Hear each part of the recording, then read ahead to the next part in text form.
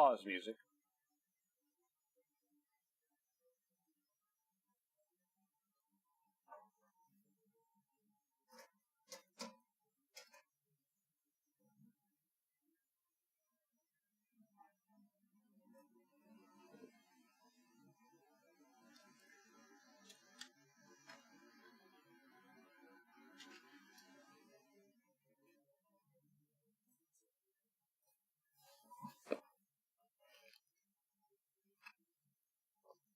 Do a barrel roll.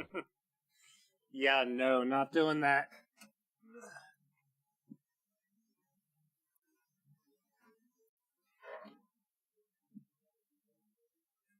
Definitely not doing a barrel roll. I messed my back up pretty bad last time, and I am trying to be gentle today.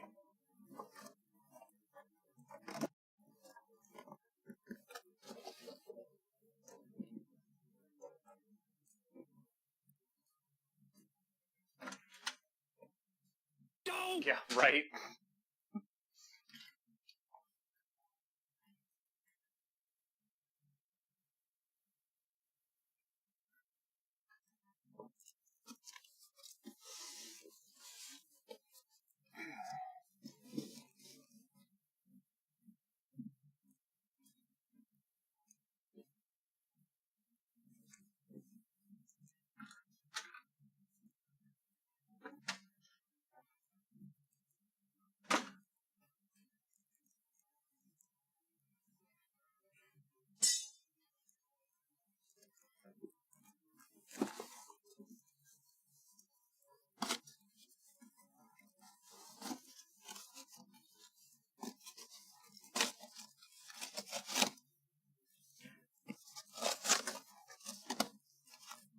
Okay, sorry. Oh, man.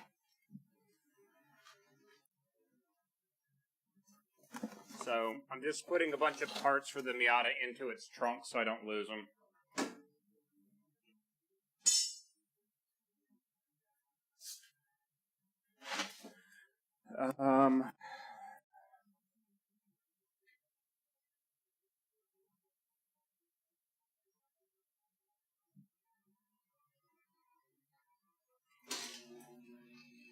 Yeah, getting the ads.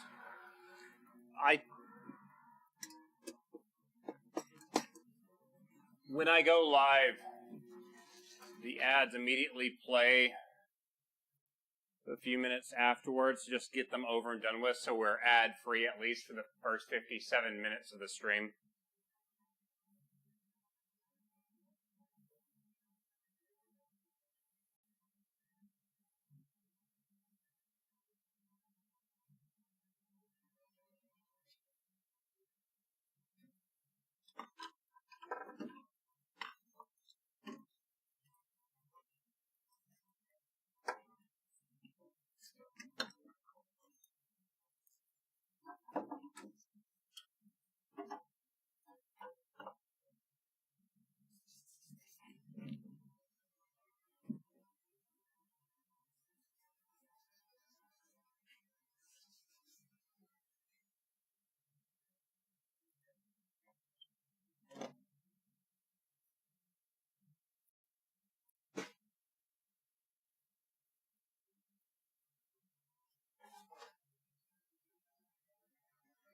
Exactly.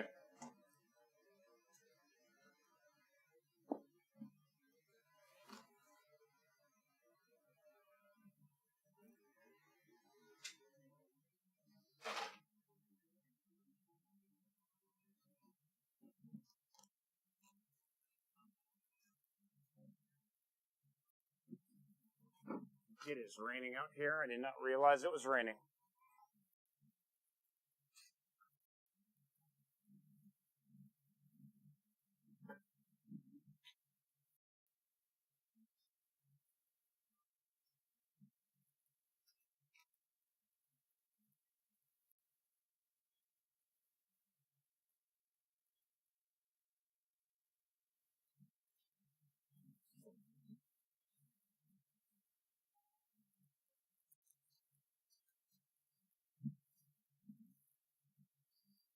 do frickin' 5-point turn here.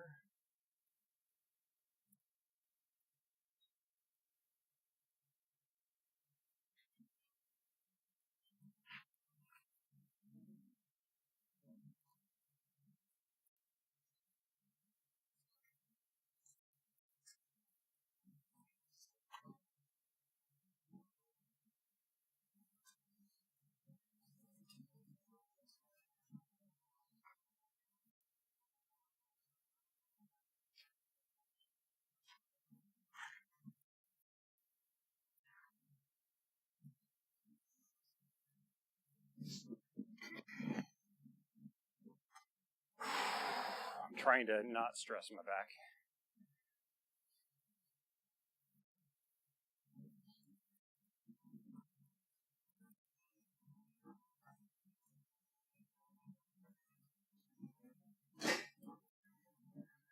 All right. Oh, shit.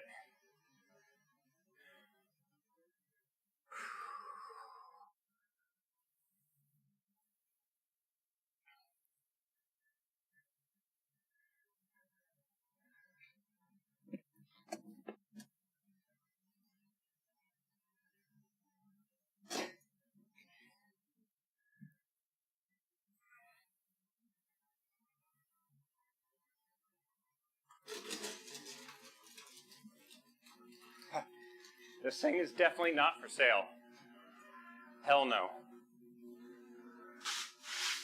I've put way too much work into not only the chassis, but this damn motor. Which, by the way, we got to undo some of the stuff we did last time, because I made a mistake. So we need to fix that mistake before we do anything else.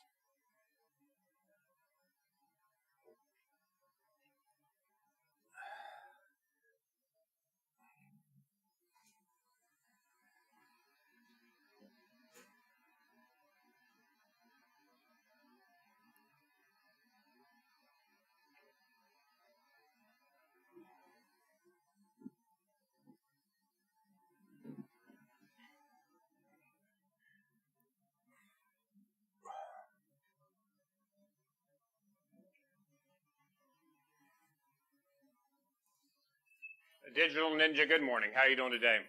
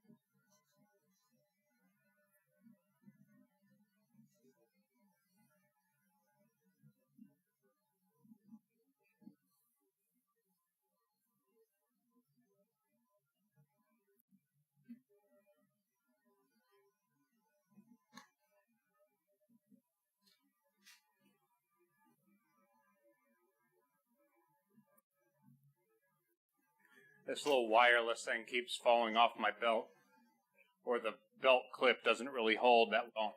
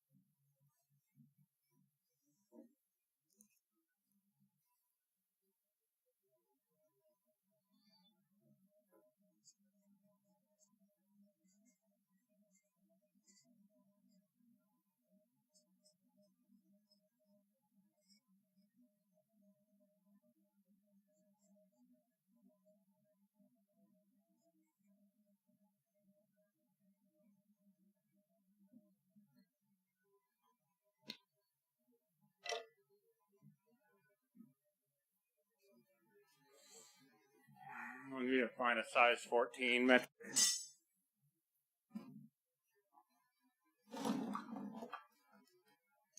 is right there.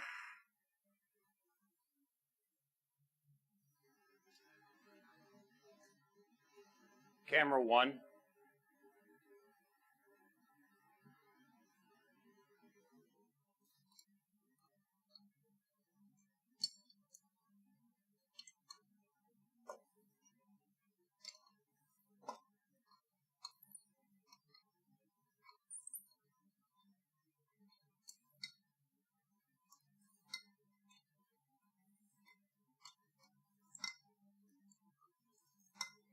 That's what I was afraid of, right there. The stud is coming out, which we don't want.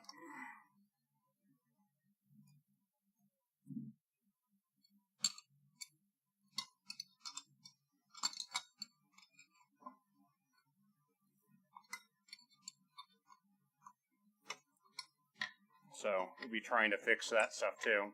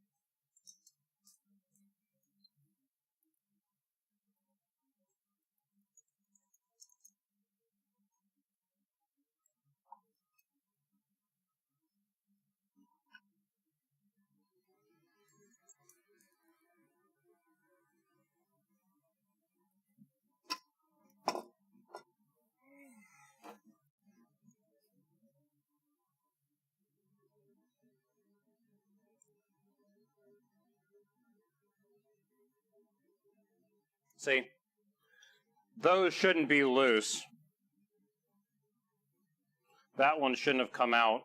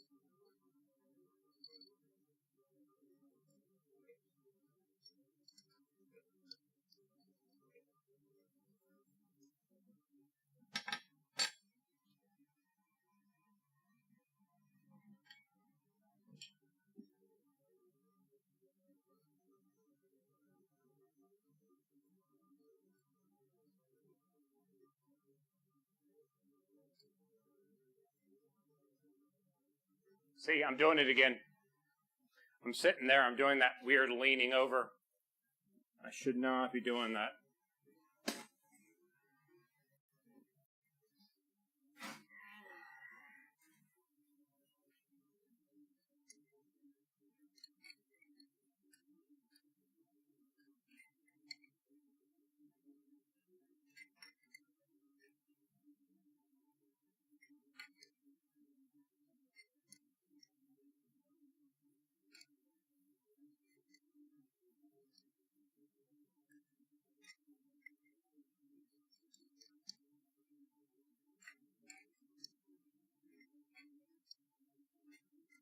So this one bolt that I'm trying to undo right now, it is the only captive bolt on this manifold, so I'm going to try to get it undone as best I can, and then I'll take everything else out, and then, yeah, it has to kind of come out separately.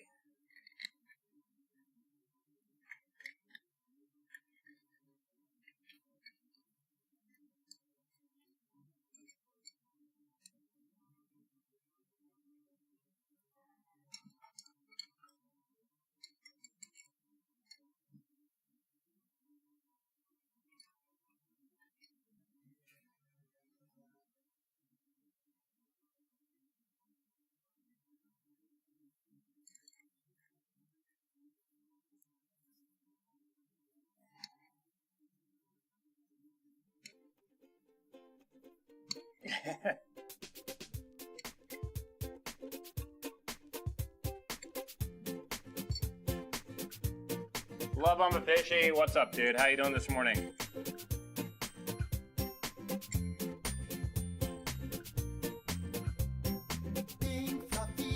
Pause music.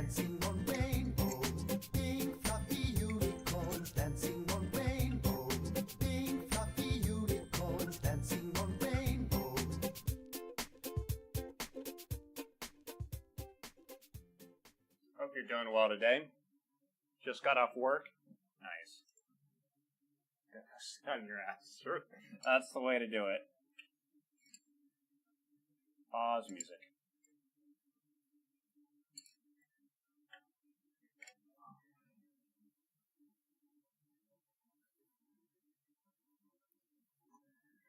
I'm going to do a couple things. I'm going to throw my phone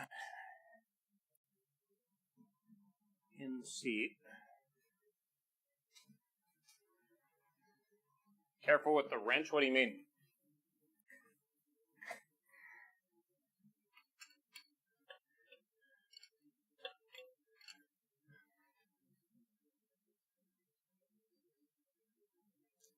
Camera 2. You know what I'm going to do?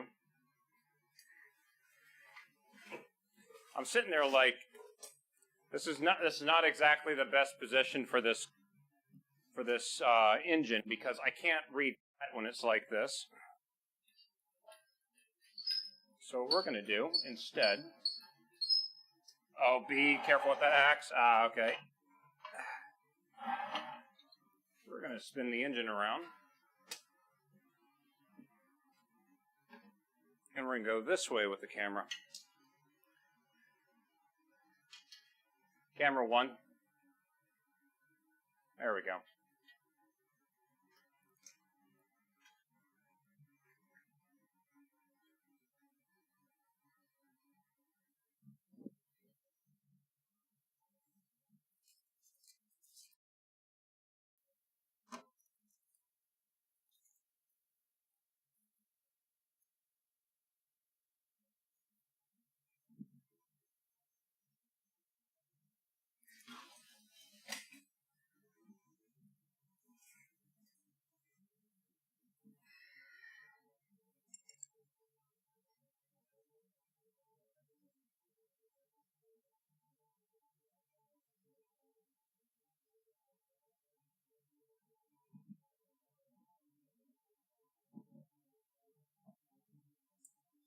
Hopefully that's an easy job.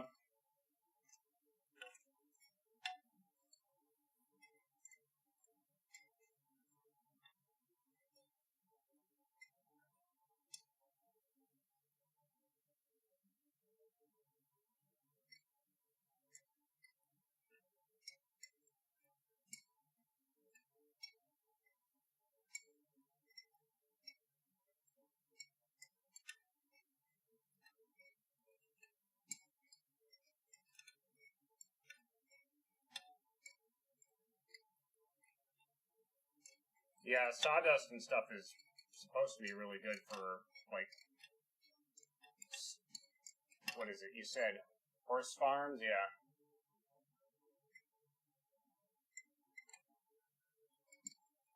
But for, like, chicken and cattle, yeah, that's also good bedding for them. I would think that they would put down, like, the sawdust and then, like, hay on top of it.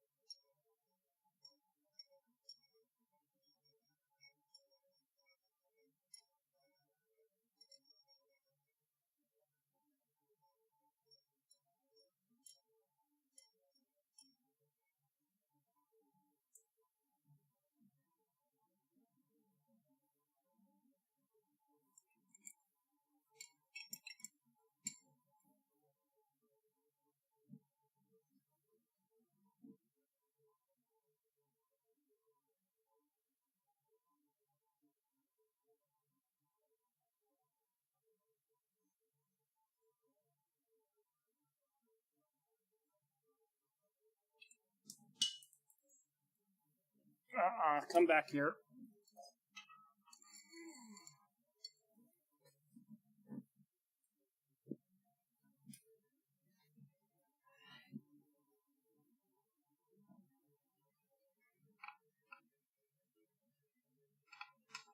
I don't...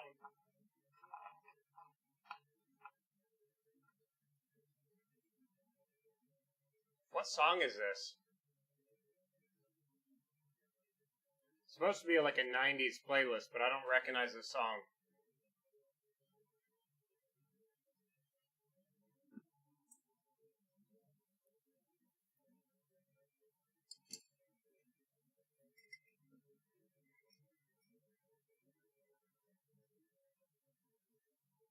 It sounds super familiar. I just can't place the artist.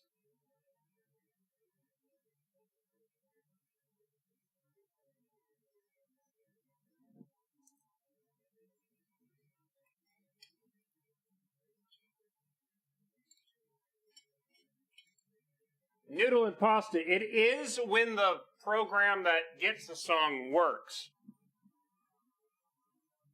The problem is it always seems to break.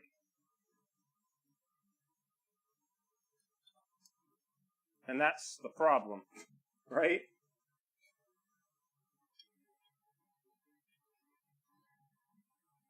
The part that makes it so irritating is that because Spotify is running on the other computer, it has to take the name of the track, which is using the Spotify API, which they keep changing, which is one reason why it breaks. It then puts that onto a notepad document, a text file. And over my network, the other computer reads it, and then the program that does the commands is what reads that. That's how it's supposed to work. But there's so many things in between that always seems to break that it's never reliable.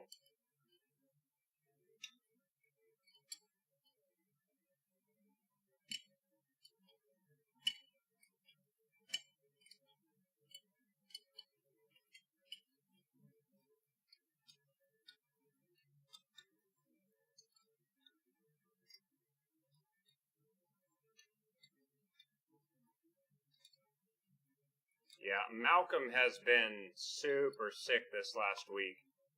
He's still... Malcolm turned 16 today, which is crazy. But, yeah, for the last week, he's been really ill. So I've been trying to make sure that he's being taken care of.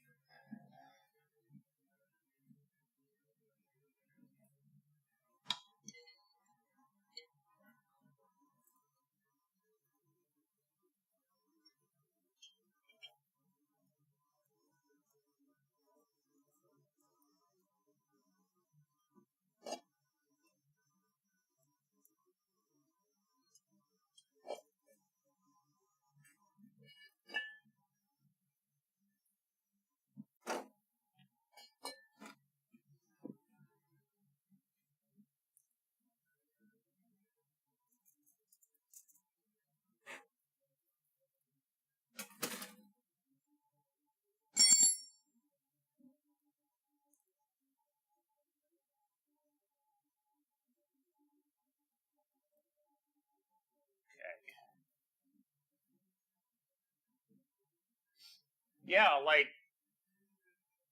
Malcolm's entire life, he's never gotten sick like this. And, I mean, he's doing better. I've been giving him antibiotics, but, yeah, it was super worrisome at first.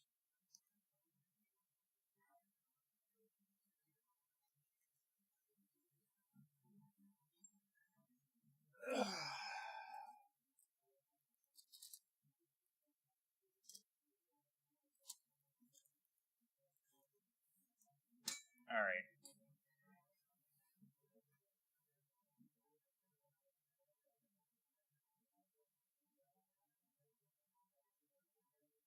All right, so let me explain what's happening here today. I made a mistake. Pause music.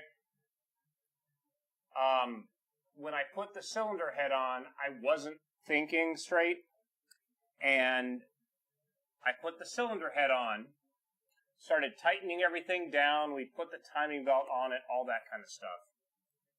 I missed something. You guys might have remembered when I was lining it up, I was talking about how there's dowels in it, and the two dowels are what essentially align the cylinder head, and then the bolts squeeze everything down.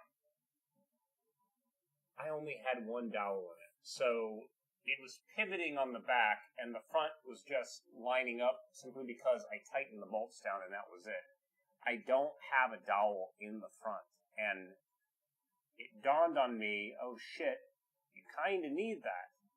So our goal right now, I'm going to take the timing belt off, I'm going to loosen all that stuff up. We got to take the cylinder head back off. The good thing, though, is that because this engine has not undergone a heat cycle yet, the head gasket is still good. So we can still use that. Sorry, now I get the hiccups.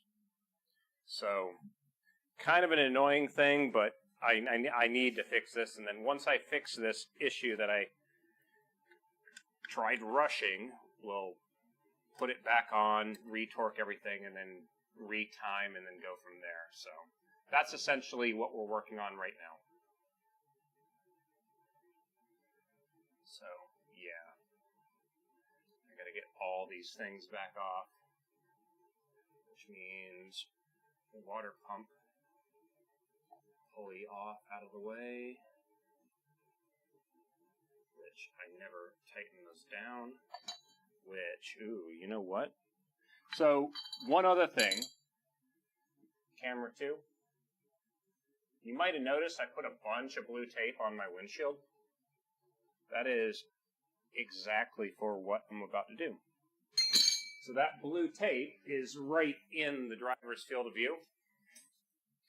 I am writing down all the little things that make sure you get this before you continue on, right? So, for example, water pump pulley bolts. So, just little things like that I need to make sure before I do anything with the motor. On there, I already have things like, fill the motor up with oil. That one's kind of important. Fill transmission up with oil. Just, those kind of important things, if that makes sense. So, yeah. These plastic these plastic covers that I'm taking off right now that cover the timing belt, I've actually got brand new ones on order.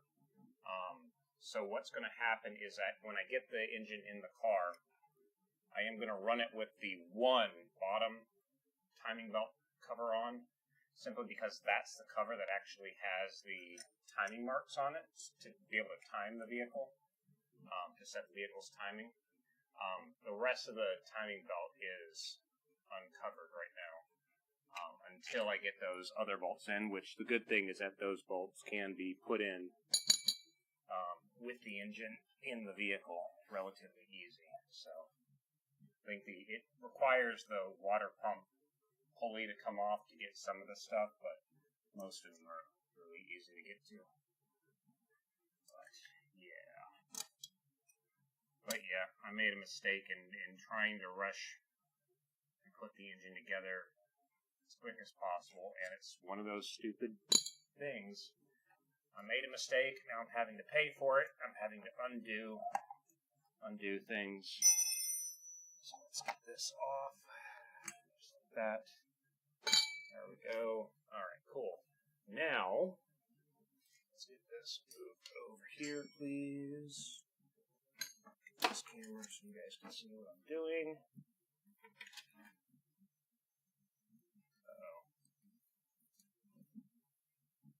Camera 1. Alright, cool.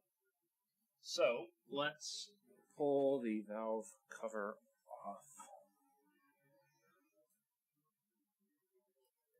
I have 2 valve covers over here. Probably going to be taking one of them, completely disassemble it, pressure wash everything, dry it out, take it to the bead blaster, bead blast it, get it down to bare metal.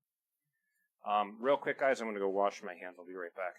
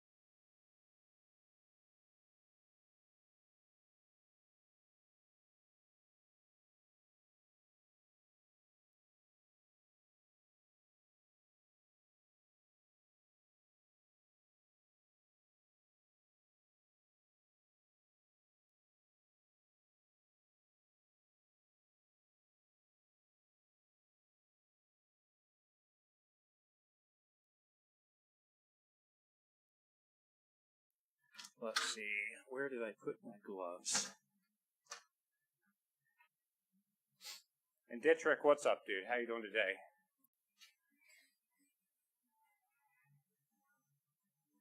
Okay, so a couple things. I've got my magnet right over there, which I'm going to need the magnet to get some of these small parts out. So give me that. Oh, look, there's my gloves. Nice. Actually, no, those are the fingerless gloves. There's my other gloves. Okay.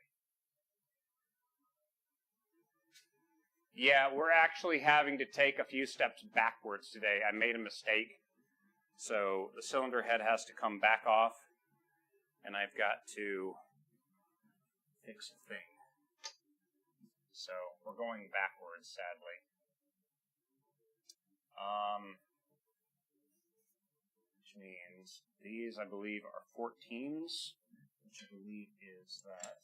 Yes, it is. So what we're going to do, we're going to take the tensioner pulley. We're going to loosen it.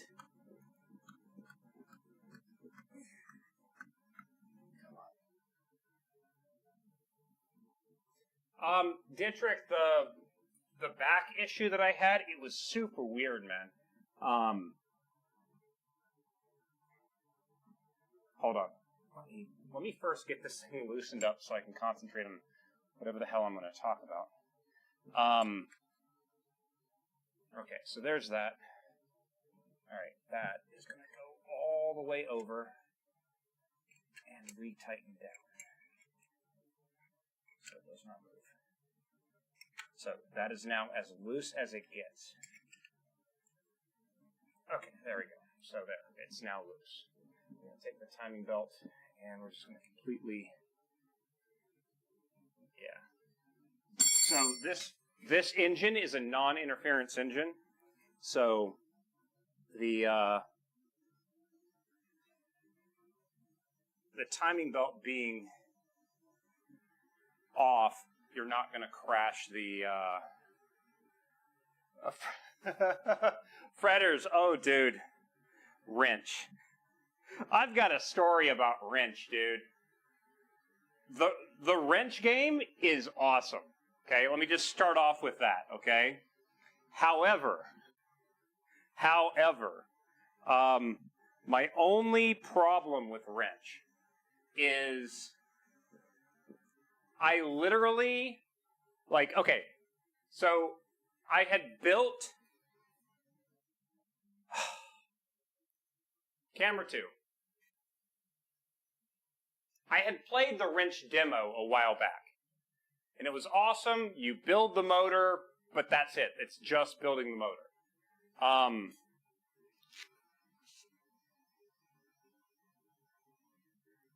I literally bought the wrench game itself 2 days before I decided I was going to remove my radiator from my car to fix a crack on the bracket, okay? Well, when I took that radiator out, and I'm like, oh, I've got all this access to the front of the vehicle, let me change the timing belt. And then everything went to shit on this motor. Essentially, I took this, camera 1, I took this front pulley off of the old motor, and the keyway had wobbled to the point where the Woodruff key essentially mangled the crankshaft, right?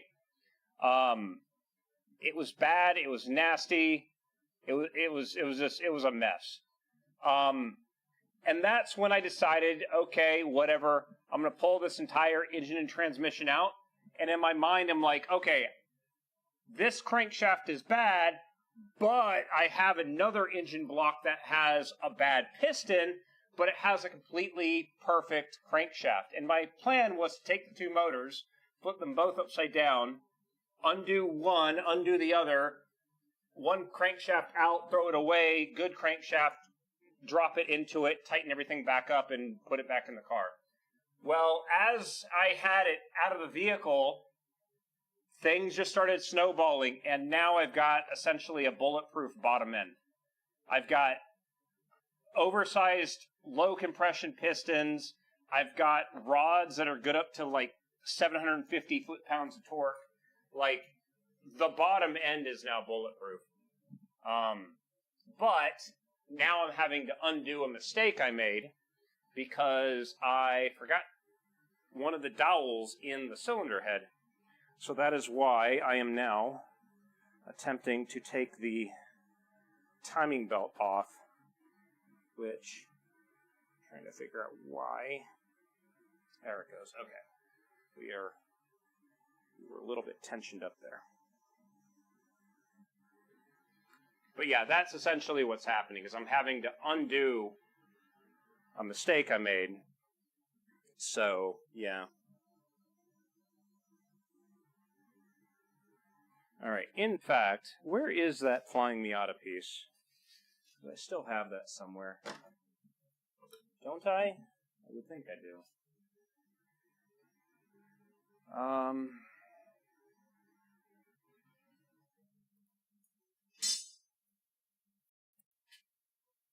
See, now I'm at that weird position where I'm like, I don't remember what stuff I've been putting back in the toolbox versus the stuff that I've been using on the desk. Let's see if I can locate some of these things. Where the hell's my big wrench? Oh, right there. Literally right there. But yeah, the wrench game is pretty awesome. I haven't gone into the whole detail with it yet because it's got like where you're essentially doing mechanic stuff during a race season. So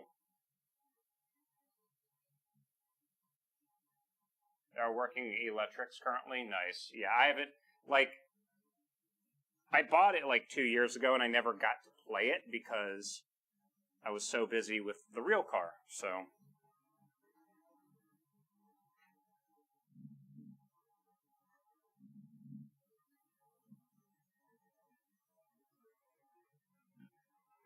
and the cams have these hexagon things on the top. I'm trying to use those to relieve the pressure to try to get the timing belt to slip off, but it's not wanting to go as well as I would hope.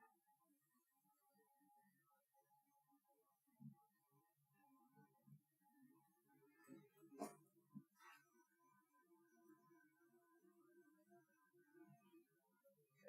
let's try that.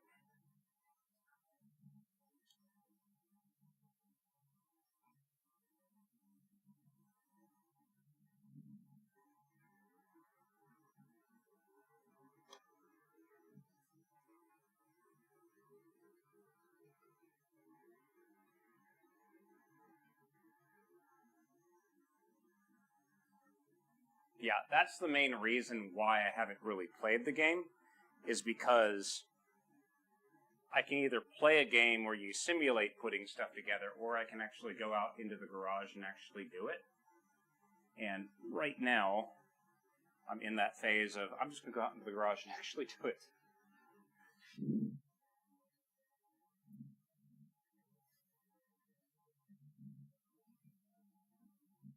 Now, see, I'm wondering if the reason why it's so annoying right now for me to get this timing belt off is it's making me wonder if it's because the head is slightly misaligned.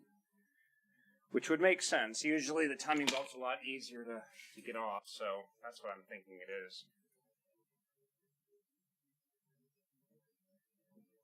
It's being a bit of a pain. The racing is gone. Their plan is for a more troubleshooting, problem-solving gameplay loop. Nice.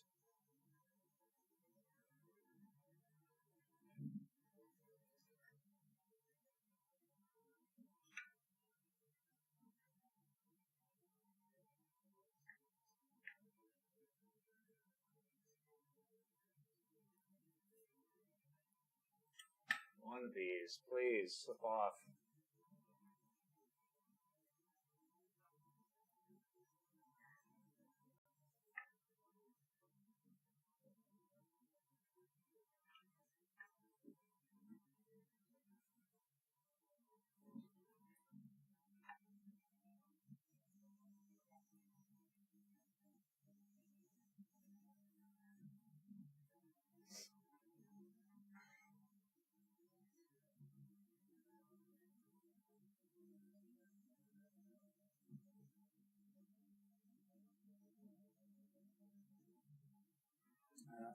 I'm just going to do this to make it a lot easier.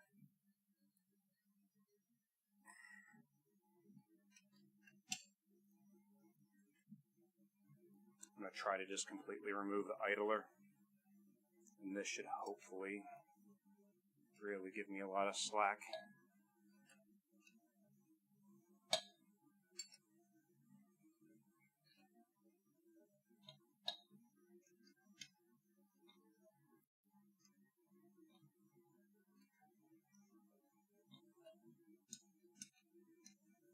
Catch now is just don't drop it.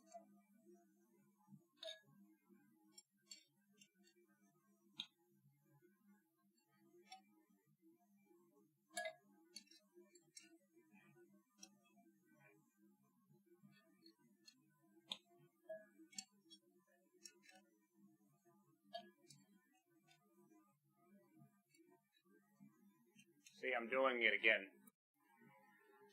Last time I tried to do a garage stream, after in here for about 10 hours, I pinched something bad in my back, and for the next hour, I kicked everything around trying to clean the garage up enough to get the car back inside.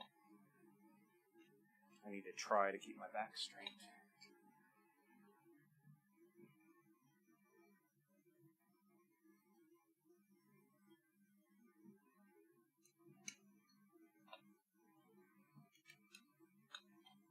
There we go.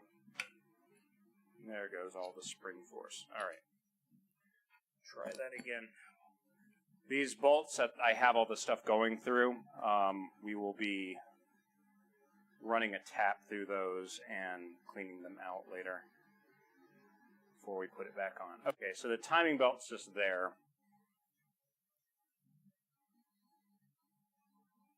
Okay.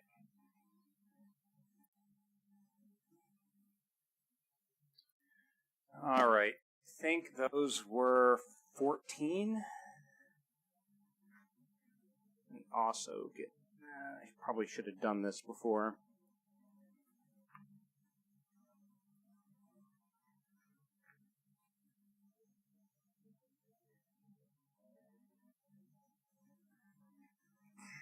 There we go.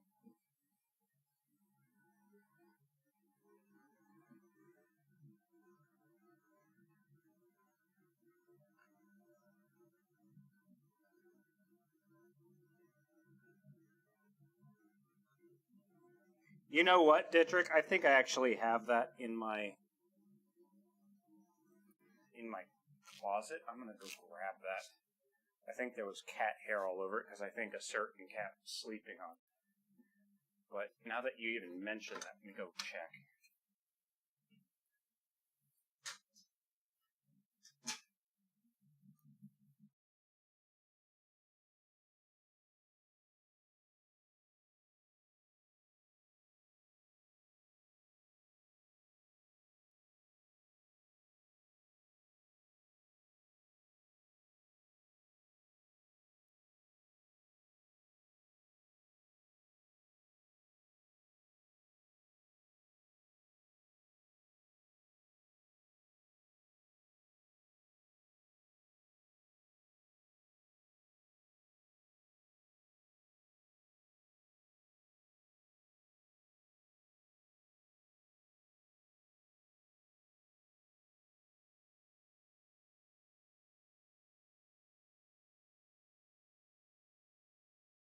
Alright. Quickly coming downstairs real quick. I have a back brace here, however, it is completely covered in cat hair. So I need to find... Where did that damn lint roller go? There it is.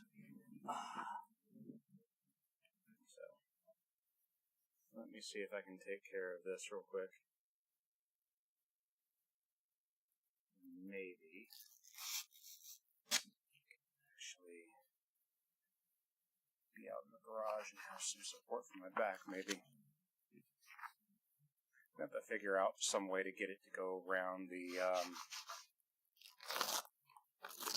or get the cable to go around it, however. There is so much cat hair on this damn thing. I think Malcolm was literally laying on it to sleep or something, and he just shed all over it.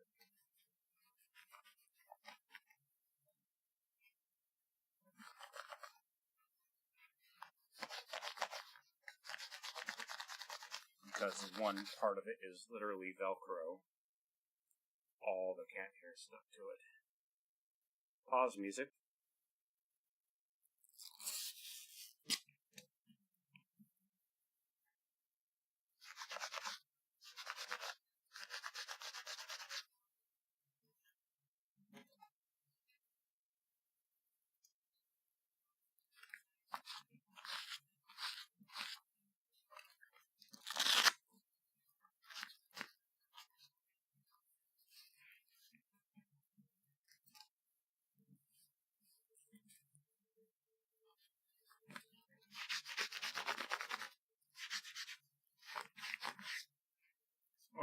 let's see if I can get this thing on.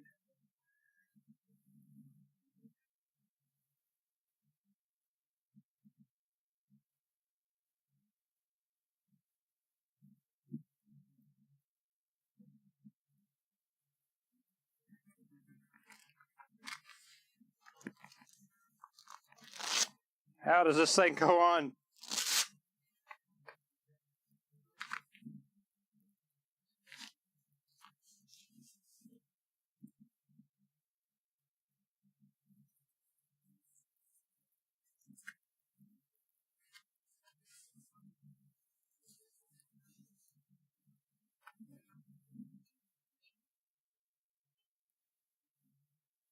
Alright, I have no idea if this is actually going to work or not.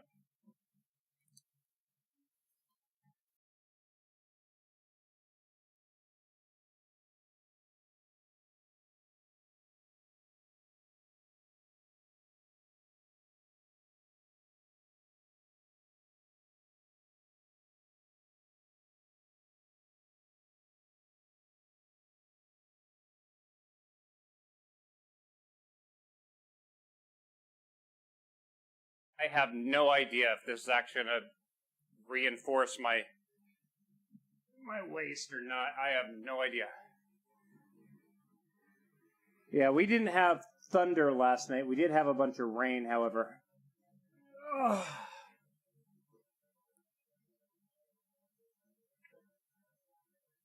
Well, I already can't slouch in the chair.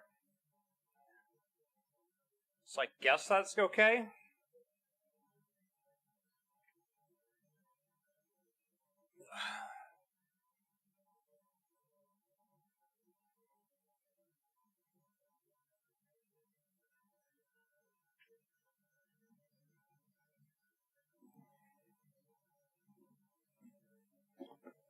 Alright, whatever.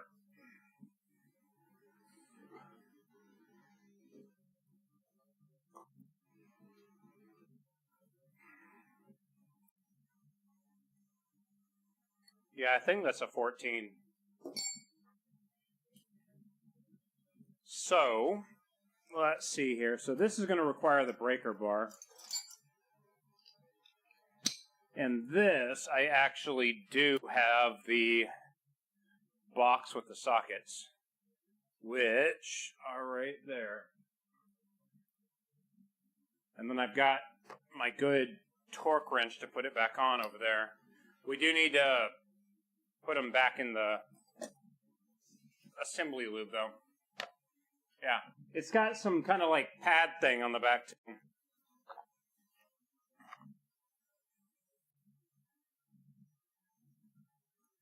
Okay, it's not a 14.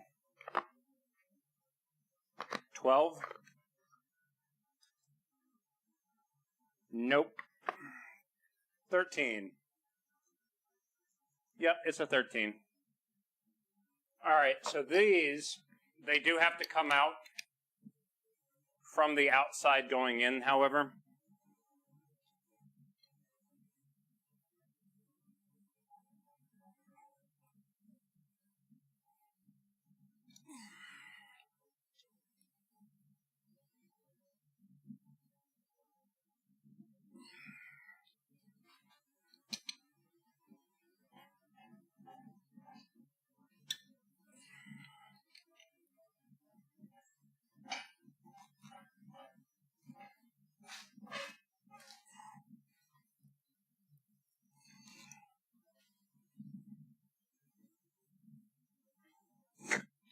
Just moving the entire engine stand.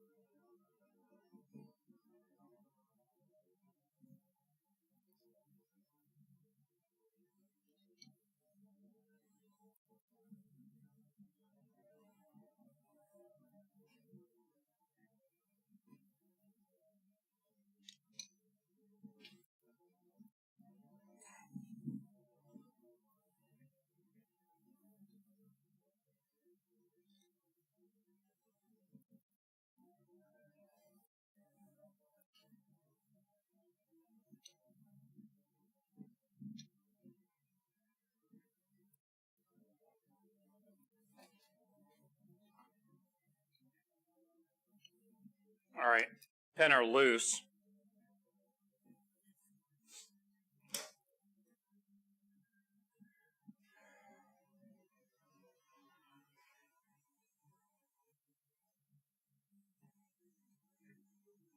Saying it keeps falling off. I don't know. Could I clip it? I don't know. Let's see if it stays right there. New Pepsi's weird. It's called Pepsi Electric. What flavor is that?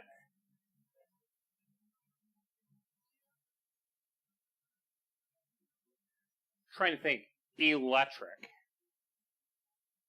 Is it like lime or something?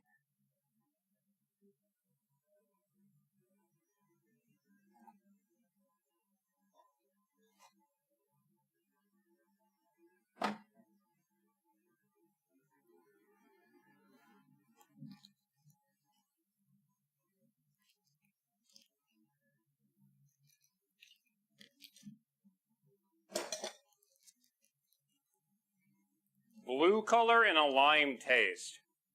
That does sound a little bit odd.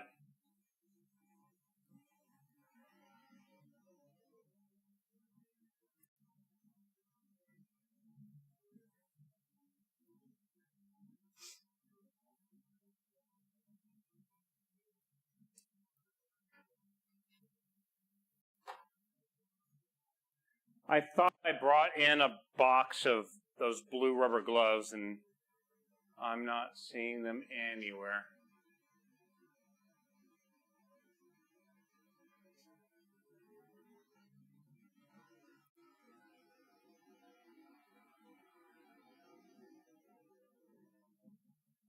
Let me see if I can go find a box of those gloves.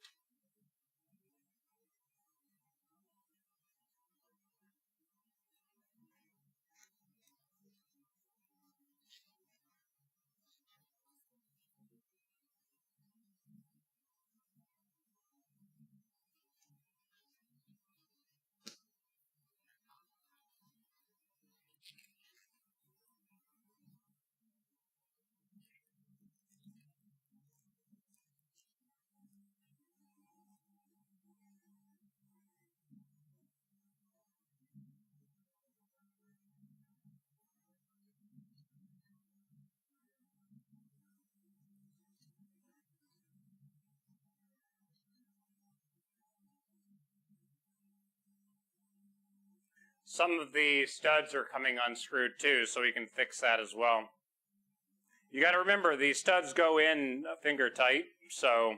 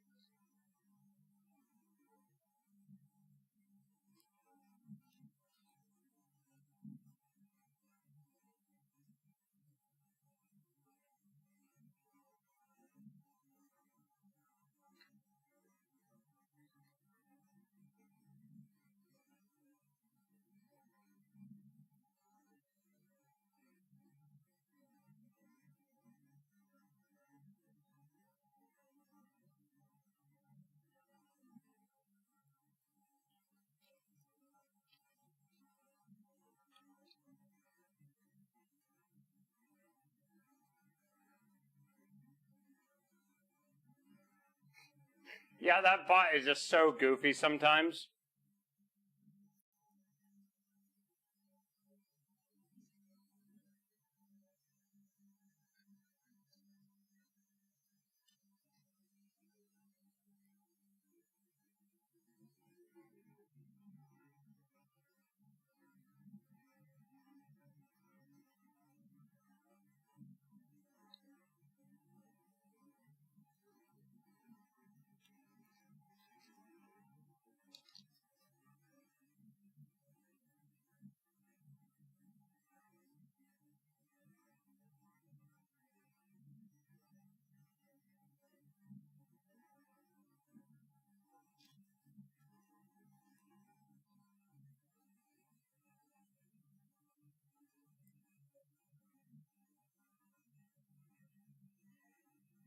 I'm going to have to go back onto the Frosty Tools server and put a suggestion for them again to please remind us when the stuff is done.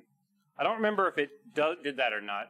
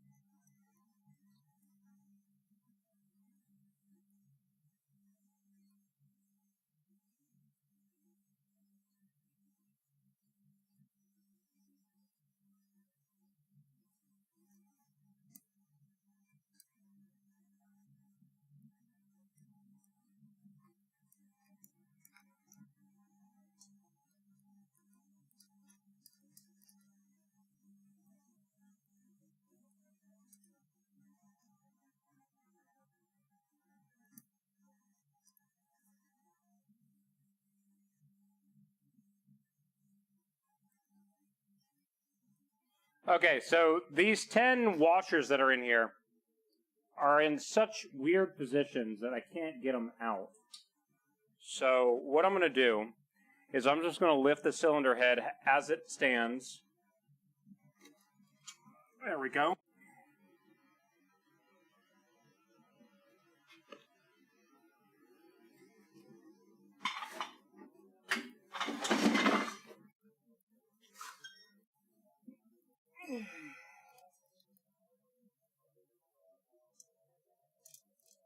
Okay. So it's there.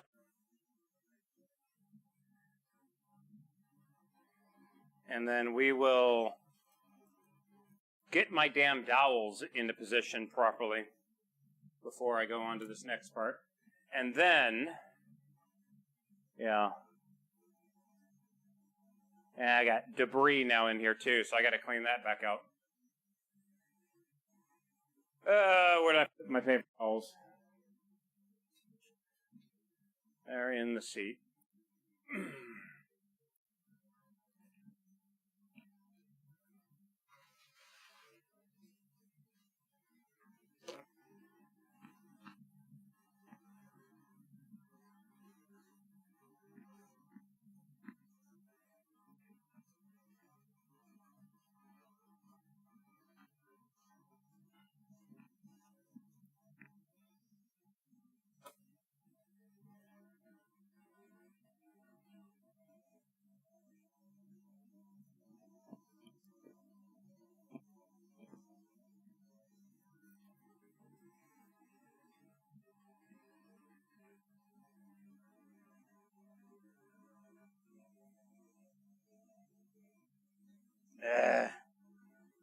frickin' timing belt.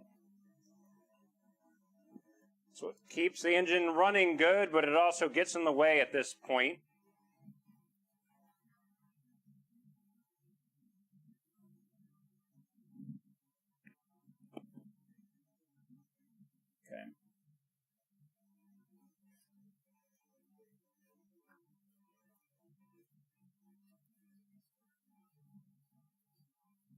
Okay, whatever. Close enough.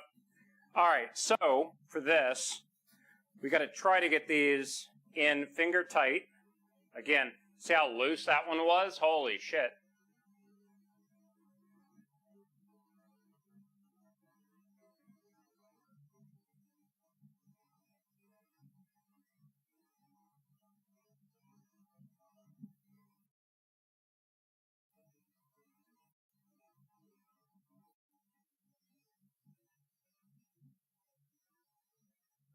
Yeah, that part, I was actually kind of surprised about that. I did not realize that these studs went in just finger tight.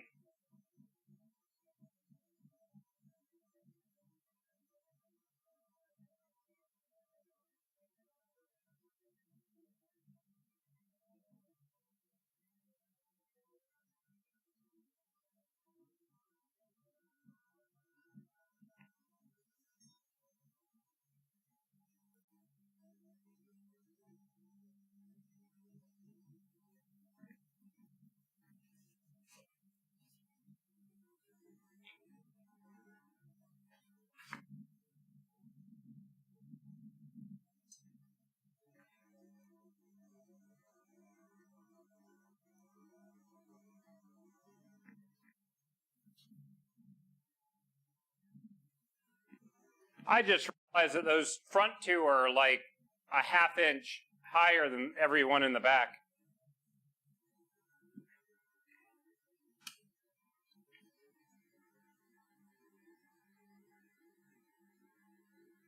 See how the front two are a little bit higher than all the others? But apparently that's just how it is. All right, so now, got to pop open the trunk again. Get my parts to fix this issue that I made.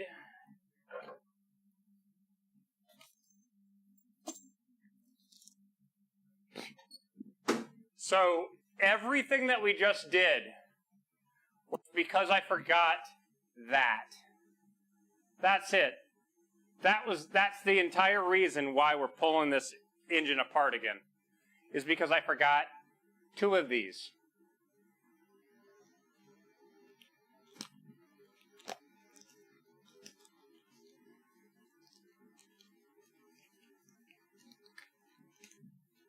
So before I put these in, and all these do is locate the cylinder head. Like, that's it. It just goes right there. That's it. That's the entire purpose of these damn things. So there they are. However, before I do anything else, I still need to get the washers out of the cylinder head. So there are 10 of them, and I need to put them all in that. Give me one more glove, please.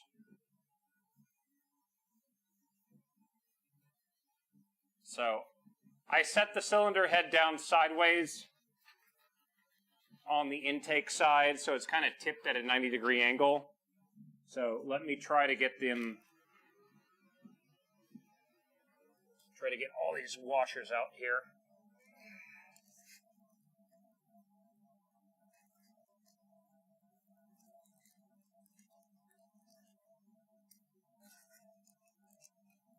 One, two, three, four,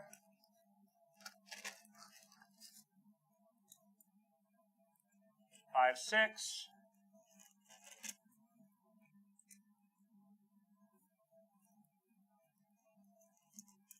7. Uh-oh, where'd this one go?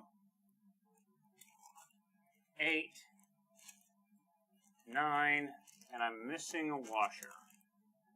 Oh, wait, did I? Oh, crap. Did I already pull one out?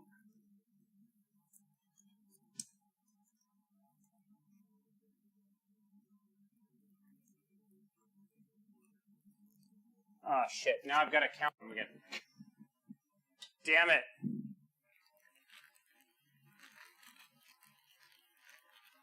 Okay.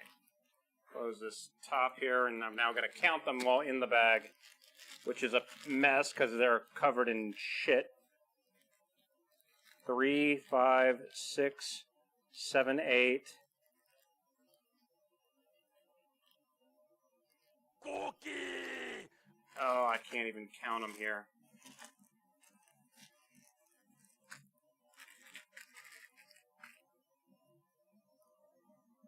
One, 2, 3, 4, 5, 6, 7, 8, 9. No, there's still only 9 in there, so I'm missing a washer.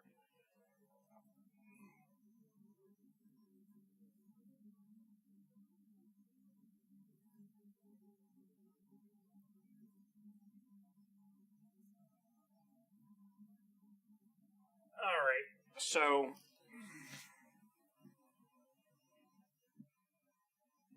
frack. Let me grab my phone and use its flashlight quick.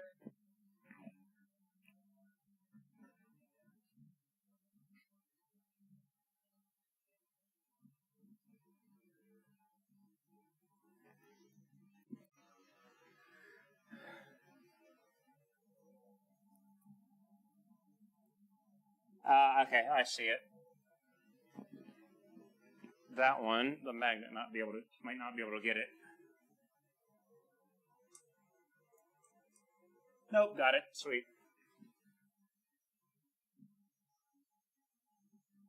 So, there's number 10. So let's put that in our bag.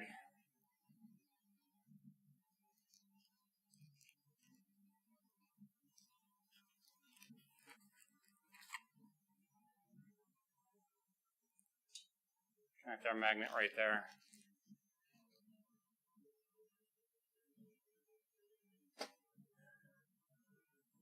All right, cool. So there we go. We got that set up. I am now going to take this timing belt.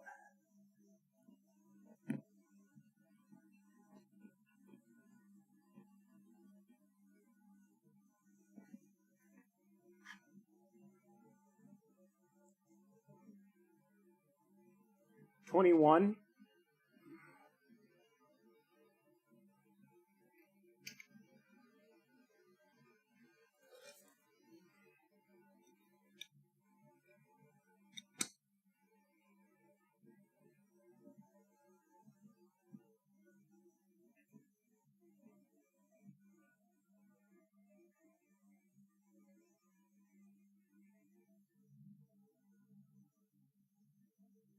Okay, cool.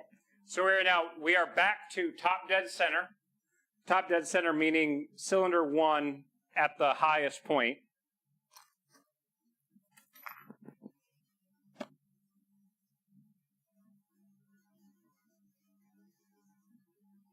All right, so now I need to refine my alcohol, which is right there. I'm just going to wipe down the mating surface one more time.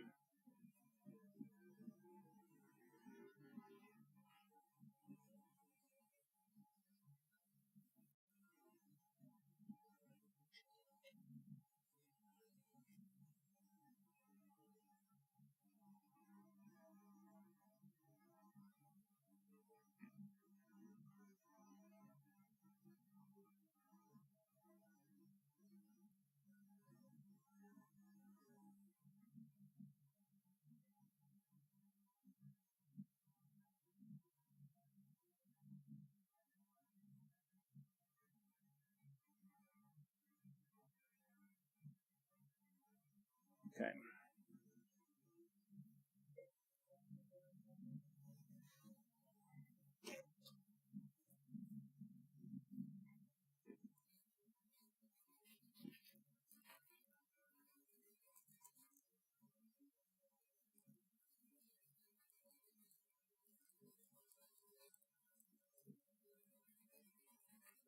All right, let's try this again. Take 2. So we're going to take this. This is going to go on just like so. I'm just going to ensure that all my ports are where they need to be. And they are good. Now, however,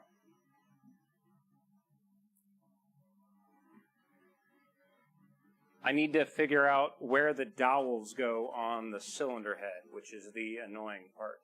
So I see one, and of course I just dropped my transmitter.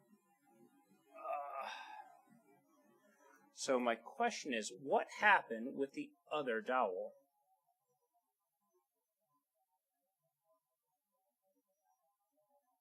Because I'm not seeing it in the cylinder head, which is interesting to me. So, let's take the dowel, one that I removed from the bag, and put that into this.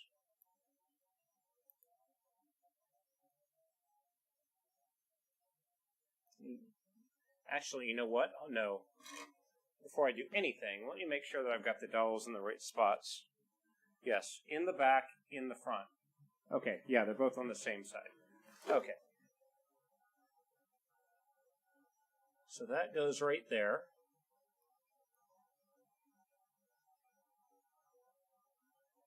Okay. And I need my mallet, because I need to slightly tap it into position so it doesn't fall out. Because all it's used for is it's an alignment dowel.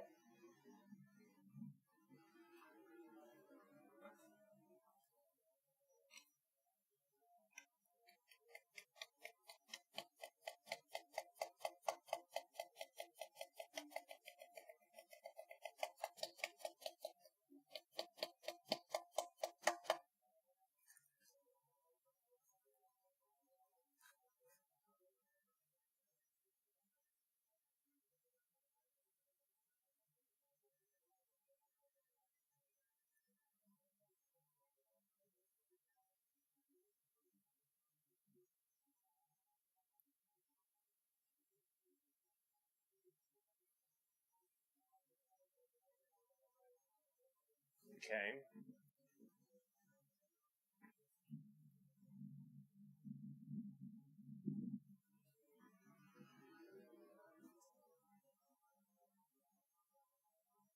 So it goes in there loose. That's weird as shit to me.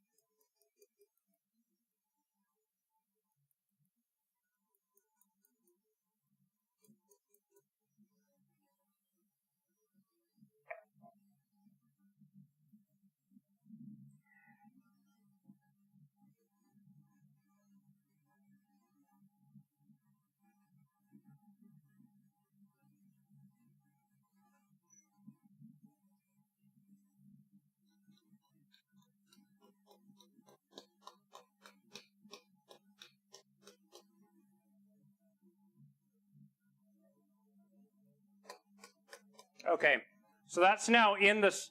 Oh, I know what happened. Oh, I know what happened.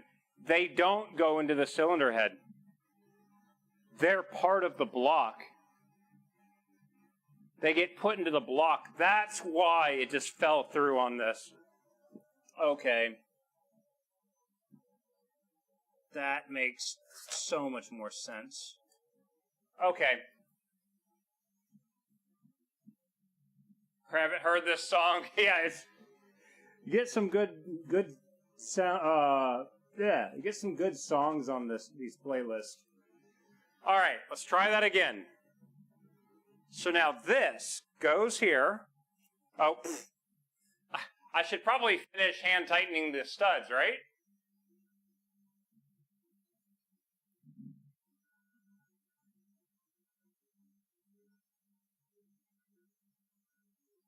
Okay.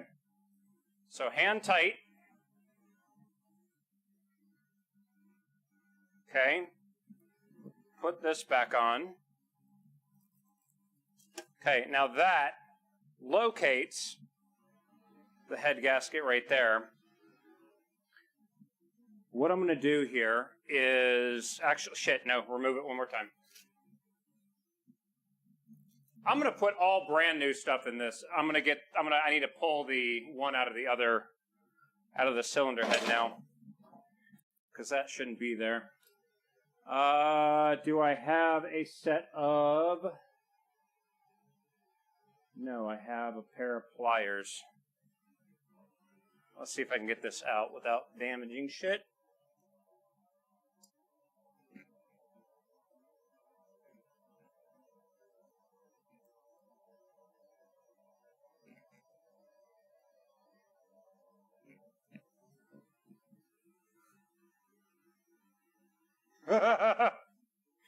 Who knows? This box only goes down to 11. Nobody knows what happens to the 10 millimeter sockets. They go into somewhere and then they show up every now and then. There's like, what do you call it? There's spatial folds that shit vanishes in a garage. That's what happens.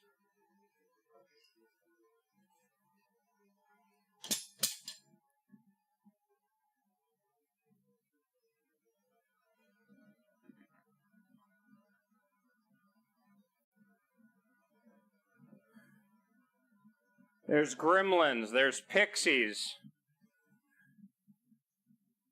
Or I just lose it. That's essentially what happens with all the 10 millimeter sockets. Oh, I know that I have a proper tool to do this with, and I cannot find it now. It's not a 10.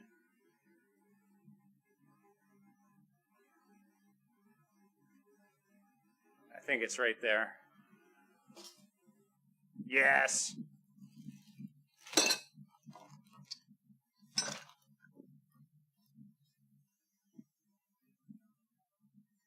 Ha-ha!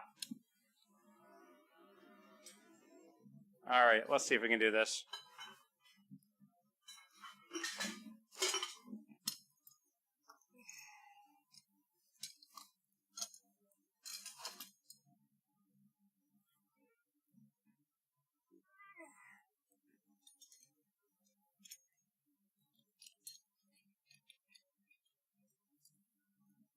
Lance, that would be amazing.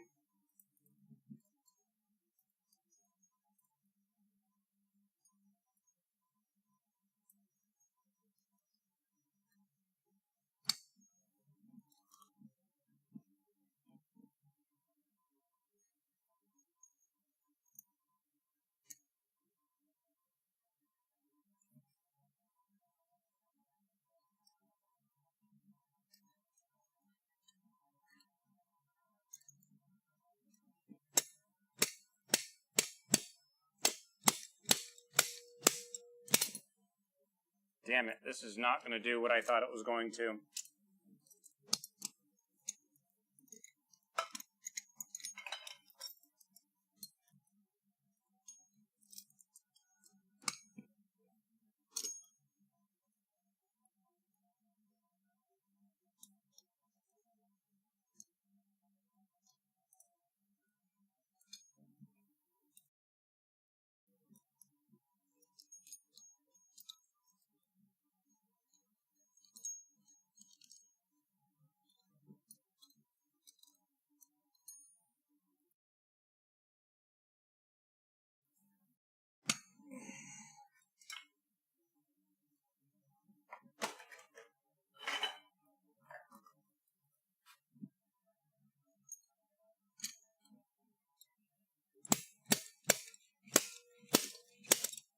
we go.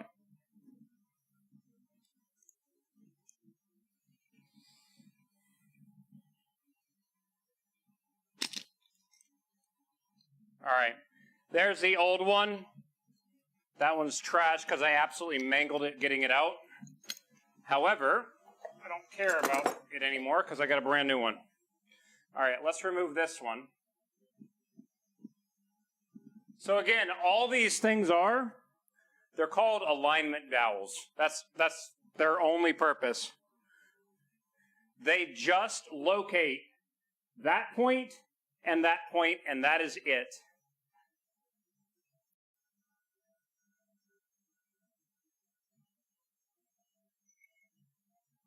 So, let's get this one in.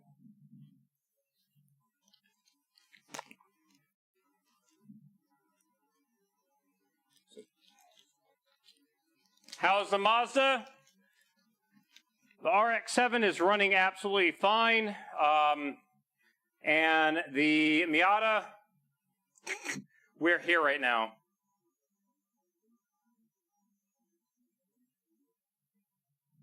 So, we had to go backwards because I made a mistake. These dowels that I'm trying to put into place, I forgot to do that. That was my bad. But I'm fixing that now.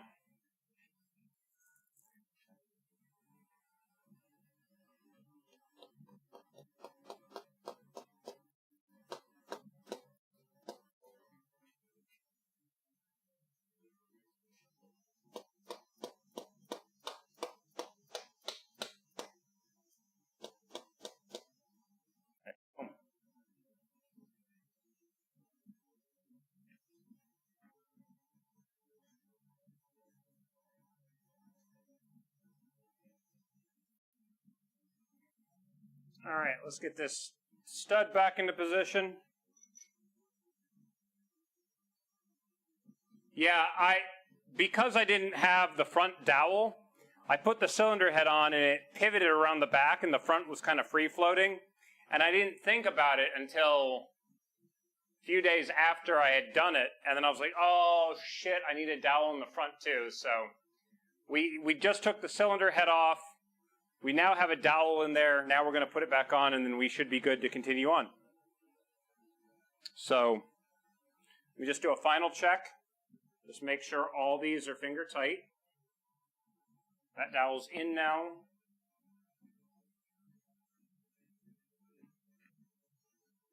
All finger tight. Let me get my gloves on. Actually, no. Let's put this cylinder head gasket on. That's kind of important, right? And now the dowels help also locate the cylinder head gasket. Because previously, when I didn't have a dowel in the front, it could move, right? And that it should not do that, right? With the dowel, that's it. It's now locked in position. It can't move. Cool.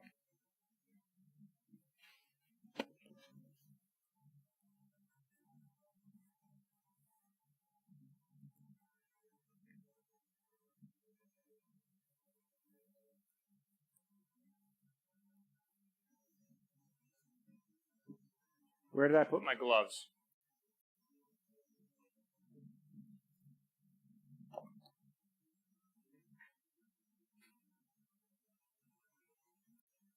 How?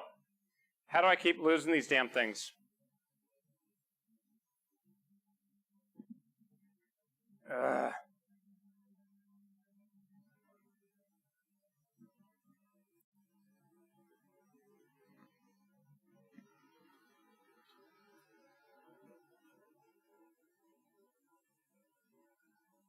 I don't know how I keep doing this shit. I'm not looking for I know where the blue gloves are. That's not what I need. Lance, are you shitting me? I need to do that.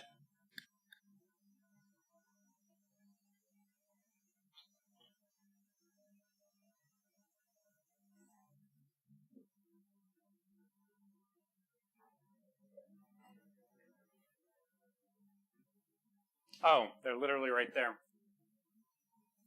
Black gloves on a black vehicle.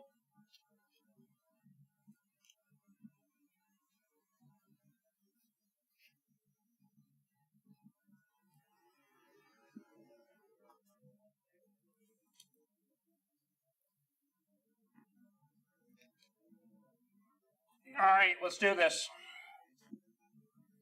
Take two.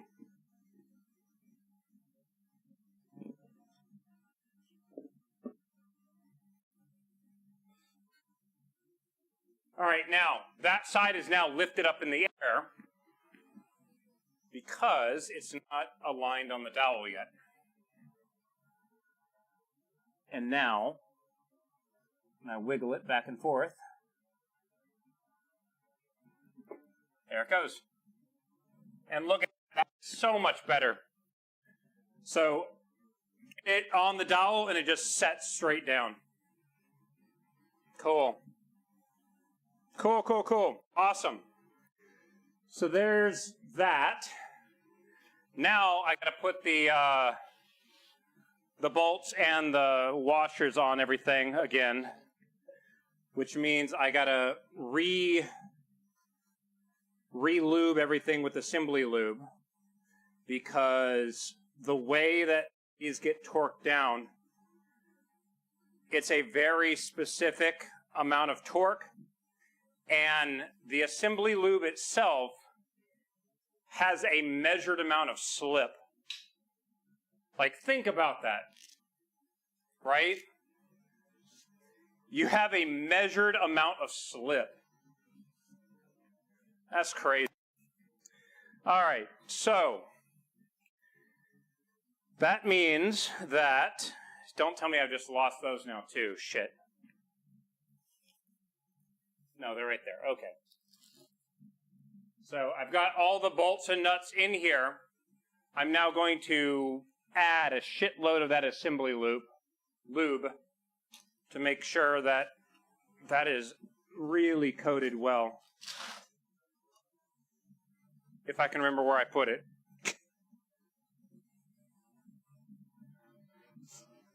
Oh, man.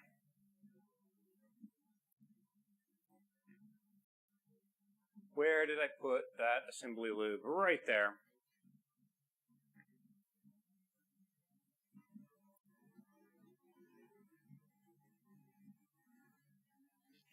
All right, now this stuff is very messy. So these are going to get the blue gloves again.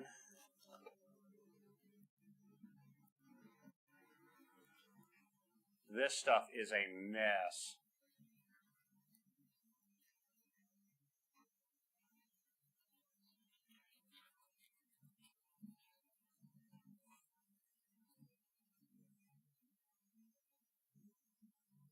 I don't know, like this back brace thing, I think it might actually be helping a little bit.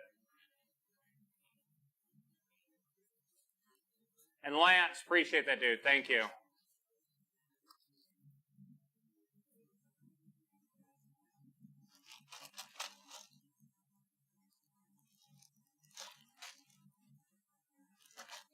All right, so I'm just going to open this up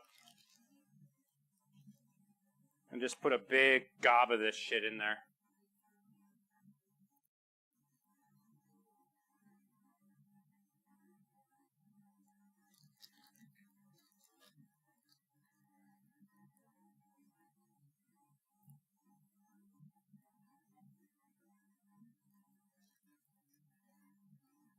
All right.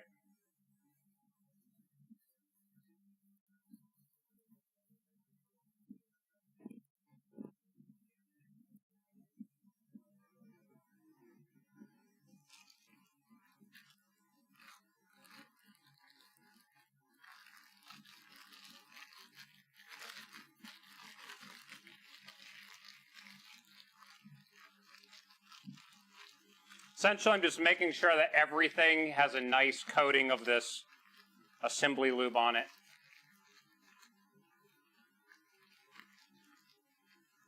Just making sure I'm feeling all the washers. washers are sticking to each other, so I'm just sliding them apart and making sure that they're all getting coated on all sides. Cool. Alright, so now that I have that, let's dump them all out so I can, grab them and start placing them where they need to go.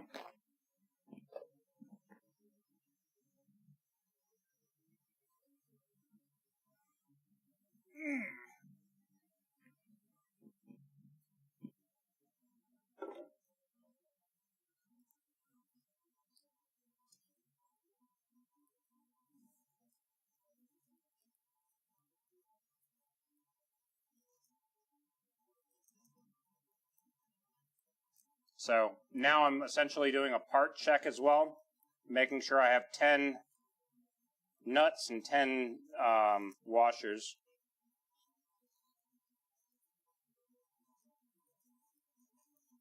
Oh God, I haven't heard this song in a while.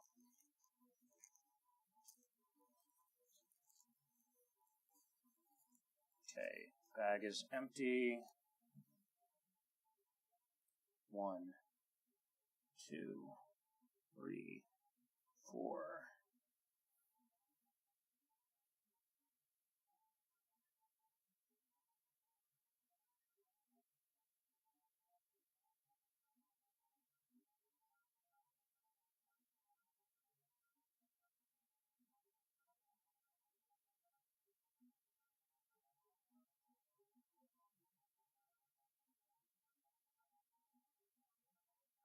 Okay, I am missing... Oh, no, never mind. There it is. I was like, wait a minute, I'm missing a washer. No, it's stuck to the last nut. Okay.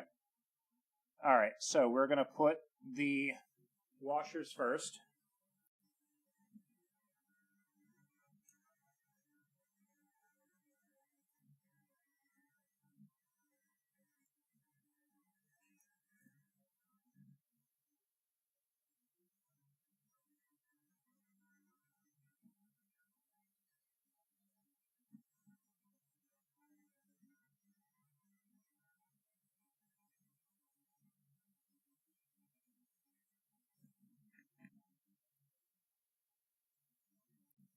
So right now, I am just getting them on. I'll tighten them later. And again, these are 3-stage. I've got the box somewhere here. I'll have to look at the instructions again. Actually, they're literally right there.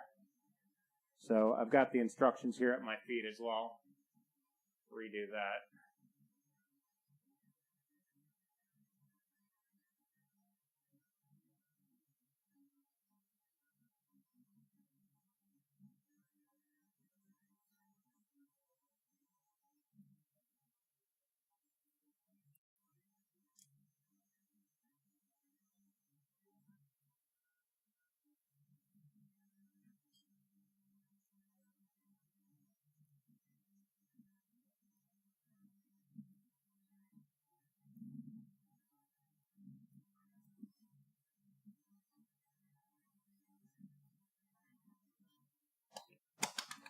And I dropped the damn control box again.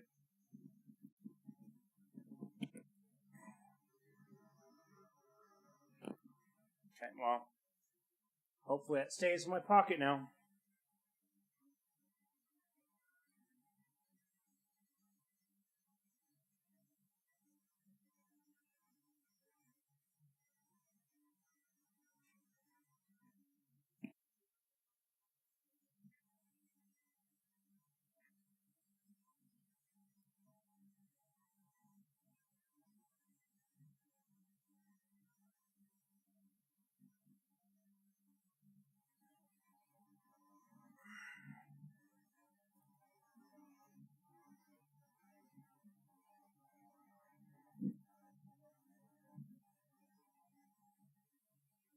That one's being a pain.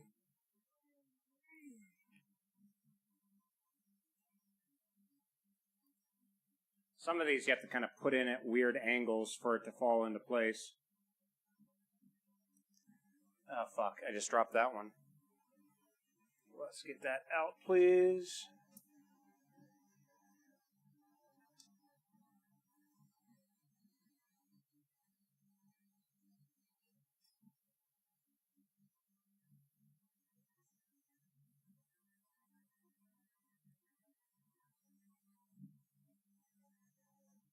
Okay. I might need to raise it back up slightly to make it clearance something, and then drop it back down, so this will be an interesting install. For everything on that side, too. That's crazy.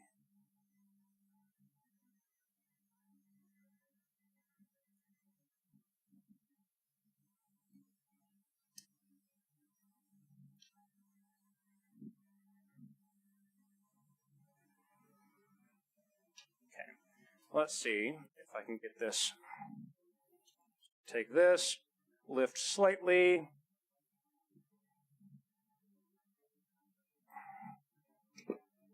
There it goes.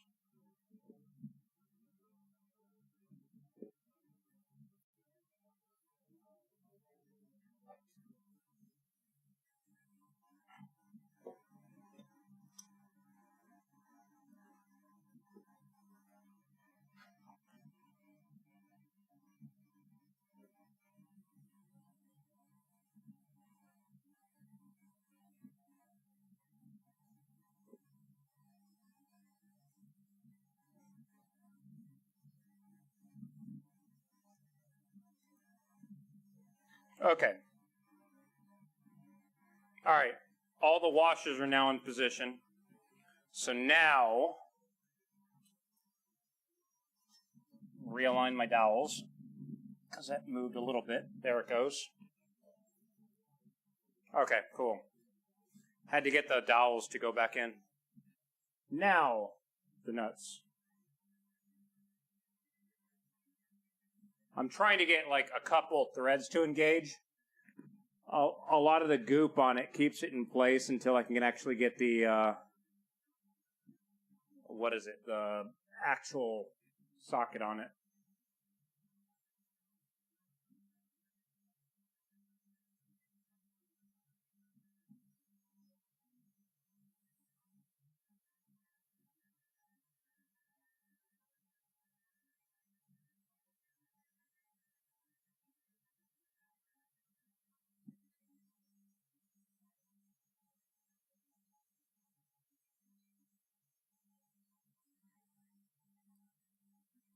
Okay, so I got these 5 started.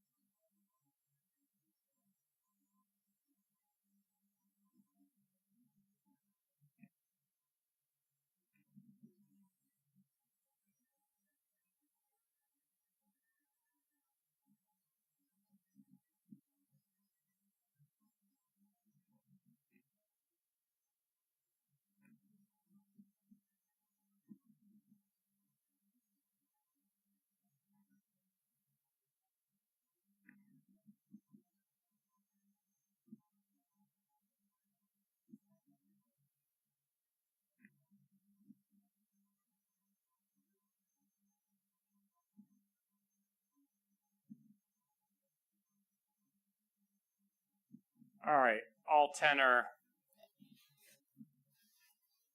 have started threading. Take the damn gloves off again. All right, so what I'm going to do here is I'm just going to be putting these on finger tight for now. And you go from the middle out, so...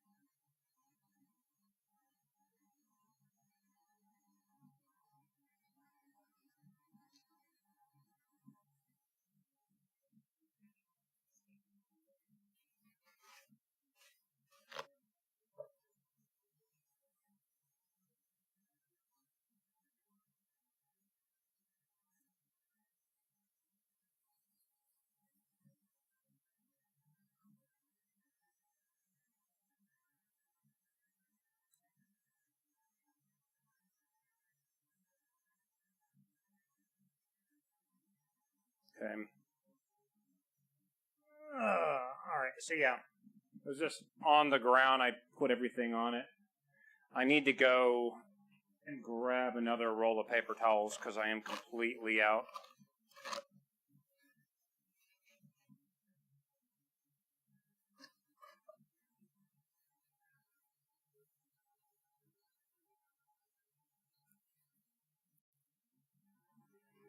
Alright, that's the next bit.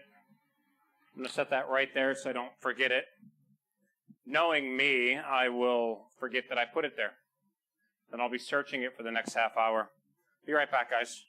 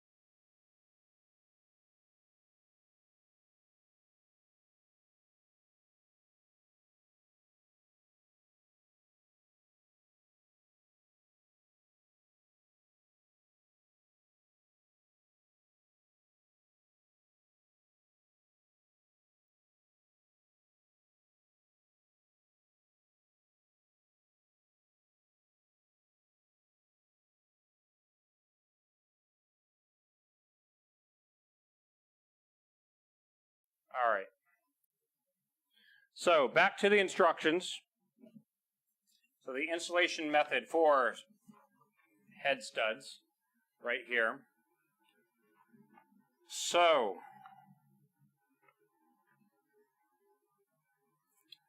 3 equal steps to 65 foot-pounds. So we're going to start off with 25, then go to 45, and then up to 65. So let's get our torque wrench.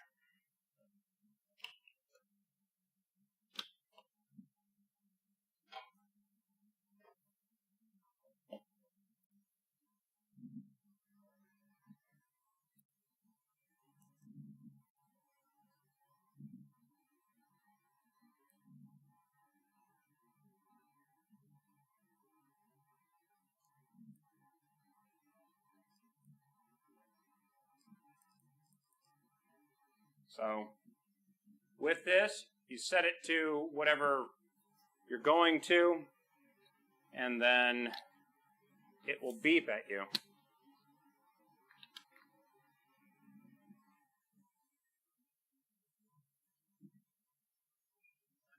So because it beeps at me, I am going to take my headphones off temporarily so I can listen to it.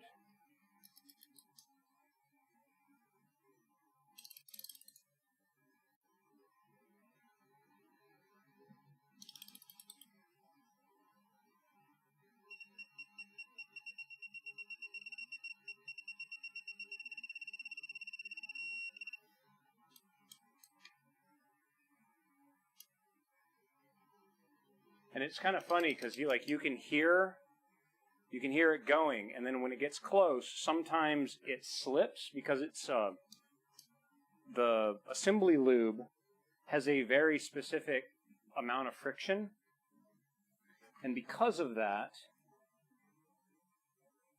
it will slip at certain points. And then you can actually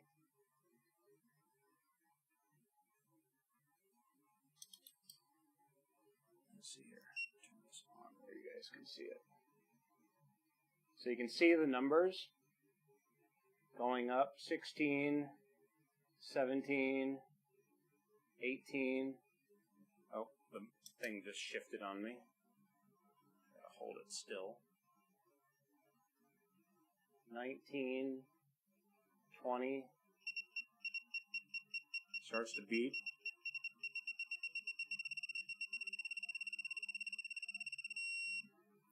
And goes solid beep with the red light when it actually hits your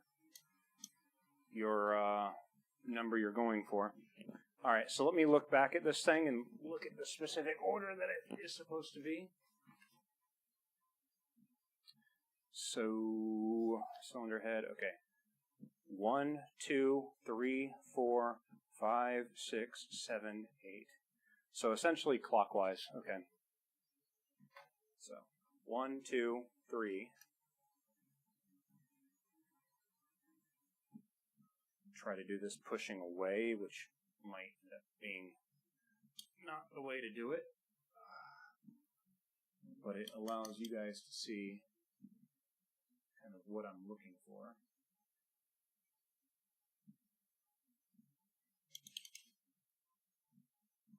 Now, as I continue on, I'm going to prioritize me being able to actually crank on this thing over you guys being able to see the numbers. I'm just doing this primarily to just give you an example of how this is working.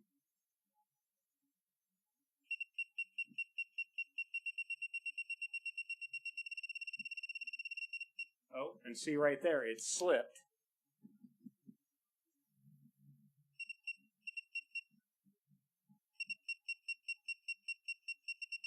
It's slipping again.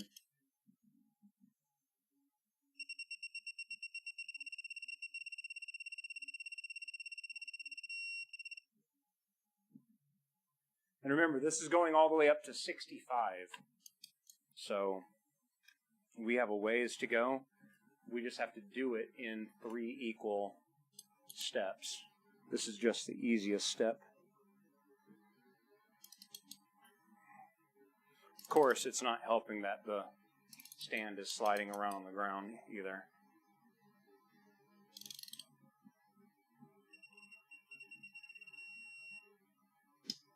So I'm going to try to expedite this, get this a little bit faster.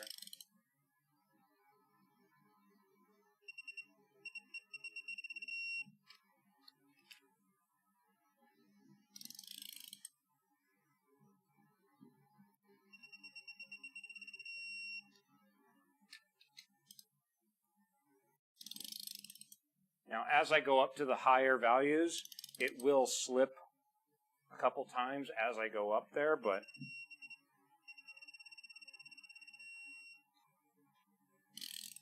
like see that one right there, I tried to tighten it up. It immediately went up to 25 and then it broke free and slid a little bit, loosening the amount of torque.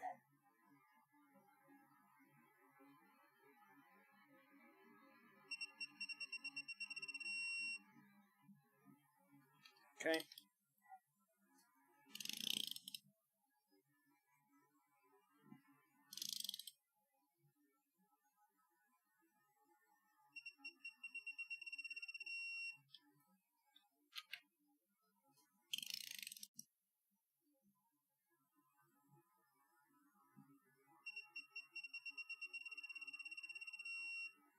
Okay, there's 25. Let's bump this up to 45.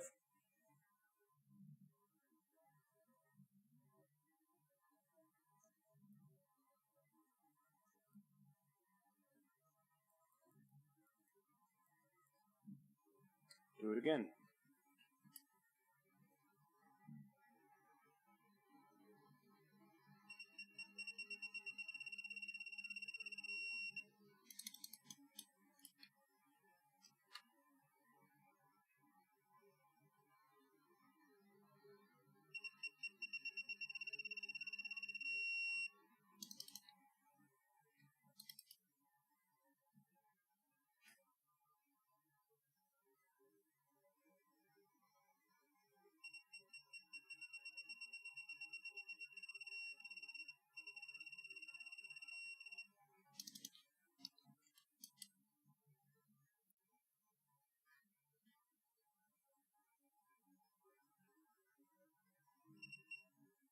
Trying to use my body weight to kind of do the work.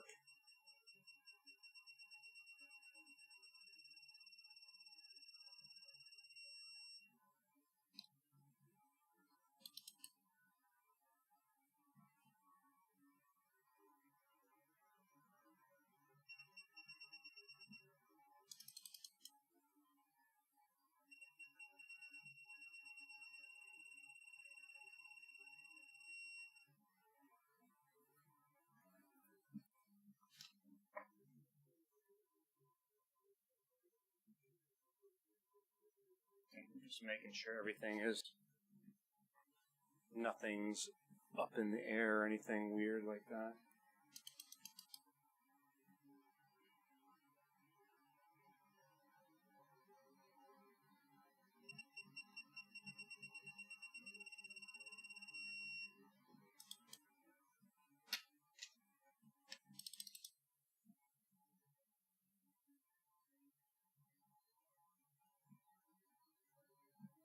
Enigma, what's up, dude? How you doing today? So I am sorry. Someone else asked about who asked about my back earlier. I told you I was going to tell you guys a story, and I never told you the story. Hold on a minute. There was a little bit of slip.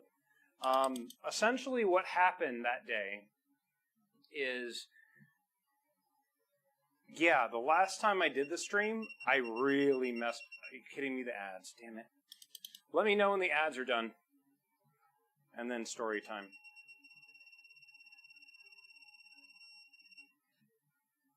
Okay. I'll wait till the ads are finished so people don't miss out on it.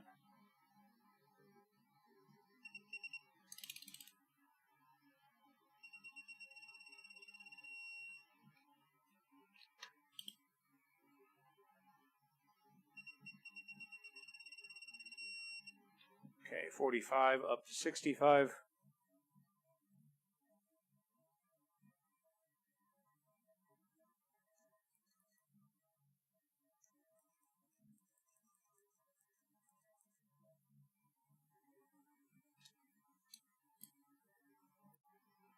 Okay, so this is where I need to make sure the engine doesn't move on me.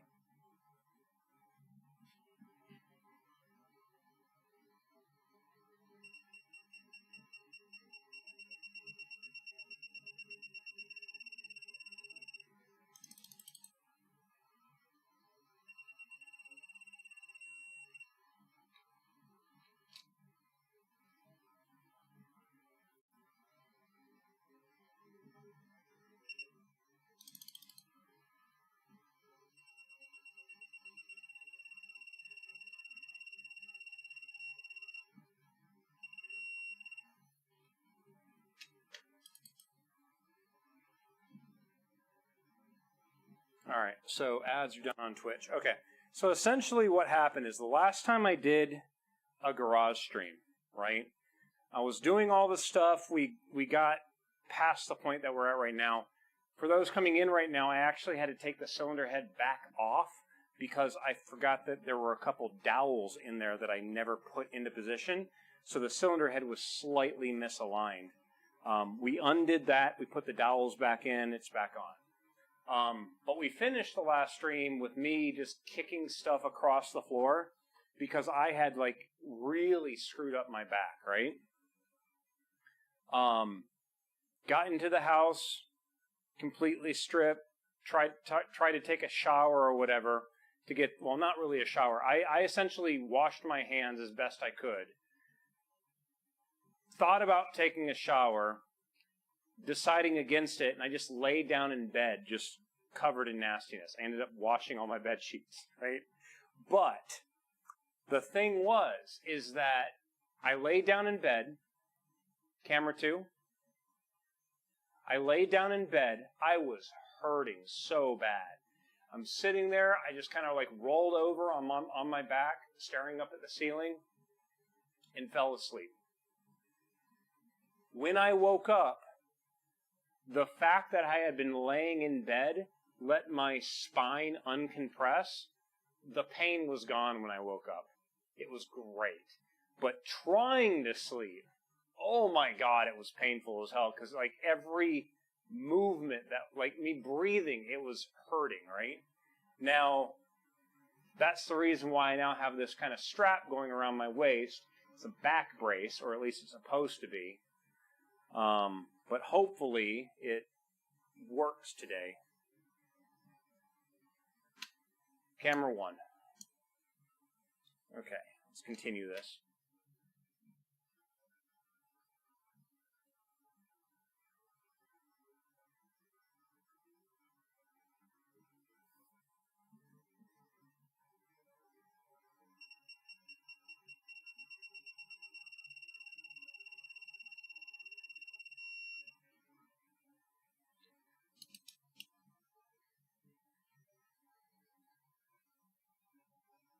They are. I'm scheduled for a surgery in September.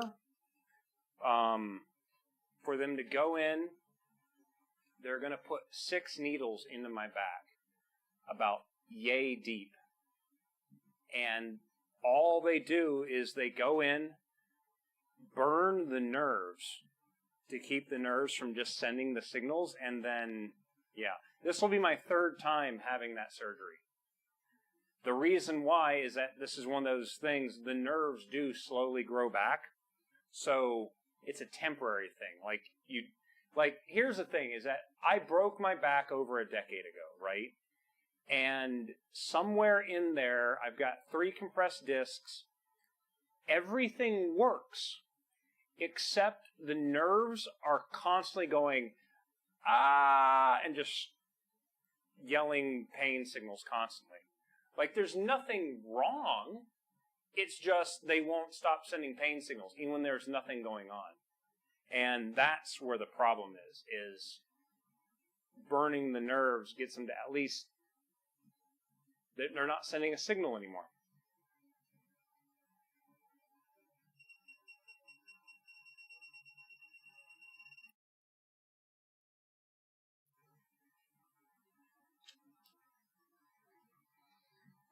The nice thing too, well, yes, okay. So yeah, like I said, this will be my 3rd time having the surgery. However, it's only the 2nd time I've had it here with the medical center that I go to now. And the reason why that's a good thing is that now we know how long it takes my nerves to regrow, or at least this medical center knows how long it takes. And now that they know when the last procedure happened and when I started having pain again, they already have me scheduled out. So when I have the surgery in September, they have that same exact time minus a month for me to go back in and have the procedure automatically for the rest of my life, essentially. Meaning that they should be able to go in, do the procedure before the nerves regrow to catch it before it gets painful again. So that's a plus.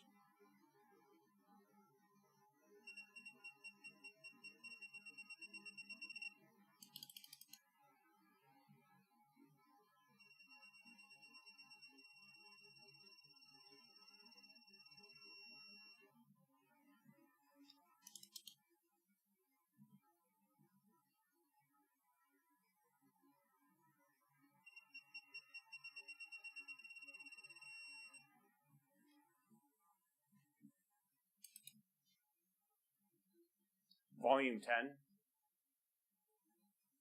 Is that better? See, I don't have my headphones on right now because I'm listening to the torque wrench, so I can't even hear it.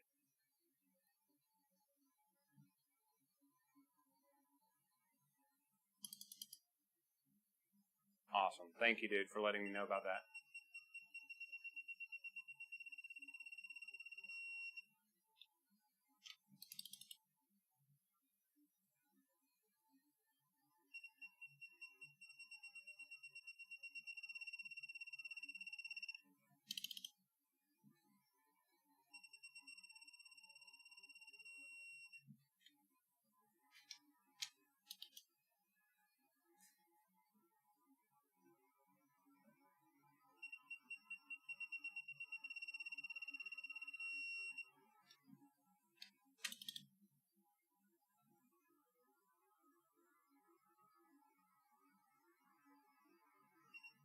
In a moment, I might turn it back up, but I'm going to go over to my remote session into my stream computer and adjust the music volumes so it can still be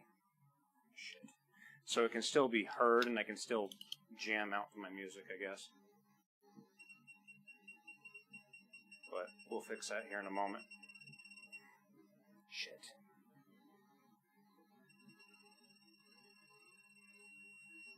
Okay.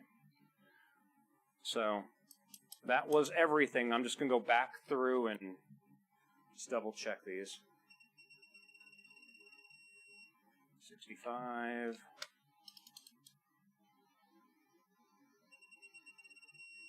65.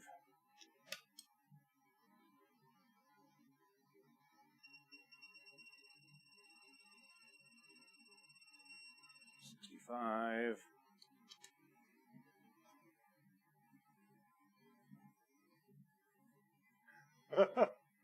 Satillera, thank you very much for the resub.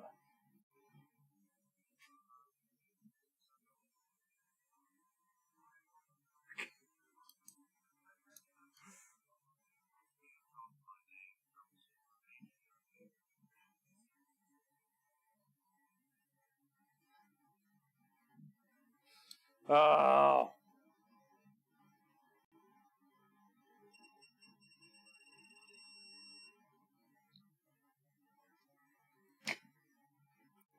Yeah, it kind of, the bot goes through it and automatically finds it. 65. Thank you very much for the resub, though, dude.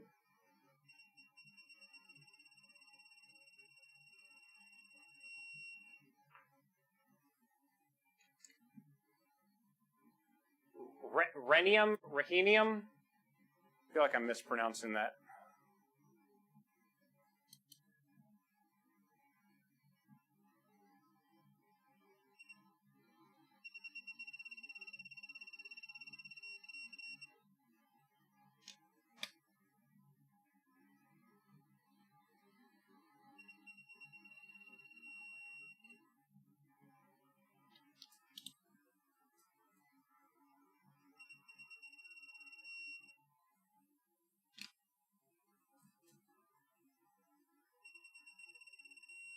Okay, everything's 65.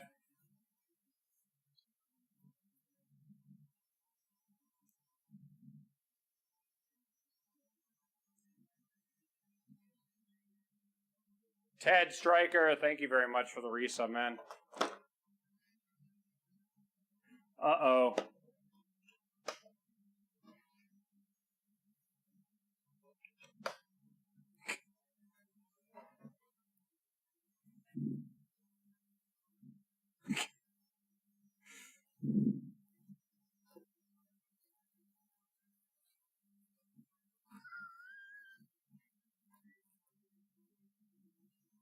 Okay.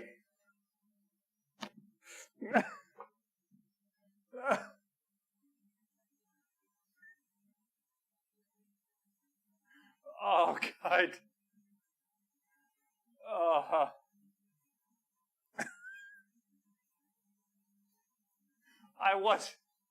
I wasn't expecting that last bit there. Oh, wow.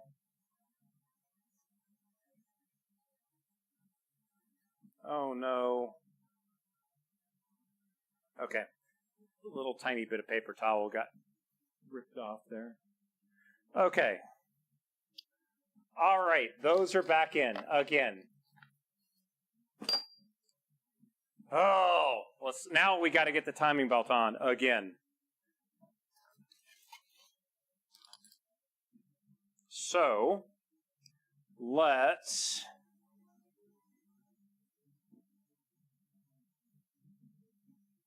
All right. I got to... Oh, now I got to find where all that shit went to. There is a little tube of...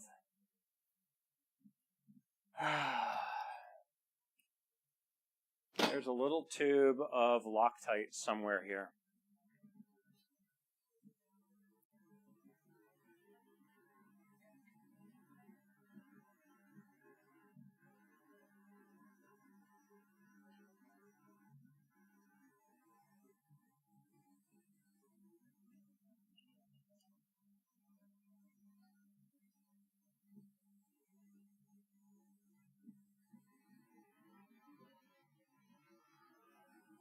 Yeah, I'll have to put in a suggestion to them to see if there's a way to get Frosty not to essentially give the answer. Ah, there we go. Got my red and blue Loctite here.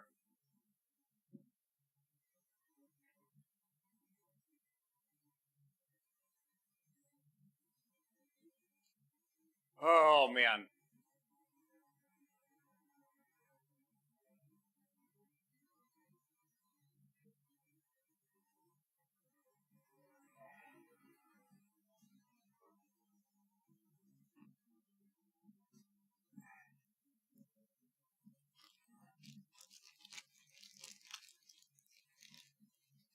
Yeah, can somebody send me a message on Discord? Just send me a message, that way it'll remind me to go on there and suggest that.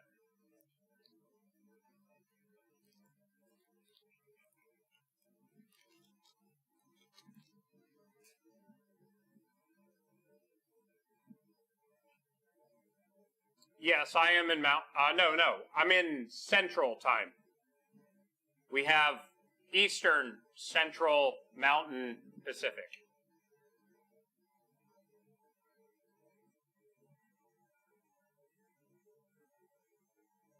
Time. 11:19. So, yeah, 11:19 in the morning here. Yeah, I used to be in Mountain Time.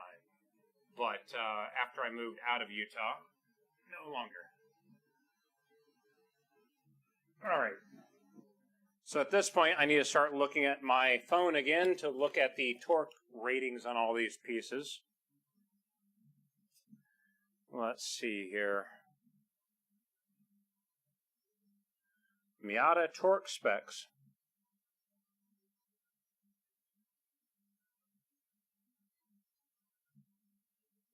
28 to 38 foot-pounds. 28 to 38.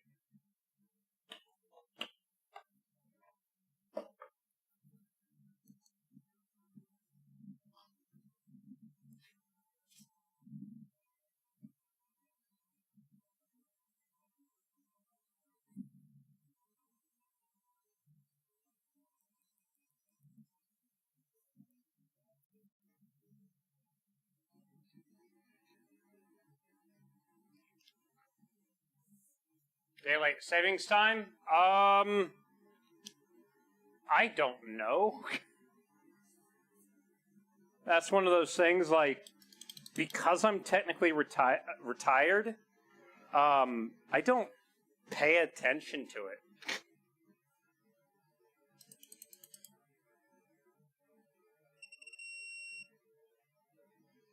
$28 to $38.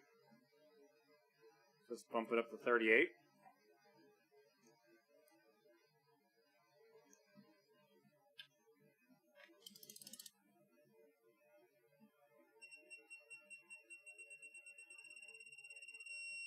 Okay, there we go.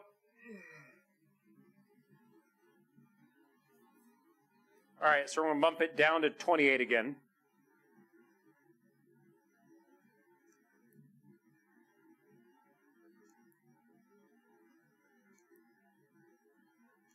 Okay, so we still need to torque that to the proper value, but first we got to get the timing right again.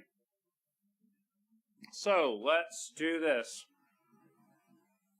Let's see if the, now that I have proper alignment of the cylinder head, it makes me wonder if putting the timing belt on will be a little bit easier.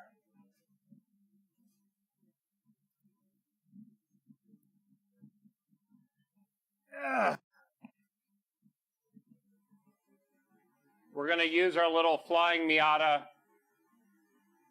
gear thing. Let me find my wrenches now.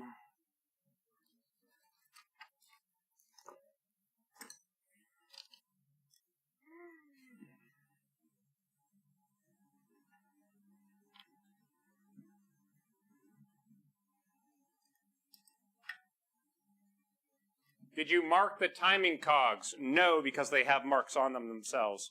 Give me a moment. I'll actually get close with the camera and explain how all this stuff works.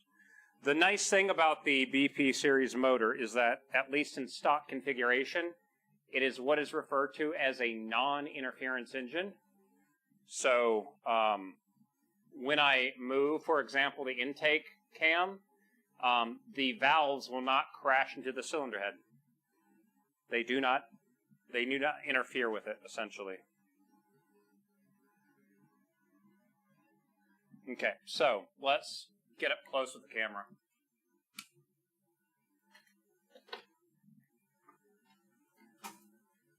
All right, so if you look on the cams, okay, down here, see you have an E and an E. An I and an I, okay?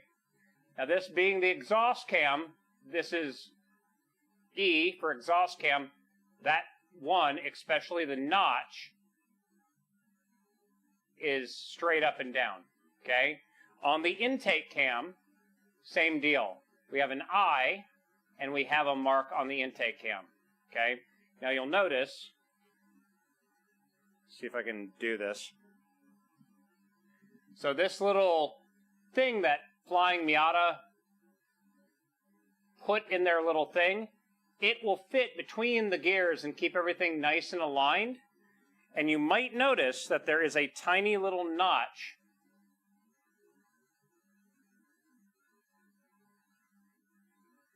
focus.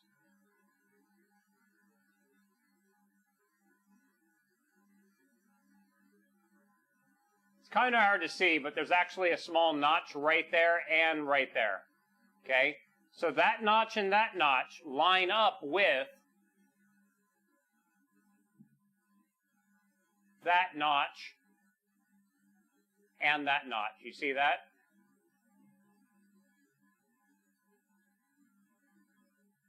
So you can see how, like, that one, for example, is off a tooth.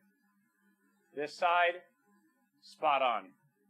Okay, so we're going to kind of just jam that in there, and I need to use the wrenches to get that lined up. So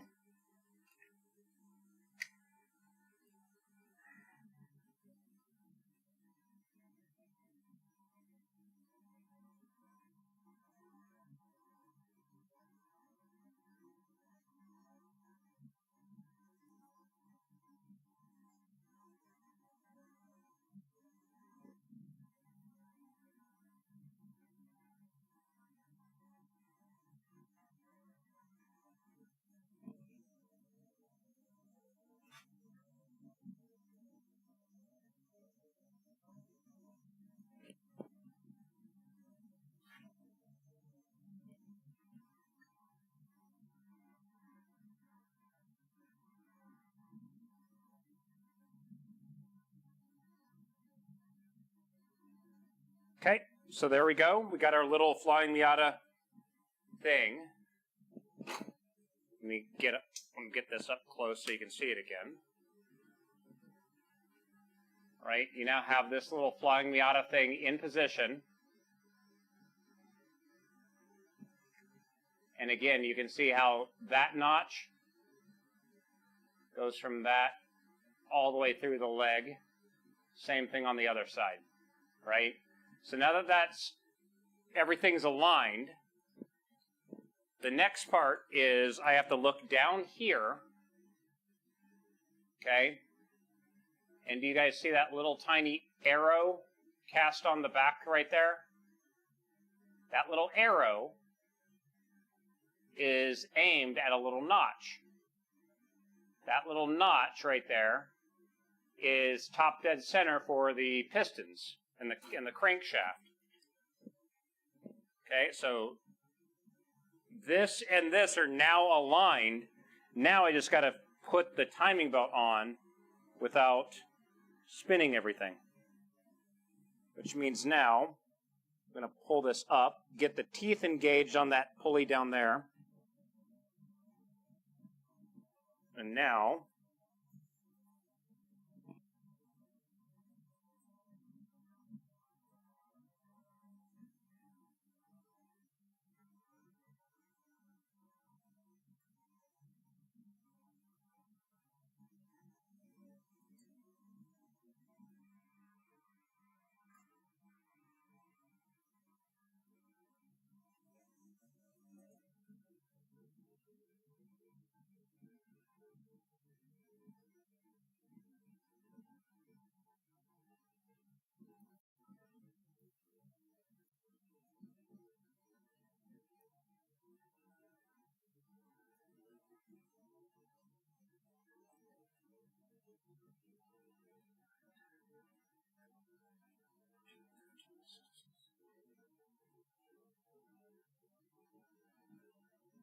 this looks like a lot of slack in top. I'll get to that. I'll explain that here in a moment. It is a very specific number of teeth. 1, 2, 3, 4, 5, 6.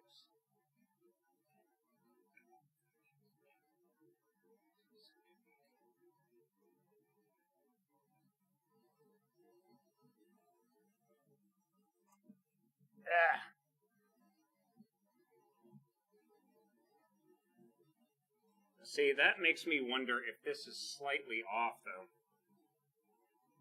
Because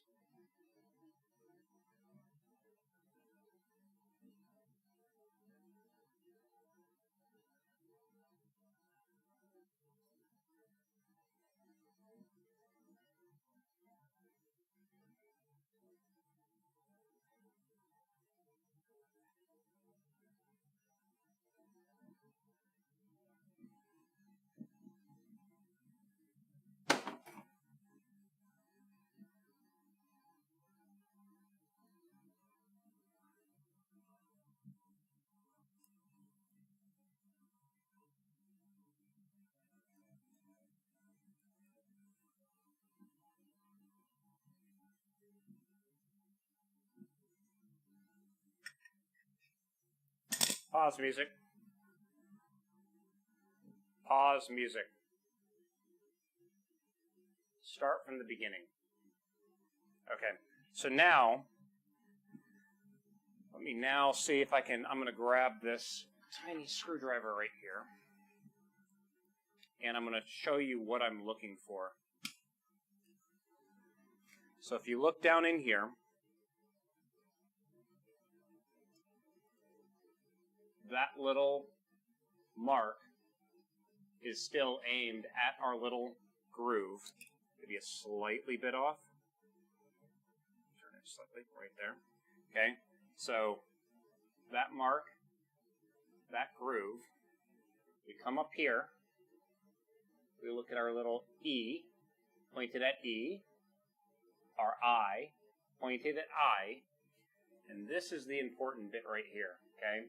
Now you'll notice I don't have the timing belt fully on this, okay? From here, I am now seeing that little notch, if it would focus, not helping. Okay, so there's that notch, and what we're going to do is we're going to count the teeth.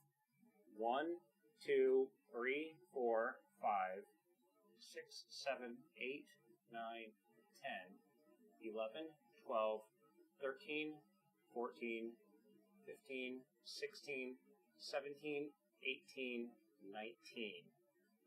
Go!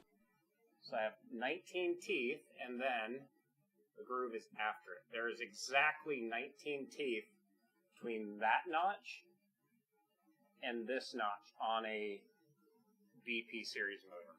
So because of that, we now know that these two cams have the correct timing between them. Okay, so now that I've confirmed that we're on top dead center, and I have the cams are in their starting alignment, and they've got the correct number of teeth between them, we're going to slide the belt all the way on. Okay. Now, right now, the tensioner is not applying proper spring load onto this, however. Okay, so that's what we're going to do next.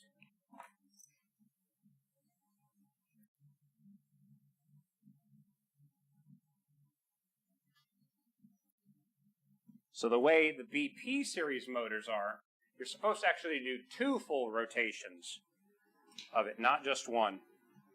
I think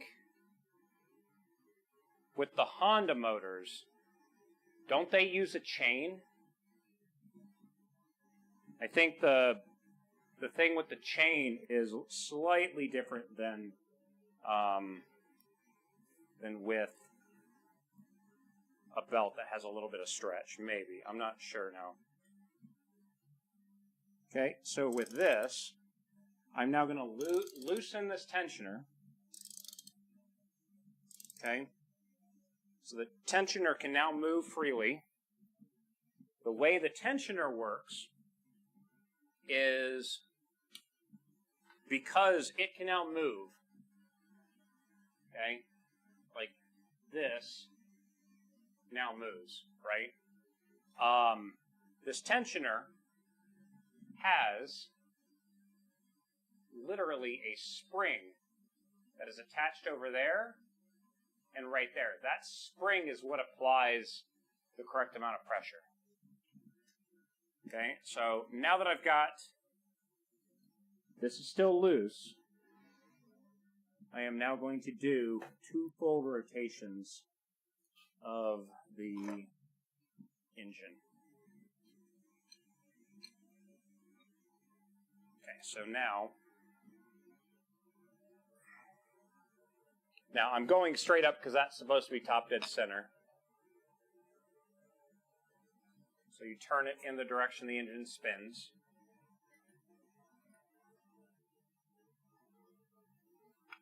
There's 1.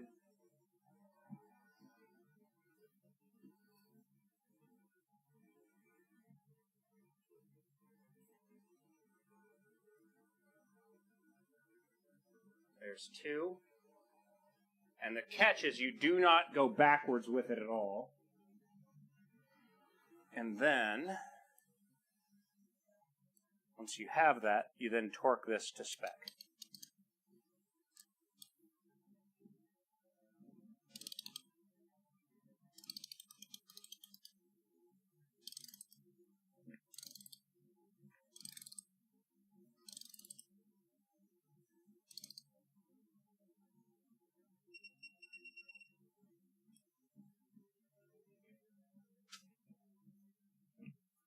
So that was the first. I think this is the one that's, yeah, 38.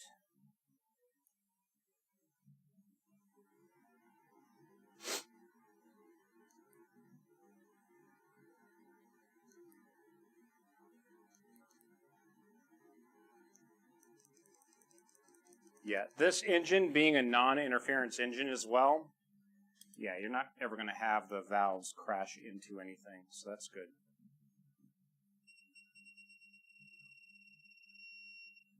Cool, and there we go, 38. Let's just double check our idler pulley. Yep, Still 38. Cool. Is that an LS engine? No, definitely not. LS is Chevrolet, and it's a V8. This is a BP, and this is a 4-cylinder. Let's see. What cars used the BP motor?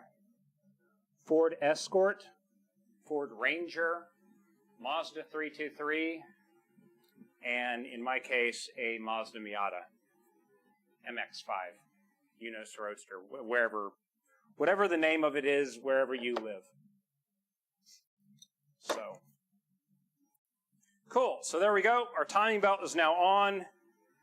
It's good. Let's start getting our covers back into place.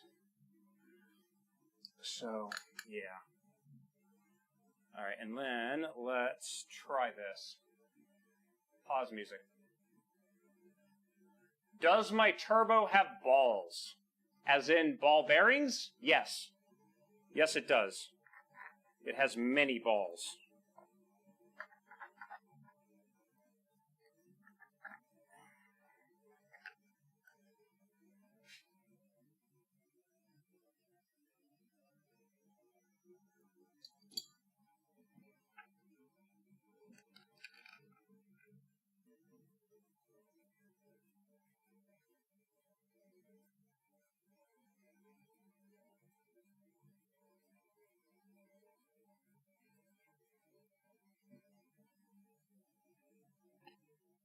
It's kind of funny, like, the joke that I have is when, oh God, I'm telling you the joke incredibly wrong now. I own 2 cars. When this one leaves the garage, all 4 pistons leaves with it. The other car can come and go without adding or subtracting any pistons. I need a better way of saying that joke. That's a bad way of saying that I own a RX-7.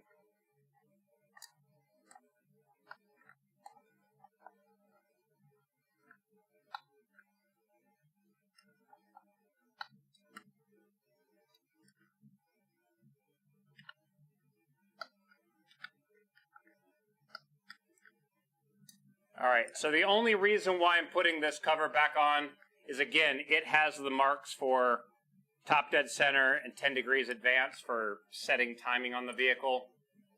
The rest of the covers, I've actually got some brand new covers on order, but these can be replaced with the engine still in the car.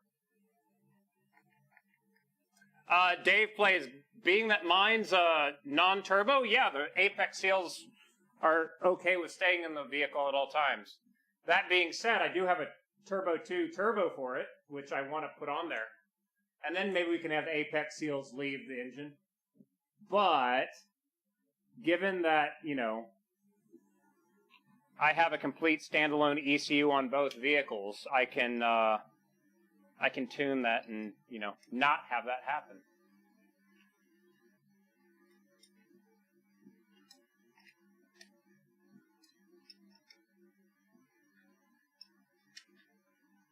Okay, we're almost back to where we were before.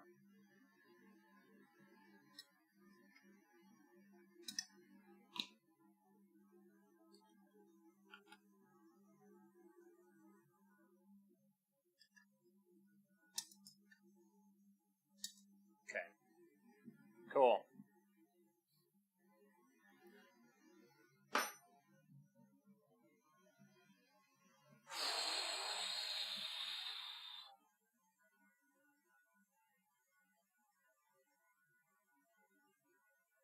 All right. Let's put the exhaust manifold back on.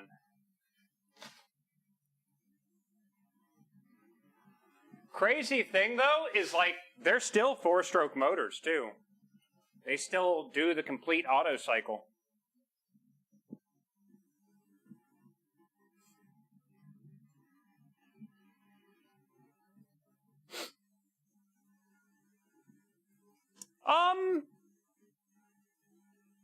Yes and no. Did I tell you what I'm going to be doing with mine to keep it from doing that? Oh, where is it? I literally was showing it off last week.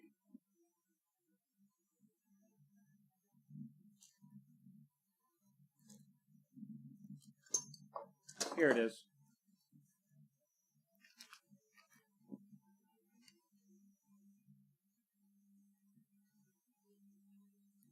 That's the magic little thing to keep the rotary engine from eating its oil. Instead, it eats different oil.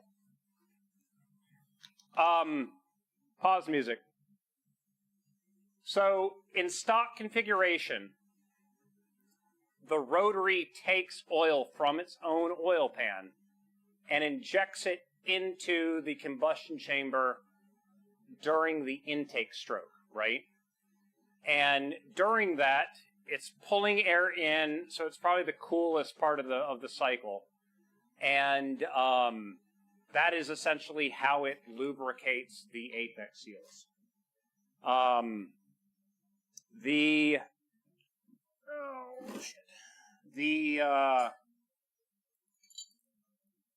on a minute, sorry.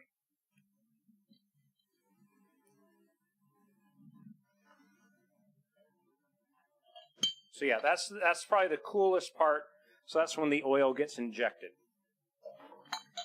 What that little thing that I just was showing you does is it takes the oil metering pump, which is what sucks the oil out of the oil pan and injects it, and blocks it off. So instead of sucking oil from the oil pan, that's what that little nipple thing on the top of it is it gives a different supply. It still connects to all the rotating bits, so the pump instead runs that, instead of sucking it from the actual oil pan. Now, one of the good things about that is when it comes to oils, there are essentially 3 types of oil, right? So that's what that little nozzle right there does. There are essentially 3, and I'm greatly simplifying this. I know there's a lot more than 3 different oils, but for a rotary motor, there are essentially 3 different types of oil. You have 2-stroke oil, which burns well, but it's not the best at just lubrication, right? Then there's regular dyno oil, that it lubricates, but yeah. And then there's synthetic. Synthetic's like the newest high-tech shit, but synthetic does not burn, okay? So, you never use synthetic oil in a rotary, ever, because you do not want to take that synthetic that is in the oil pan and have it suck up the oil metering pump and inject it into your motor. And that's where that little piece comes in.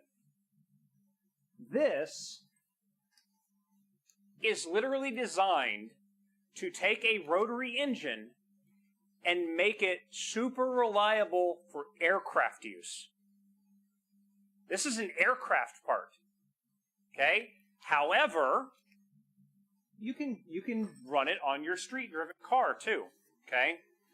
But here's what makes it so different and why it works so well.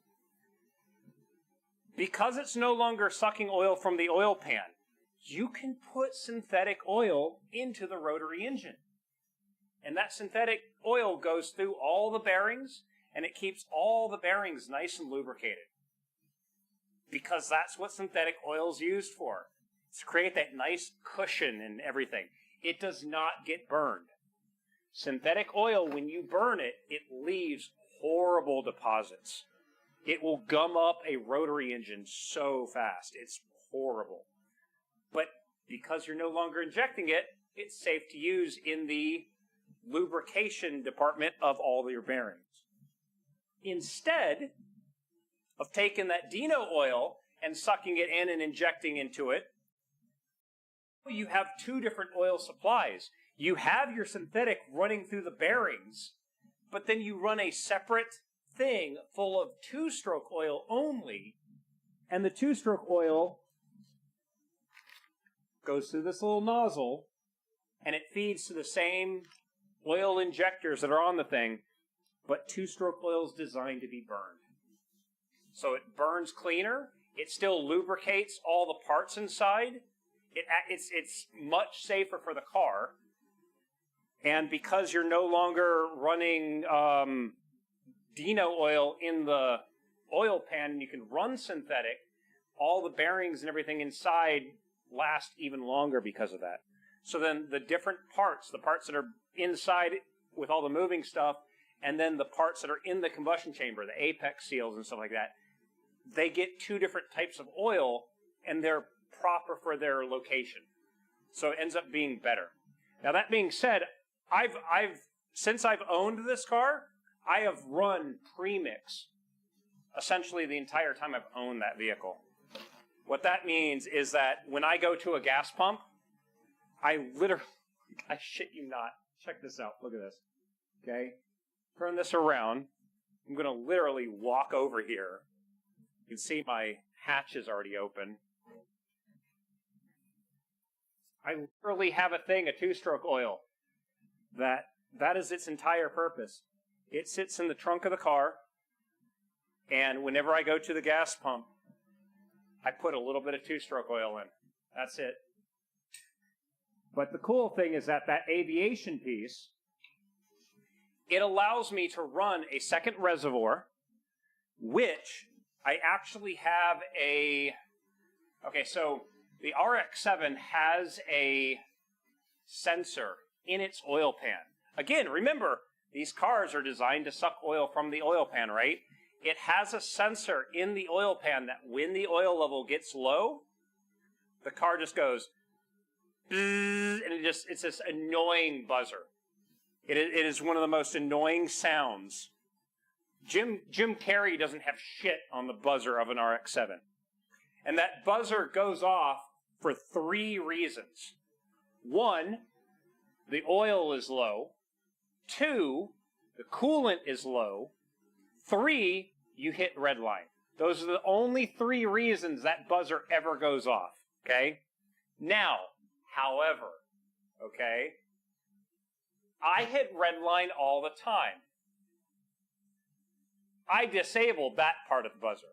It still goes off if the coolant is low, and it still goes off if the oil is low, but I got rid of the thing going to the RPM because the stock RPM on a Series 4 RX-7 is 7,000 RPM. I spin mine up to 8,000 RPM. Apparently, the Series 5 RX-7s redline at 8,000. But because I have a complete standalone ECU, I can change that, and I don't want it buzzing as I'm going through that last 1,000 RPM, because it's annoying. But yeah, that little oil level sensor, though, I have another one of those sensors. So what I'm planning on doing is this, I need to get a third one, to be honest, and I'll explain here in a moment. What I want to do is I want to put a little container in the engine bay, okay? And this is where it is a little bit of a drawback.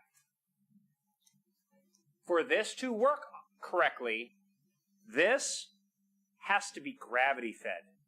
You cannot put a ton of pressure to it, okay? It just needs to be gravity fed.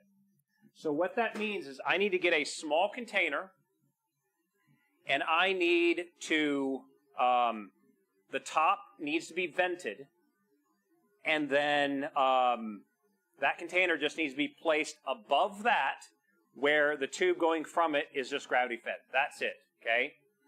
In this container, I'm going to mount one of those oil level sensors, and I'm going to wire it in a position where when the level in that gets too low, It goes down, it sends a signal, it's going to activate a pump in the trunk. And there's going to be a line that goes from the trunk all the way to the front of the car to refill that thing. So every time it gets low, it tops off from a big tank in the back. So this little small tank that is gravity fed, it's going to have a lid on it so air can go in and out and it doesn't get pressurized. It'll have an oil level sensor in it. Again, it gets low, it fills back up. It's essentially a toilet plunger thing, right? It goes down, it fills up with water, right? In this case, it'll be filled up with oil. The sensor in the back, I'm going to make a bigger tank. And back there, it's going to carry like 2 liters. And I'm going to empty like 2 liters of 2-stroke oil at a time into this big tank in the back, where it'll have another oil level sensor really low in it. And that one will be connected to the same sensor that the current oil and water is. Uh-oh. Mom, thank you very much for the resub. Hope you're doing well this morning. Or it's afternoon for you, isn't it? But when that one gets low, it'll activate the buzzer. So then I will go back to having 3 different things that buzz. Either, yeah, phony. Sorry, I wasn't expecting you to say that. Oh my God. But yeah, it'll then activate for 3 reasons. 1, the oil in the main thing is low. 2, the coolant is low. 3, my 2-stroke oil level is low, right? So that's the way that I want to wire it up. So, yeah. All right. There's that. We are now back to putting the exhaust manifold back on. So back over here. Yes, you are. Thank you very much, Mom. All right, let's get these back on. So that means that the exhaust gasket, make sure, yeah, so that will go on just like so. Let me double check and make sure that these weren't directional. I don't think they were. No, they're not. Not directional at all. Alright, so that goes on like that. Now, this exhaust manifold, this one stud right there is the problem stud. Ooh, I did it again. A couple of these studs were actually loose last time I tried putting this on, so before I do anything, I'm going to make sure that all the studs are... Yeah, so the gravity-fed tank, because it will be vented, 2-stroke oil goes in, the air it's displacing goes out the top, and because of that, it won't be pressurized. It's just getting filled up, and then when the little oil level sensor goes above a certain point, it disconnects, and then it stops the pump, and it doesn't go any more than that. As you use it, it's going down, and when it makes contact again, it'll run again, and then it'll fill back up. It gets used, fills back up, gets used, fills back up, gets used. So that one will just constantly be, on and off over time, but it won't be like used constantly, if that makes sense.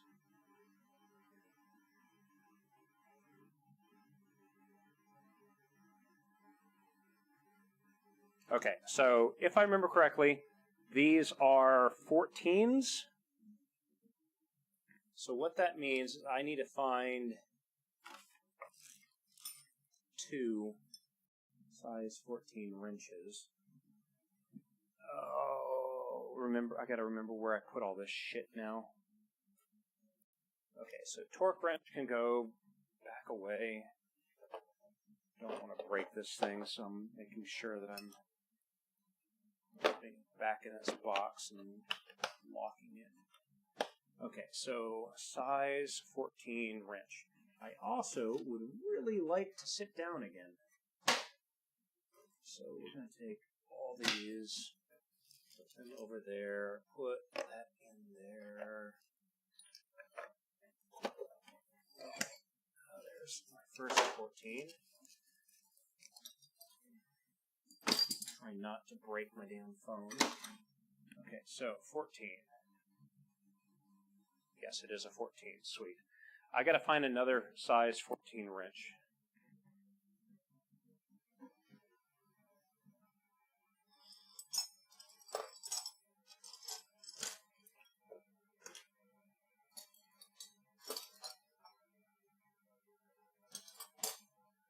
$18, $15,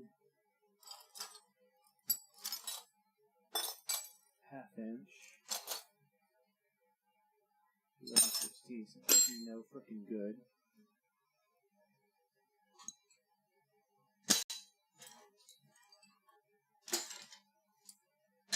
Actually, you know what? I just had an idea. What I should probably be doing is all of my wrenches that are this style actually go in a case, which the case is right. Oh, it's somewhere. I should probably be recollecting those.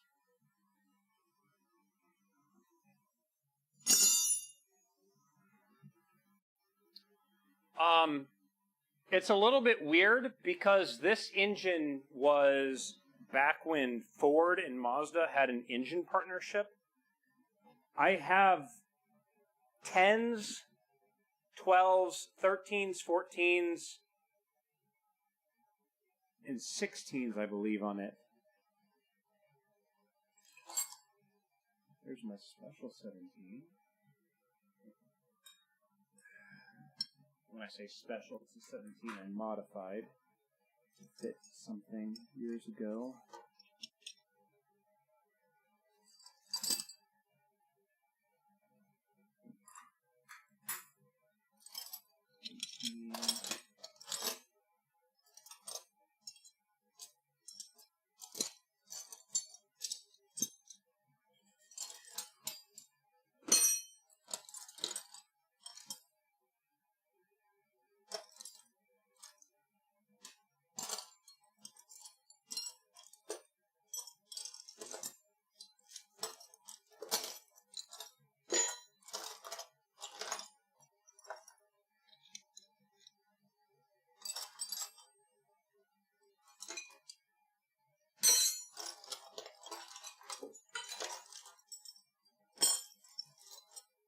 Okay, starting to get these collected again. I need to find another 14 hours.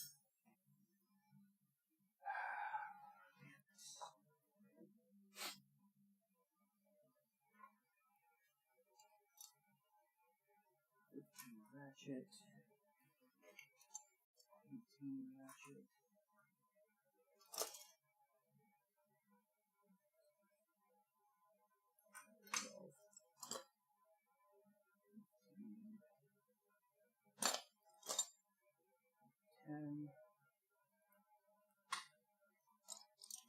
Another 10.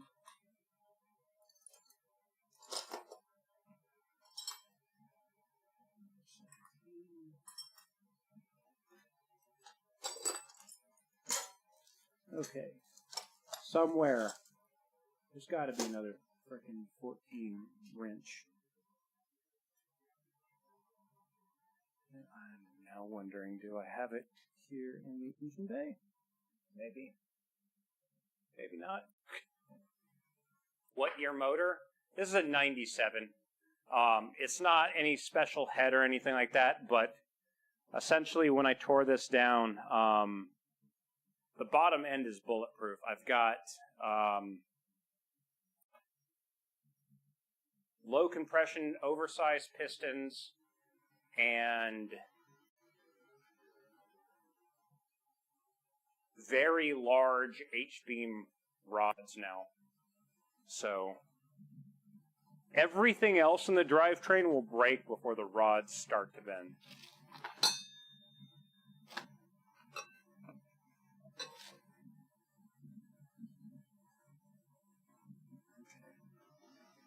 goes in that pile.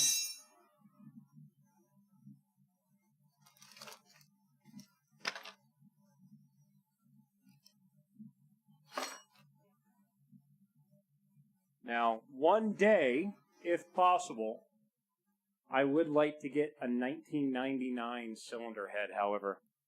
Those are apparently the best flowing cylinder heads that they ever had for the 1.8 Miata. Okay, this is, I'm going to do this slightly different. So what I'm going to do is, one, I'm going to sit down. I'm going to use my sockets instead. Find the 14 in there. All right. So all I'm doing, do you guys know what, I don't know what the proper term is. Do you guys know, have you ever heard the term a jam nut? A jam nut is essentially what I'm doing. I have two nuts on this one stud, and what I'm going to do is, with holding the one nut in the back, the other nut I'm going to tighten them together, and then that will allow me to make sure that the stud is actually threaded tightly into the cylinder head.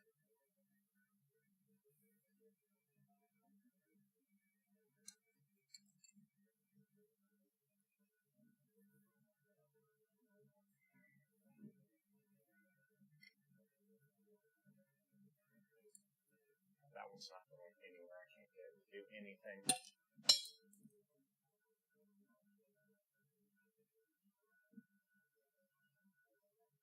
I think the two that I had issues with are actually that one and that one, but I'm kind of going over them all.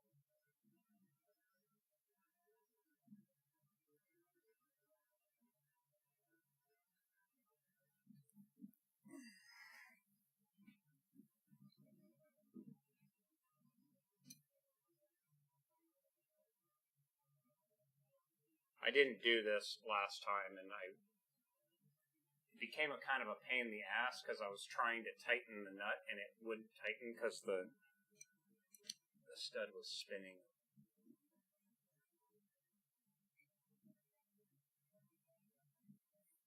Like right there, for example. Look how many turns I now have to get this stud all the way in. There we go. Much better.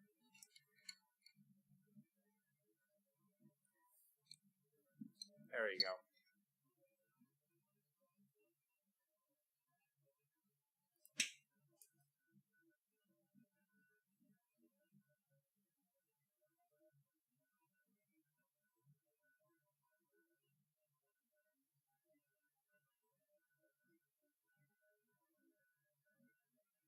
Pause music.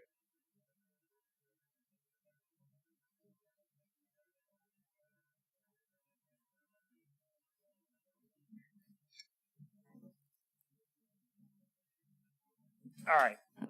Trying to get myself comfortable in this chair so I'm not stressing my back again.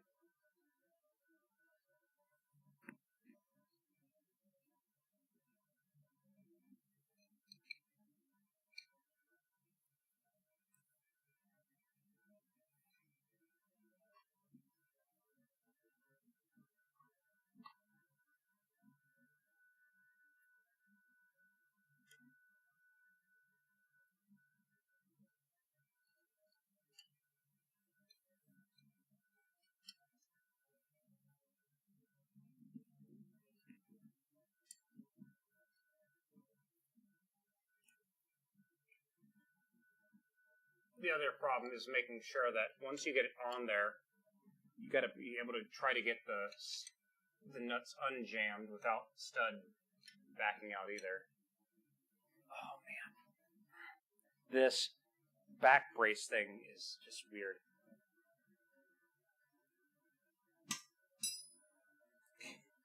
Keep dropping the first nut every time. You have a Gen 2 1992. Can you clarify what you mean by a Gen 2? Because I like... How do I say this?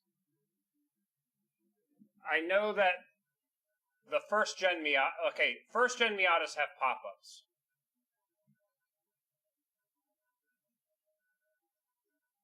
Ah, okay, so you have the long nose crank.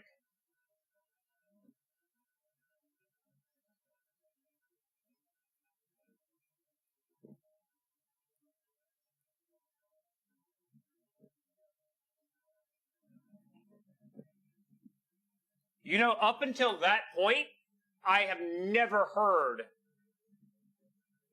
it be called the Gen 2 of that year.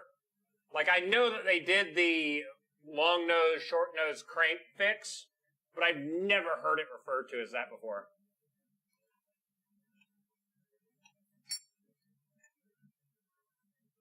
Like, in my mind, what I was thinking of was I know that they went from launch until 96. Well, no, 96 was the... God damn it, hold on.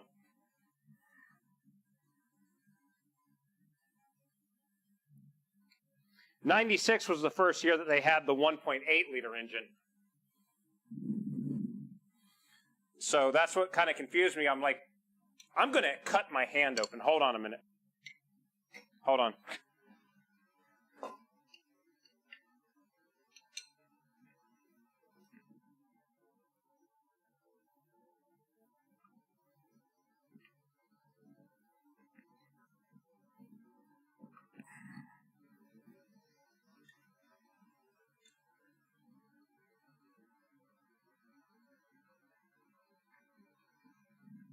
Hold on. There we go. Okay. Yeah, I'm sitting there like, I'm moving my hands. I'm like, I'm near all these little sharp edges. I'm going to position myself so I don't do that. Okay, yeah, that makes a lot more sense. Crazy thing is that this Miata that I have behind me, it's actually my second Miata.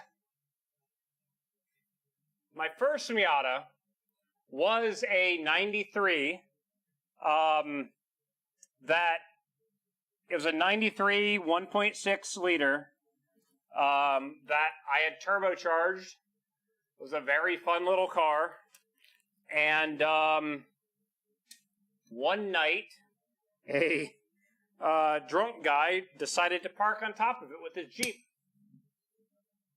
So that's when I lost that car. So there's that. All right, let's get this on.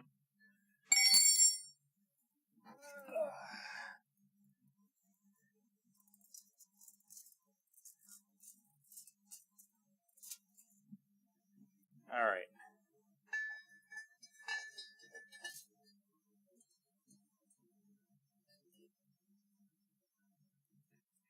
All right.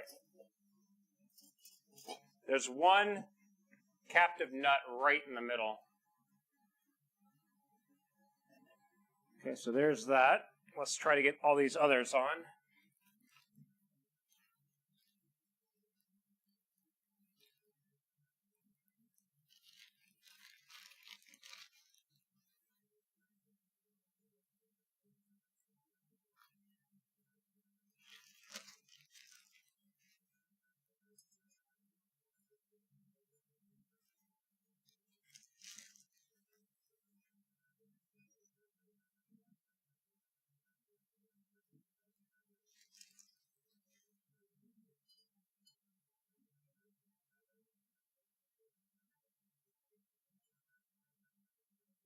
The manifold's not fully on. It's still slid out a little bit because several of these nuts, especially back here, you can't get them on if it's fully on. You have to like slowly tighten them.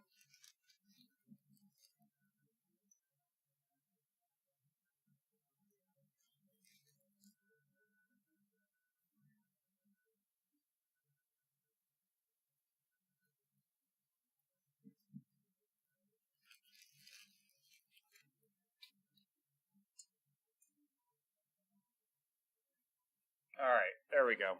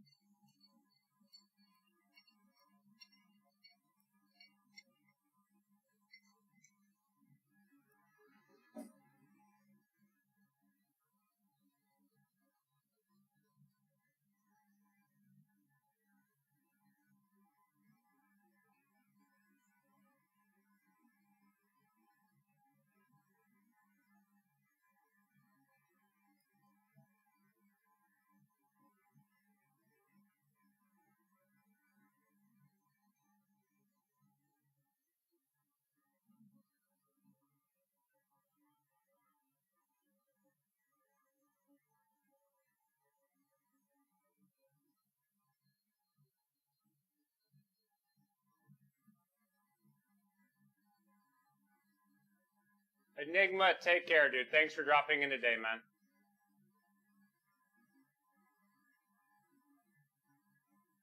Headrest speakers? Yeah, I got those too.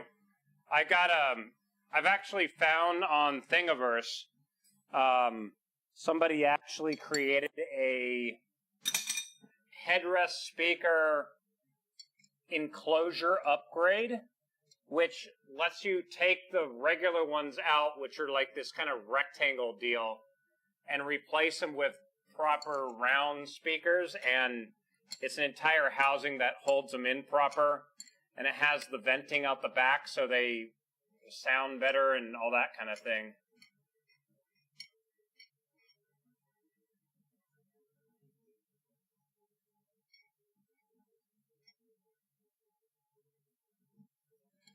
That being said, talking about headrest speakers, that's one thing I really want to see if I can find for my RX-7. I need to find a second-gen convertible that had the headrest speakers, and I need to see if I can pull their seats out and get those seats, because I would like to have the speakers with the seats with the speakers in them. That or maybe RX-8 seats, not sure yet.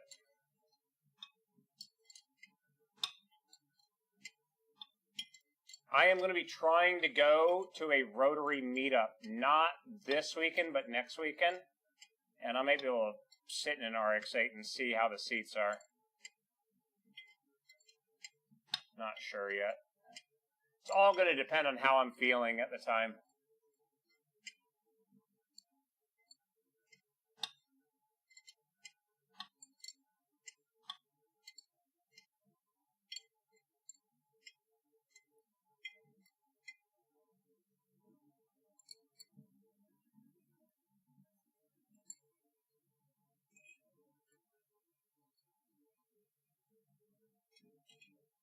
Nice. Very nice.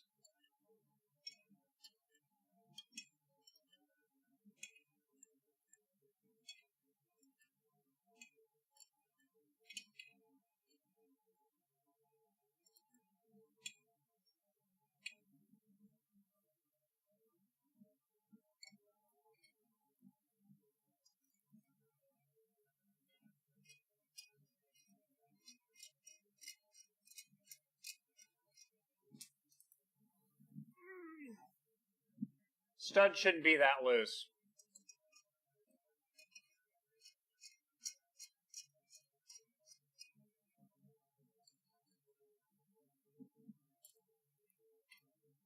All right.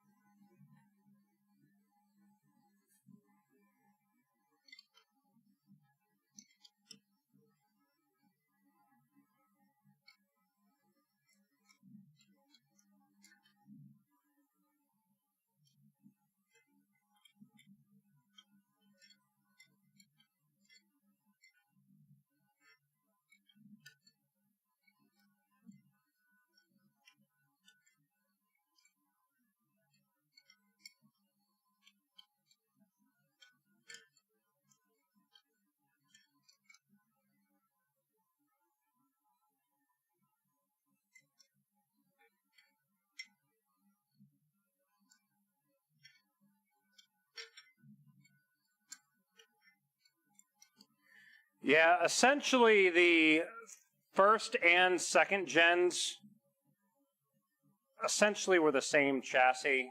It's just slightly different interior and body on the second gen. 1999 is like the most wanted cylinder head because of its... I think it's slightly higher and the ports go more smoothly in it, so it flows more. One day I would like to get one of those and then get it completely fixed up. So I've got, you know, all the cylinder head work and all that crap going on.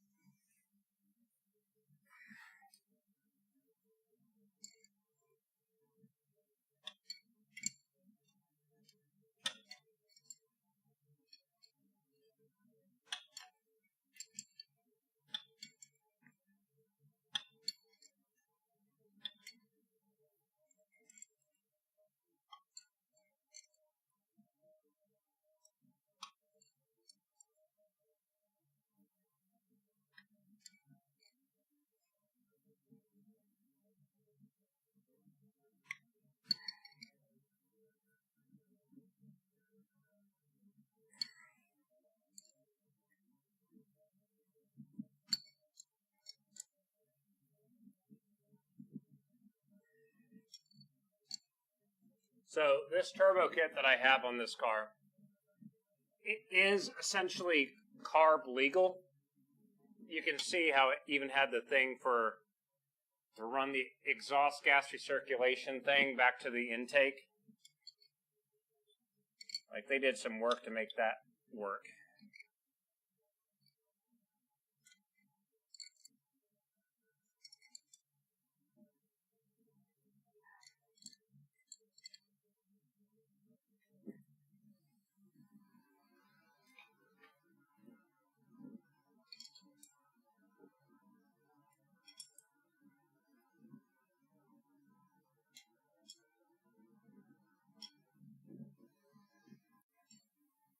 Do I ever do autocross?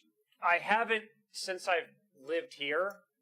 But since I've lived here, the car's essentially not been running, so I'm hoping to try to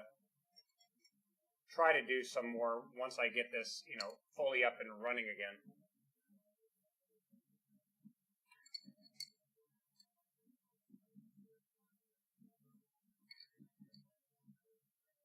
But yeah, I used to do a lot of autocross in the past.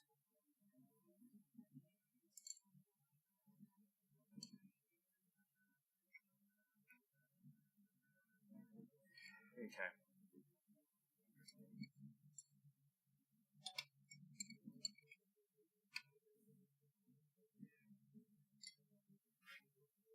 All right. So manifolds attached to the cylinder head.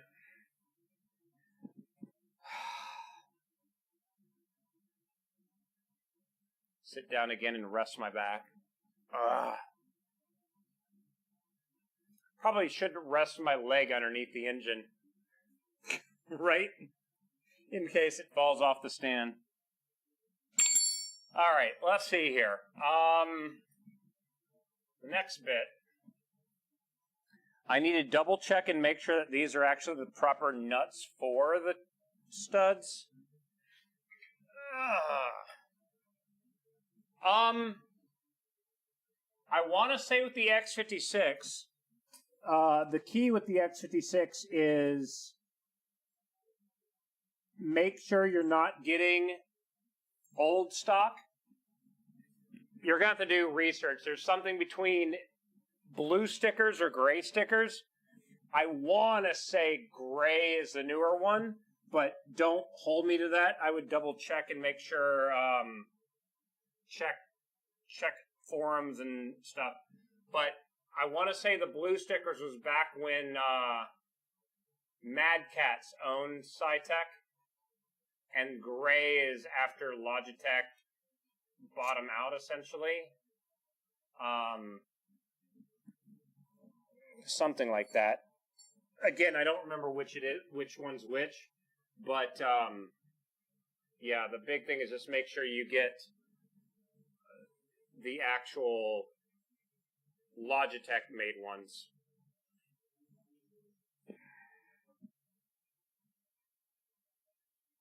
Okay, I see what's wrong. Yeah, these threads are just mangled. So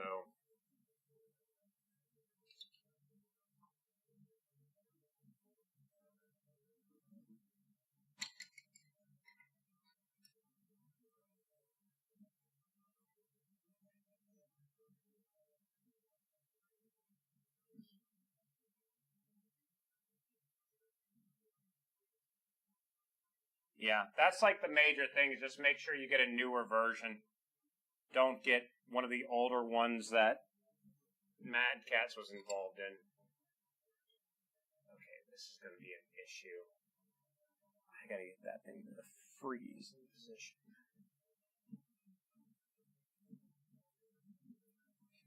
Which means I need vice grips. Or no, you know what might work better than vice grips? An actual frickin' vice.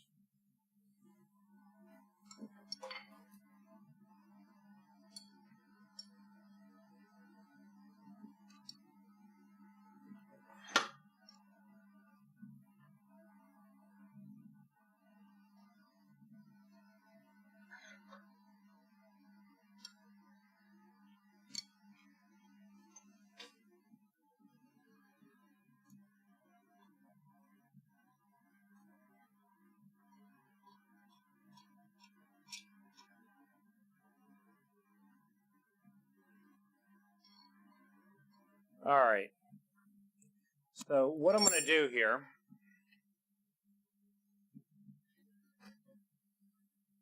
I had bought new studs, and now I'm wondering if these are the ones or if it's a different one. Let me double check the trunk again.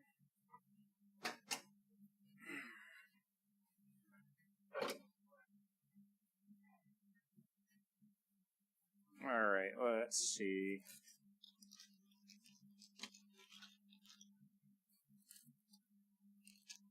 Okay, that is the transmission seal. There's studs.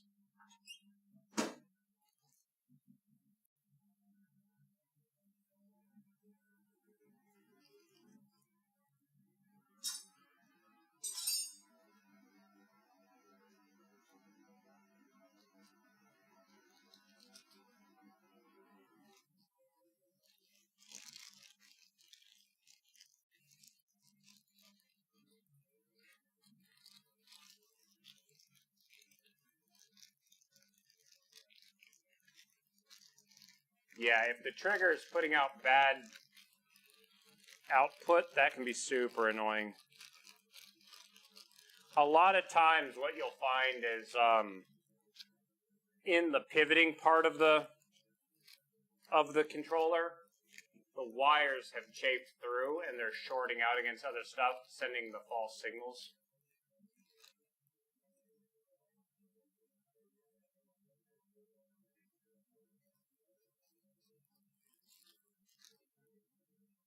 Oh no, this is even better. These are the rear ones, aren't they? They are nice. So, those are the studs that go in the back of the turbo. Which means I get to put all brand new hardware in this. because one of the studs in this has completely broken off.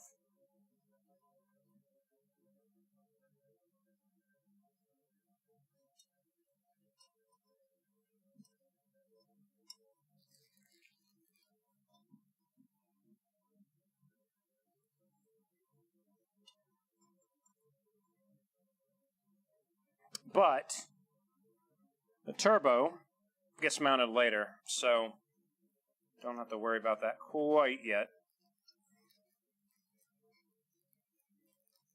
I think these 4 studs, I might end up removing those and putting 4 brand new ones in there because the threads and everything on those are kind of mangled. But that'll be later. What will happen, though, is that this will go essentially right like that. So that's how the turbo mounts. But, yeah.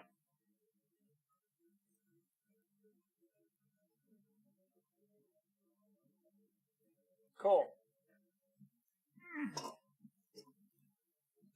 Yeah, the threads on those are mangled, so definitely gonna get some new hardware. What's next now?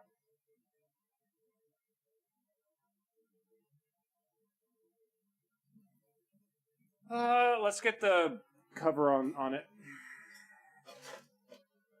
Let's see, which one of these can I... Neither of these are any good, I don't think. They're both dirty as fuck. That one's less dirty. Let's use that one. Hold on. Now my hands are covered in oil from that one. Yuck.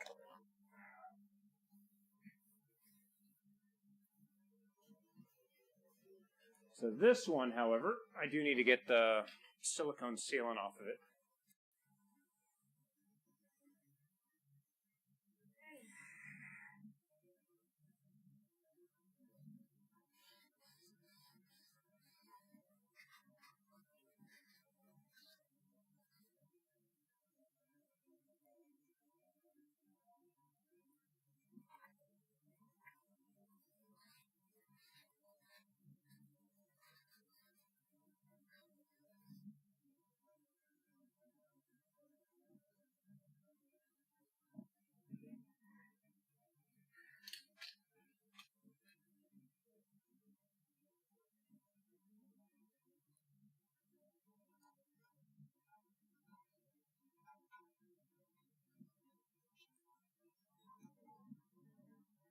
So, there's that. That one's trash.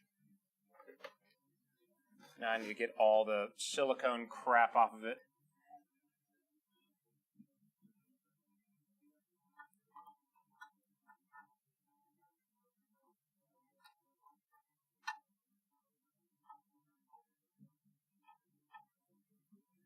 The other one is probably going to be the one that's going to be going on this long term.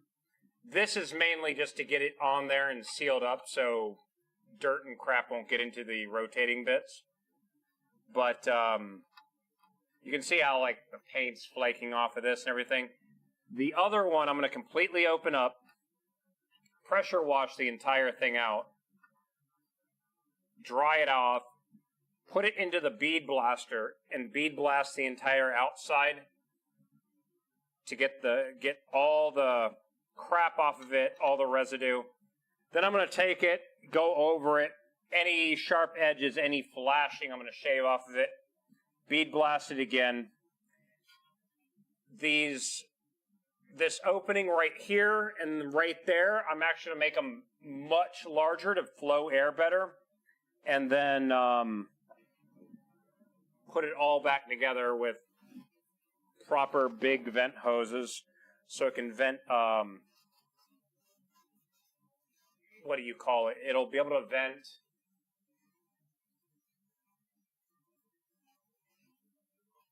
gases that get past the piston rings. Crankcase vent. Yeah, that's it. Crankcase vent is the word.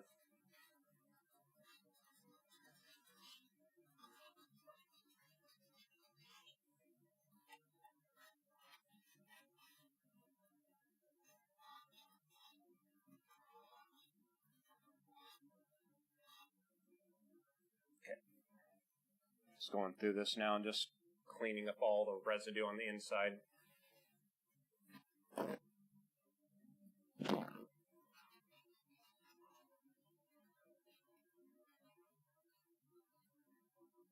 Past me put a silicone on everything. Past me was an idiot, because now me has to clean all this shit up.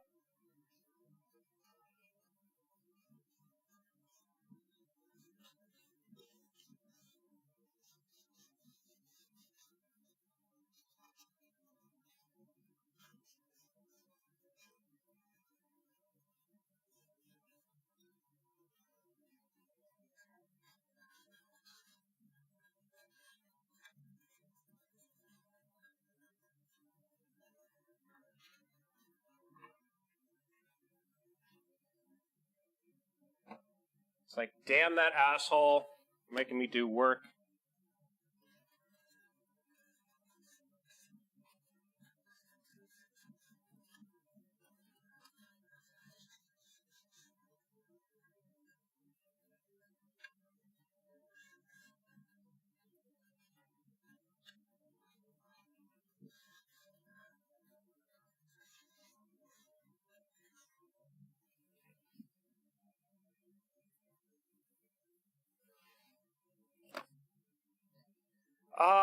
Malcolm has been extremely sick. Today is actually his 16th birthday. But he has been having an issue. His sinuses are really puffy, and I've been giving him antibiotics. And it's starting to loosen up now, so he's getting better.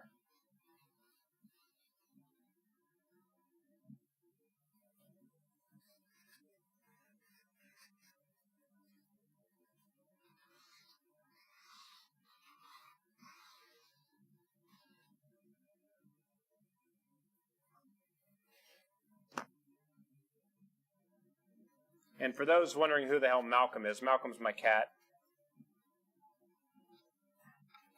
But yeah, he was resting in the closet on his shelf that is in the dark, so he's not being bombarded with a ton of light while he's ill.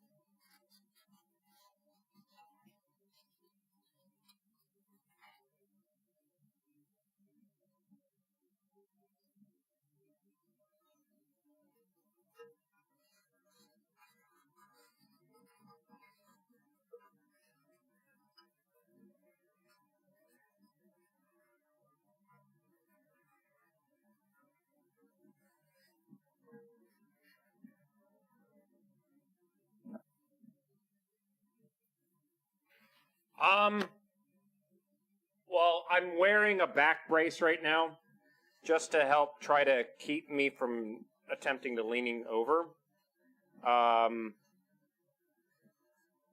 But it was kind of funny, because, like, I laid down, fell asleep, and then when I woke up, my back had relaxed and it had released the pressure. So by the time I woke up, it was back. It was fine again.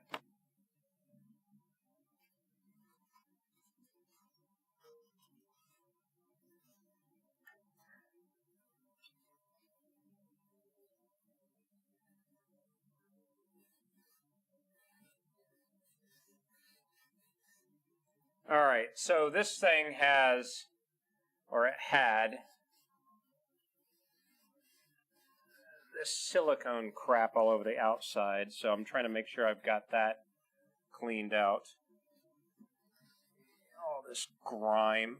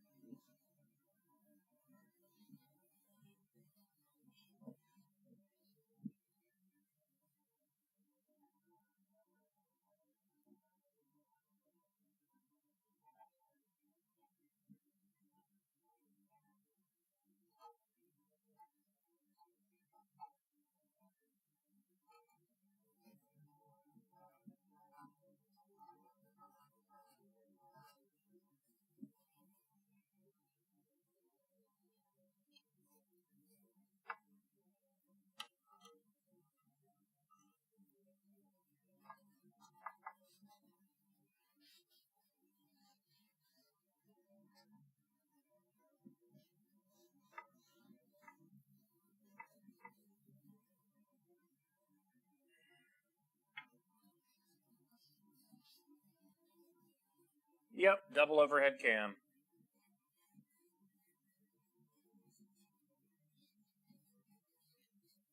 So, one cam for exhaust, one cam for intake.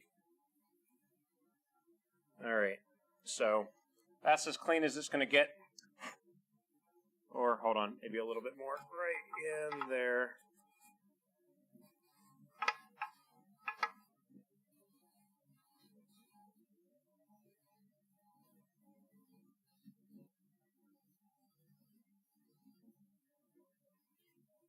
Alright.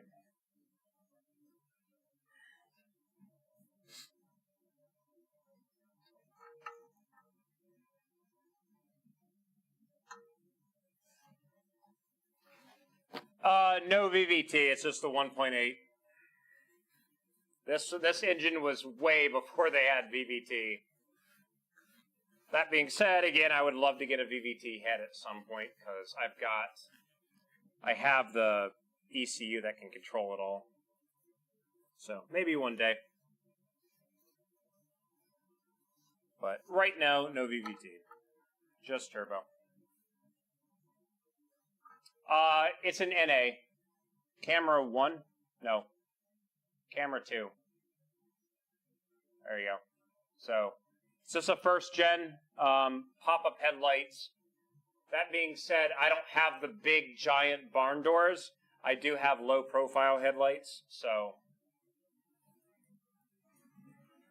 Camera 1.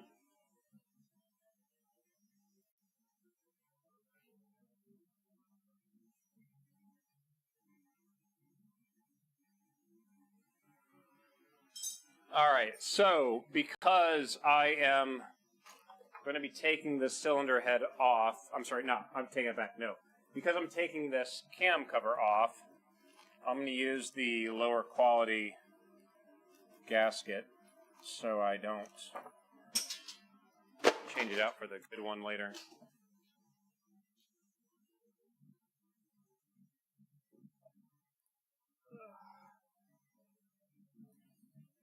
So essentially, this thing just kind of tucks into the slot. This is actually my first time ever seeing this blue rubber crap.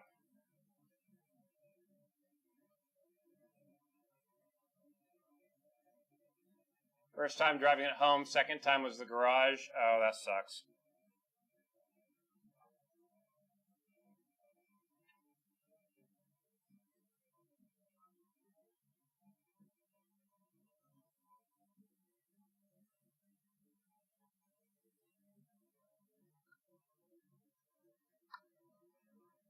Yeah, I've never seen this made out of blue rubber before, so that's kind of weird.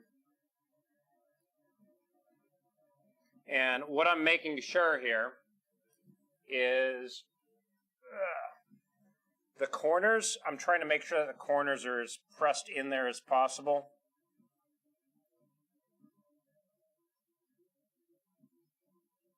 I don't like that, though. Just having to stretch to go around that, but whatever. Whatever. It's just in there. It's not being affected by anything.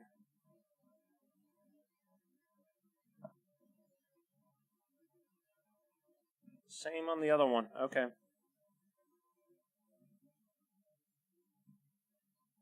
So essentially, these spark plug holes, it seals around all four of those. It seals around the screws that hold everything, and then it seals across this. I just want to make sure that all this is pressed in there nice. It's always a good way of making money back from that, yeah.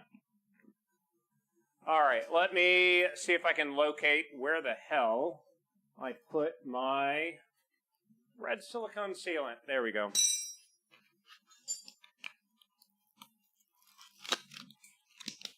That's good. Drop it on the floor.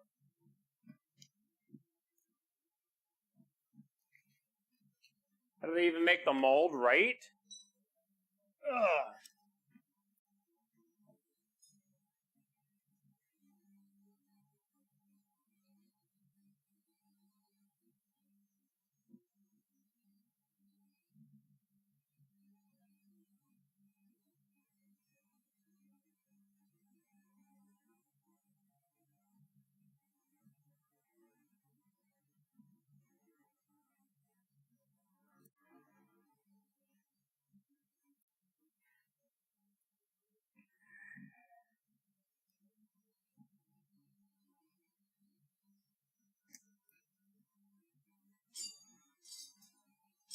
So all you're supposed to do is this corner, and then on either side of these, you just put like a dab of this so it just kind of gets any little gaps in the rubber seal. Like, it doesn't need much.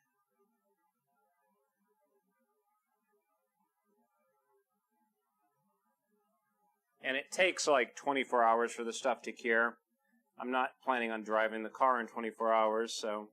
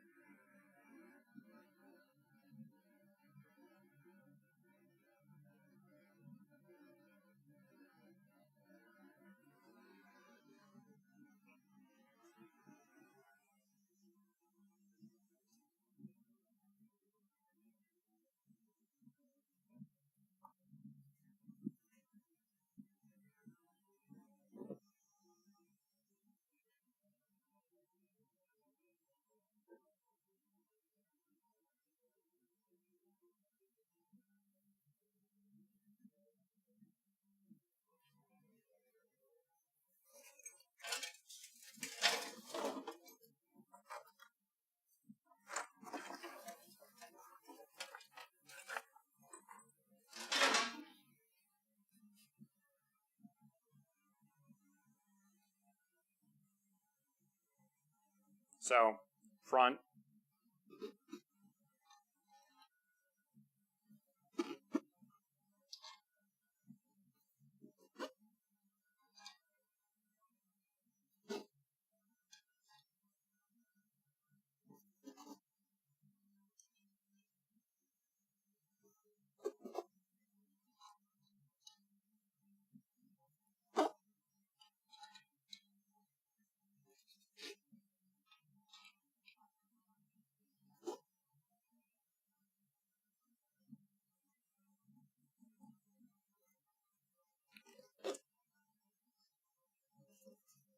I'm going to deviate for a moment. Because, again, remember, my car's, everything on it's modified in some way. So I need to do something before I actually tighten these down. If I can remember where the hell I put it.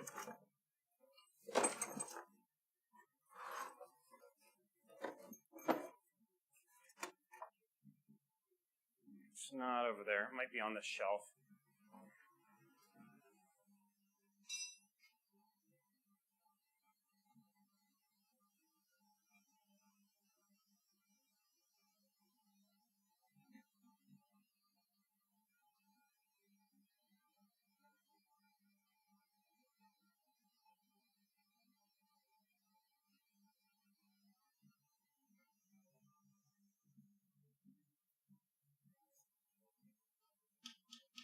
Nah, it's aluminum.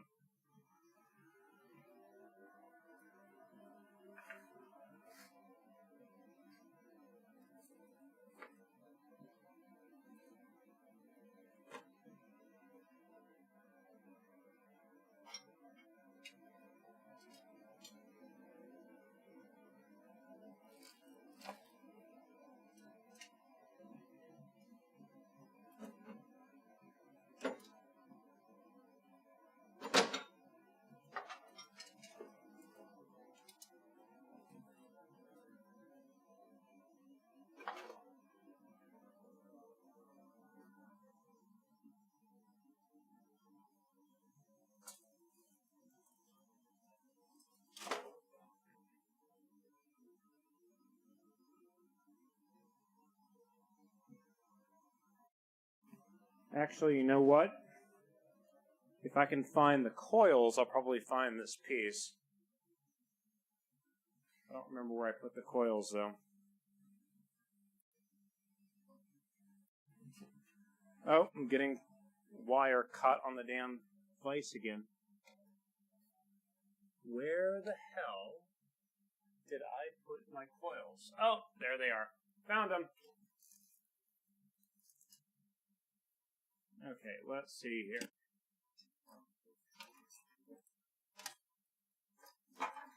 Aha, yes.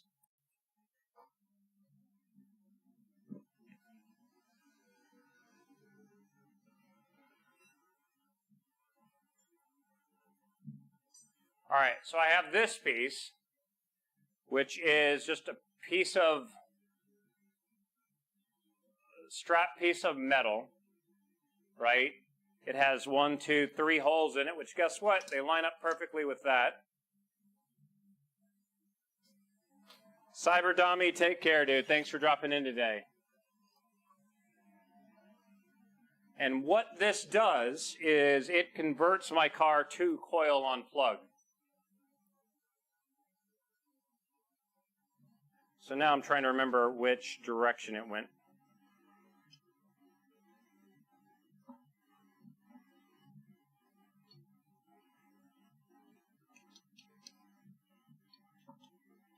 Yeah, it went that way.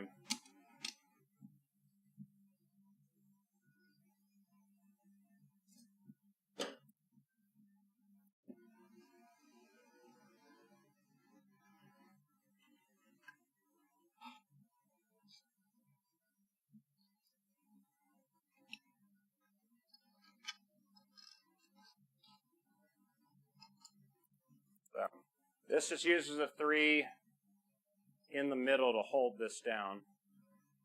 And now I need a, guess what, size 10.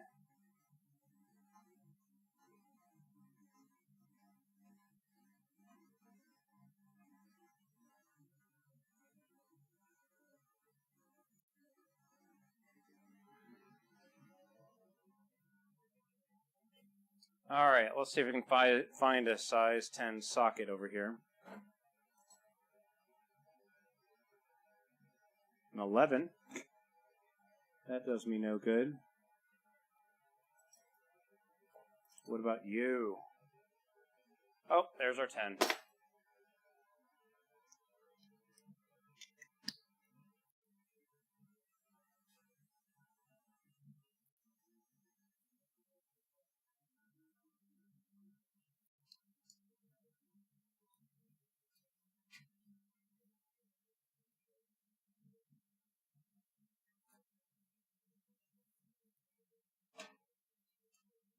Hey, another 10.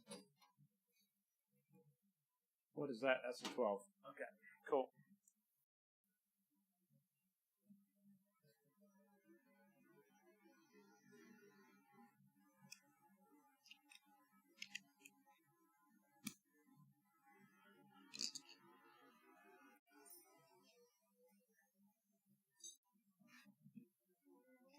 All right. Oh.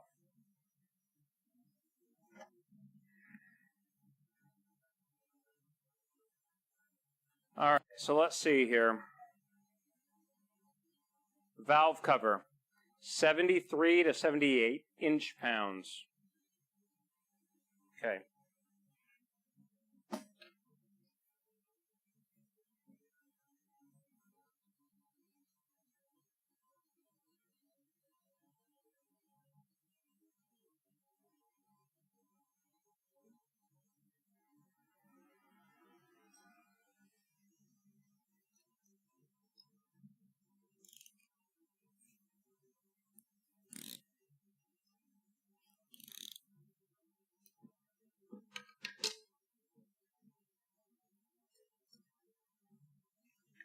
I'm going to go hand tight on these first.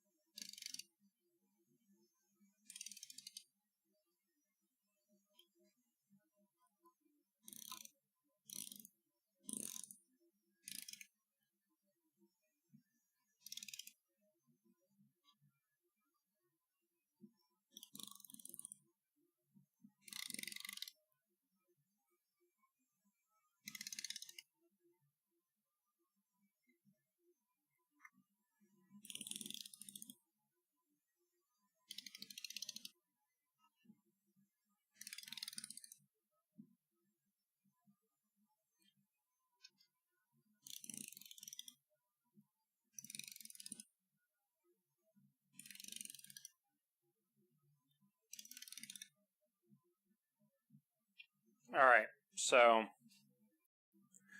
let's see. A couple more things to put on here. I think this next part requires an 11.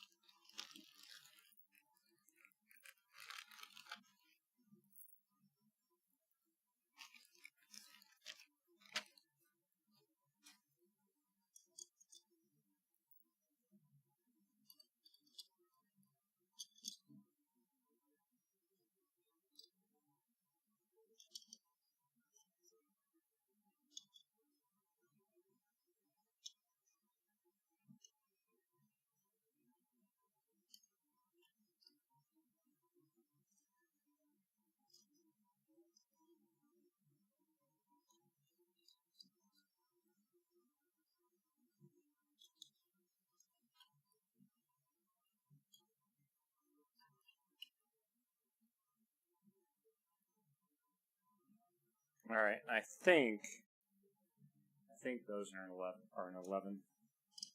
Yeah. So, let's see if I can find an 11 now. Was I not just looking at one earlier?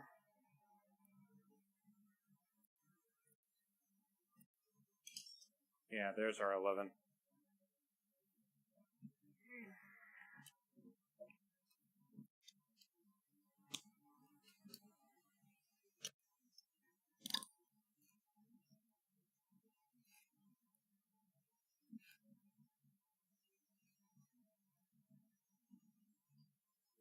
So these are using a little nylon lock nut, so it's not like they're going to back out.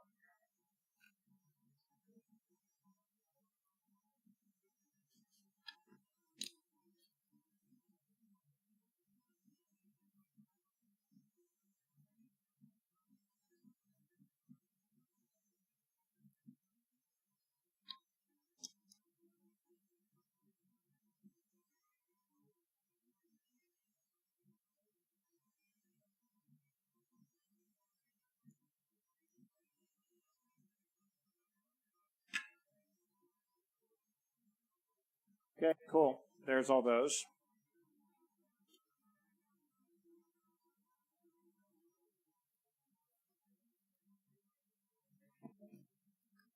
All right. I'm going to try to do a little bit of cleanup, so I'm not having to try to clean up when my back is all screwed up.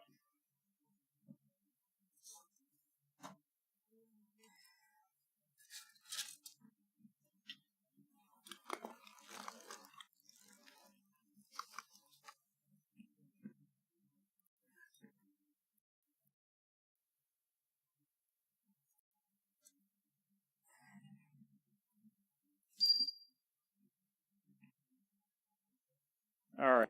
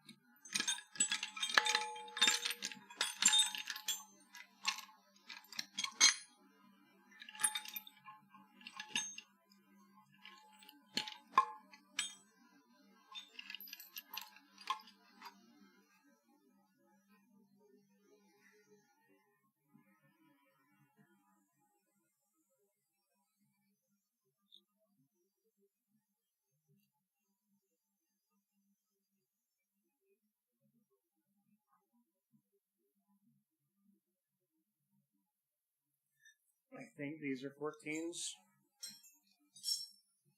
And they are.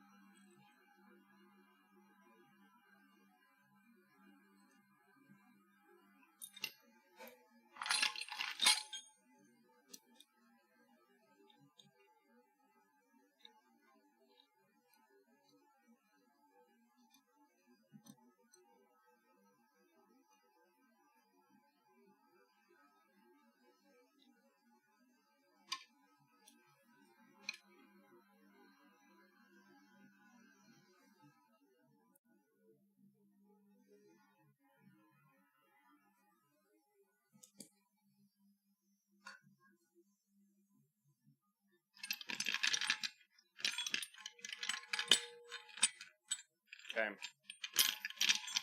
So it's being held with at least those two. This side, however, I do want to see if I can try to get the intake manifold on. Where did I put that? In fact, where are the intake manifold bolts?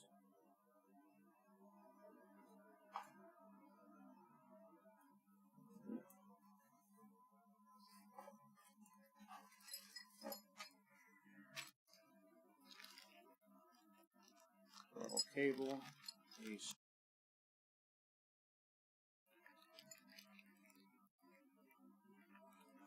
O-rings, intercooler bolts, bumper bolts, bumper,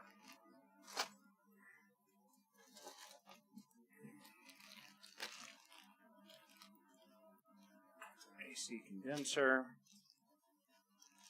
butterfly brace, roll bar, AC, under tray, radiator. Where did I put these damn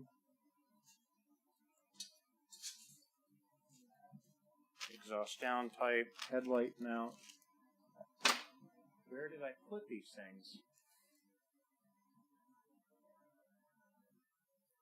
Oh, man.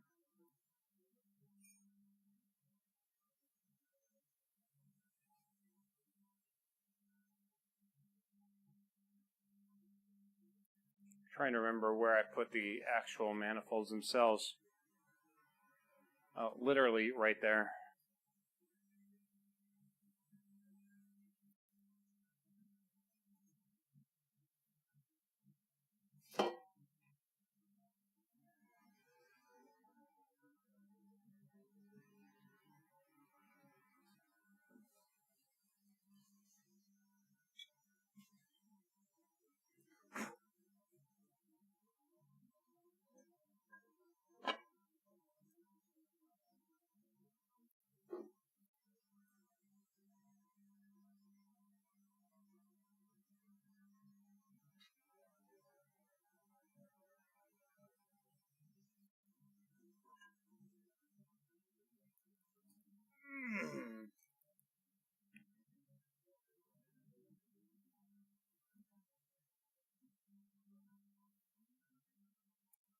Sorry, I'm trying to remember where the hell I had the intake manifold bolts. Of course, I lose those.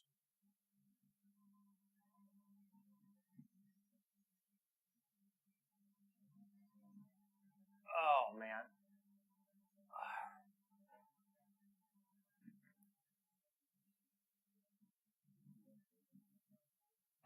Oh, there goes my neck. Ow.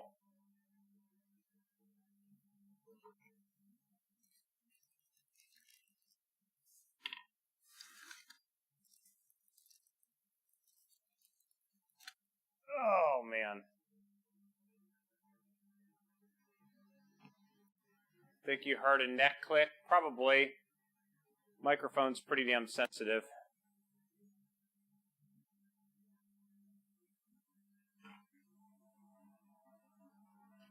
Definitely felt good.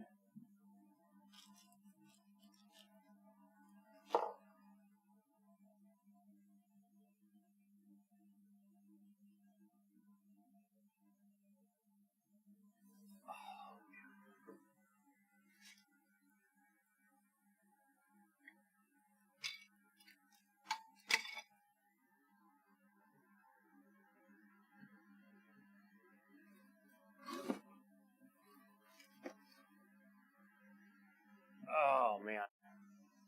Sorry, I'm trying to remember again where I put my intake manifold hardware now. Because as I took everything out, I labeled everything, so it's in a bag somewhere. Camera 2.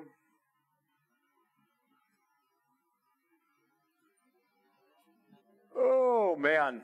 Okay, so I see fuel manifold. Fuel manifold was right next to the intake manifold, so I would have thought it would have been right near here, but it's not. Where? Oh, did you fall down? Is that what this bag is? Nope, that is engine mounts. Again, something I still need to put on.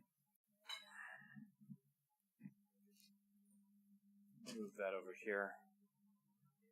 Oh wait, what's in here? Pressure plate, flywheel. More flywheel, okay. Shit. Sorry guys, like, in the 5 minutes, I went from being okay to now I just got a headache. I don't know if me popping my neck just did something or what, but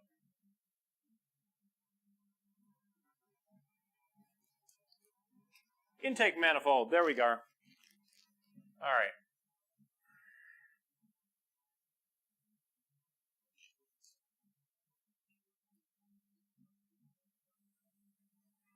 Ugh.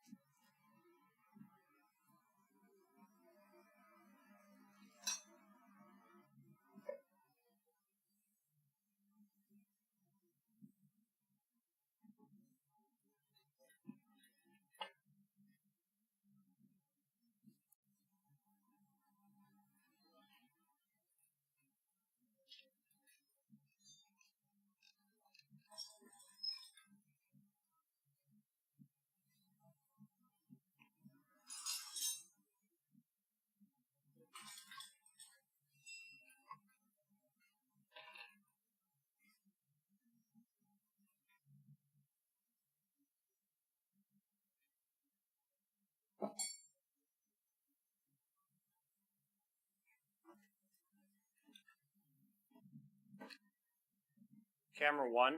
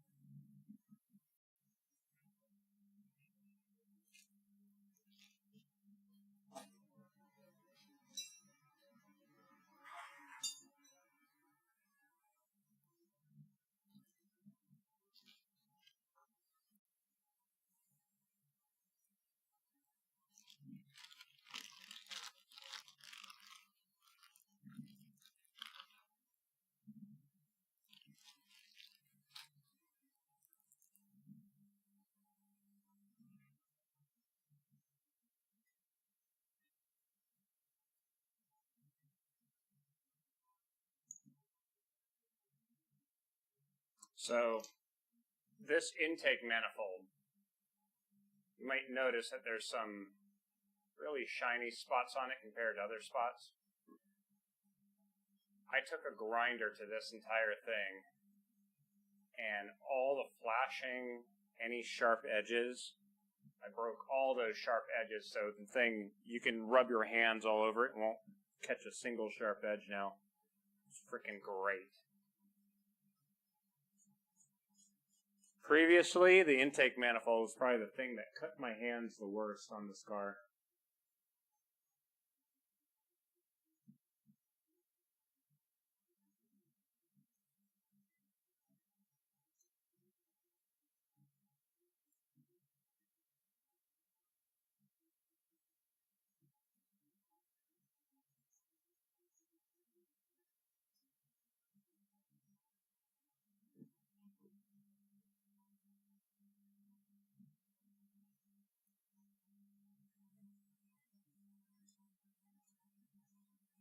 Okay, I got all 5 of the top ones on. Let me reposition and try to get underneath now.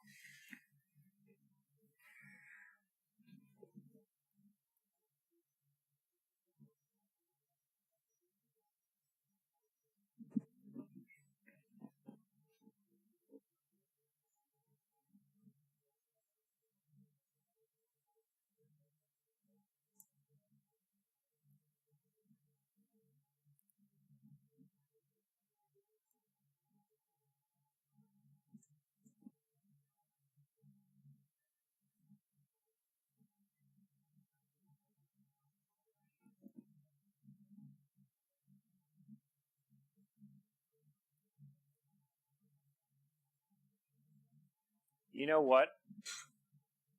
I probably should have checked and seen what size these are before I finish them. Are they a 10? No, they're not. They're probably a... Are they a 14? No, they're not. They're probably a 12. I gotta find a 12. Oh, man.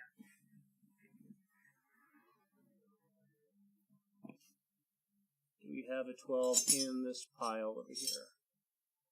I see an 11. It's not an 11. See a half inch. Half inch has too much play. So yeah, it's a 12. I just gotta find a 12 now. There's a 12. Yeah, perfect size.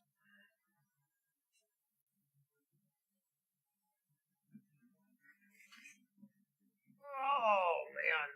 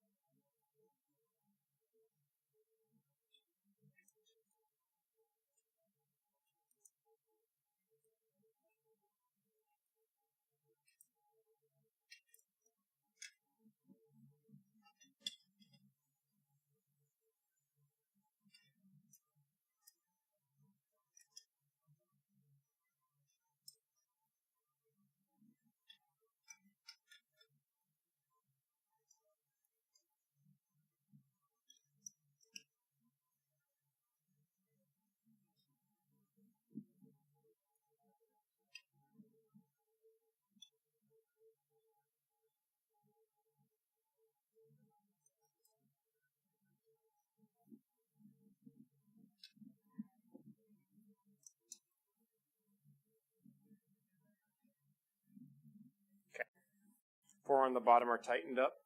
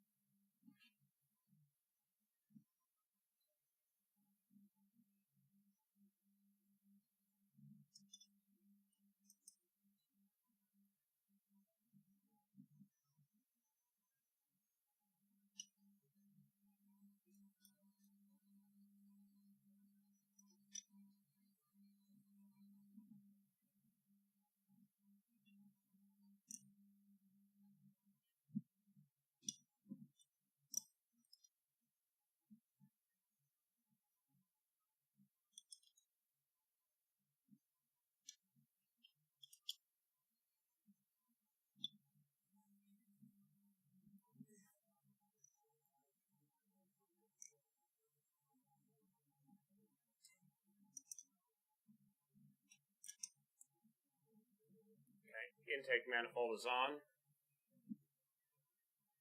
Oh, man.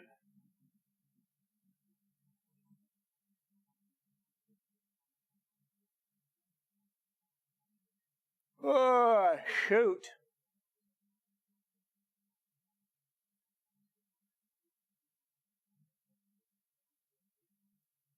All right. What else can I put on this thing?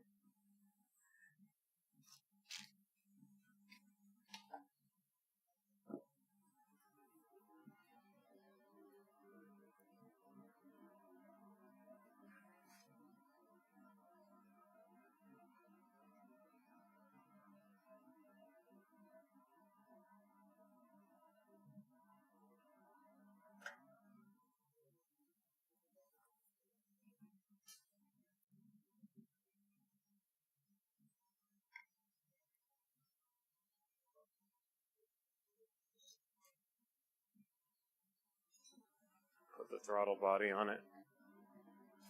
If I can find the throttle body bolts. Should also grab the fuel manifold. Those. It's only 3 things, but you're trying to align all the injectors and these little plastic spacers. It's just a pain.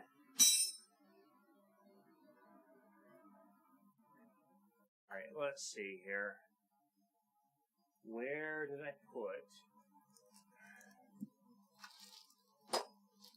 Okay, so those are my fuel injectors. I've got 4 1,000 cc fuel injectors, that's enough fuel for like, I think 640 horsepower. So I am good with fuel. Throttle cable, good, need that.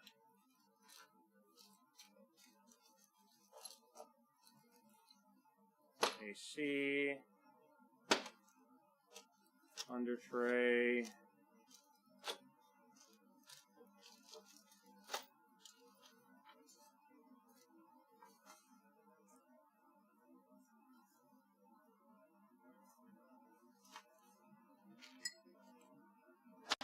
Fender.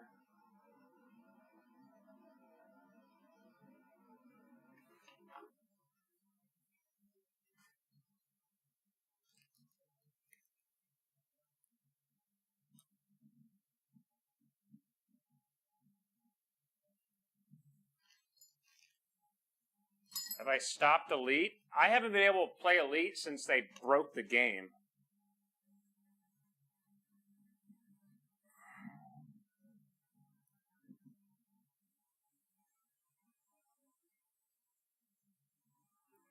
So, as soon as they fix the game, then yeah, I can play it again.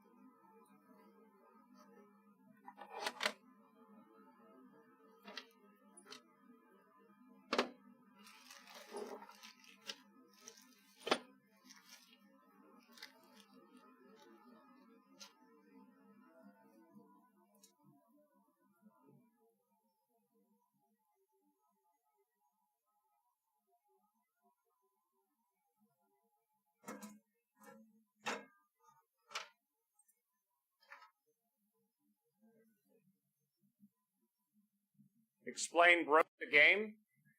I'm running 4090. Their little file that has a listing of all the video cards and creates a profile from it, 4090 is not listed. So because of that, because my video card doesn't exist, it defaults to thinking it's using integrated graphics, and it makes the game look like absolute ass and run at like less than 30 FPS. I tried downloading like a newer version of the file, but it's one of those things that apparently it's, when you start the game, it detects that it's a newer file, deletes it, and downloads the old one again. So I can't even update the damn thing.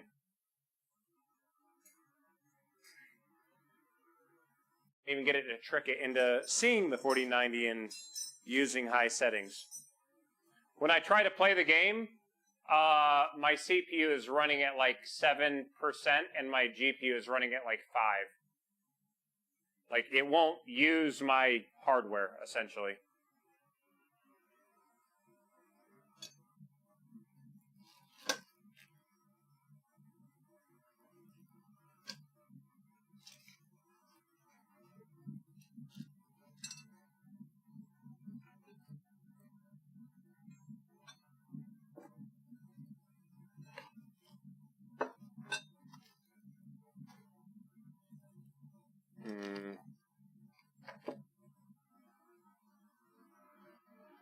And like, I've passed all this stuff to the CM, so they said that they passed it on to the developers, but it's been a couple months and I haven't seen anything change. So, kind of shit out of luck until they fix it.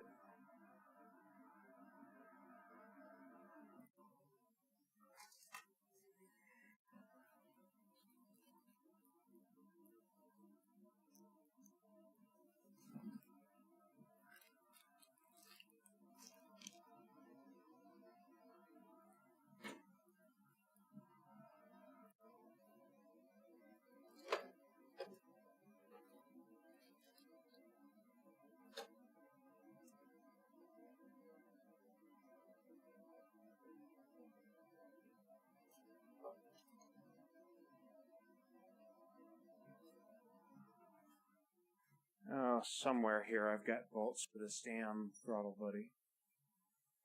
Oh,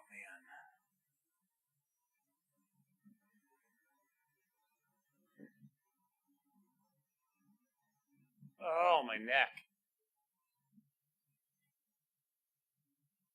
Take the throttle body off for a moment.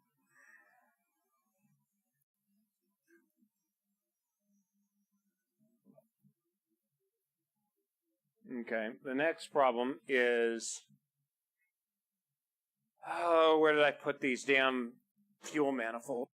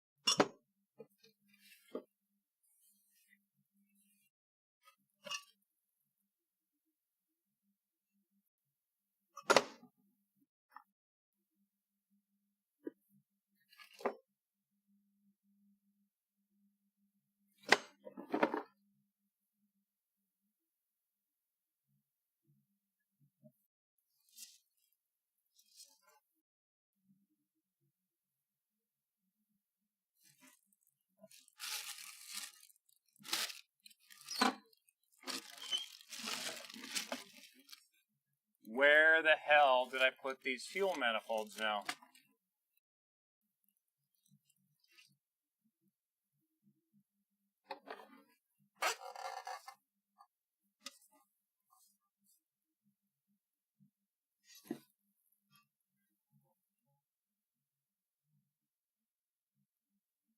Oh, man. Alright, here's my MS5 box. Did I put it in here?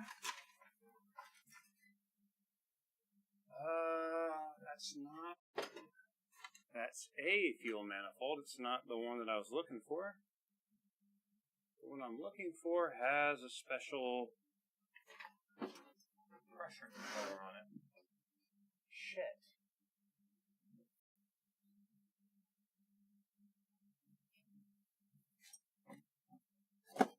Oh, man.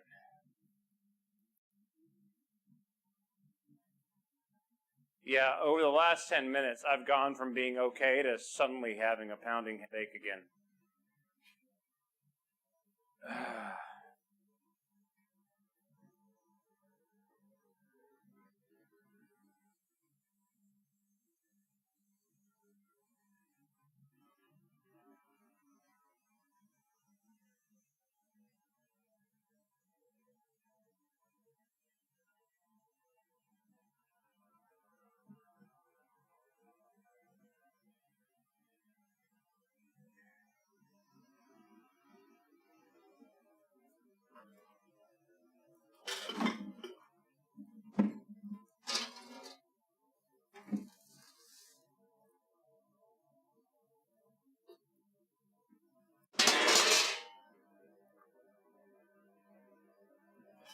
Actually, no, it's literally right there. Shit, okay.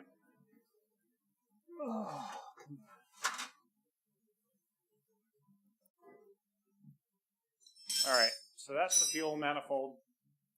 I've got the high pressure fuel pressure controller there. A lot of spider webs on it though. So this one is a little bit of a pain because of its routing, however. I probably shouldn't have put that in yet.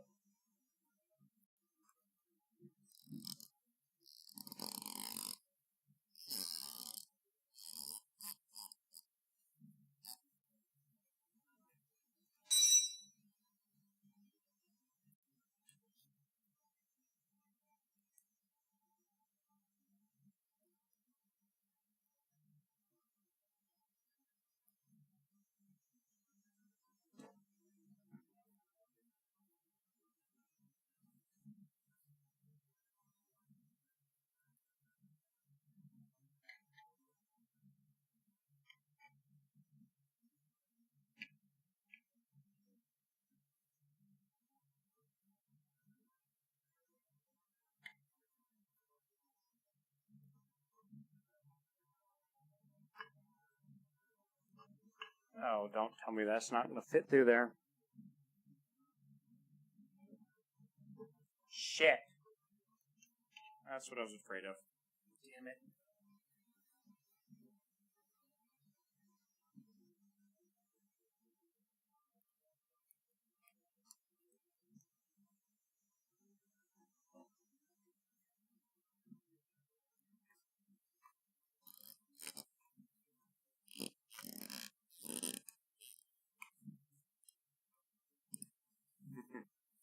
Oh, this is going to be a pain.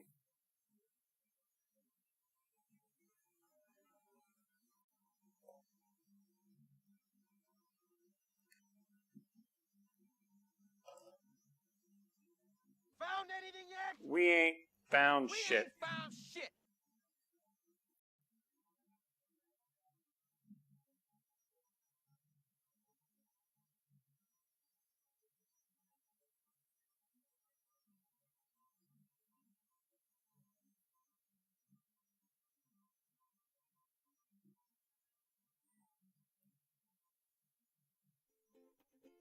Pause music.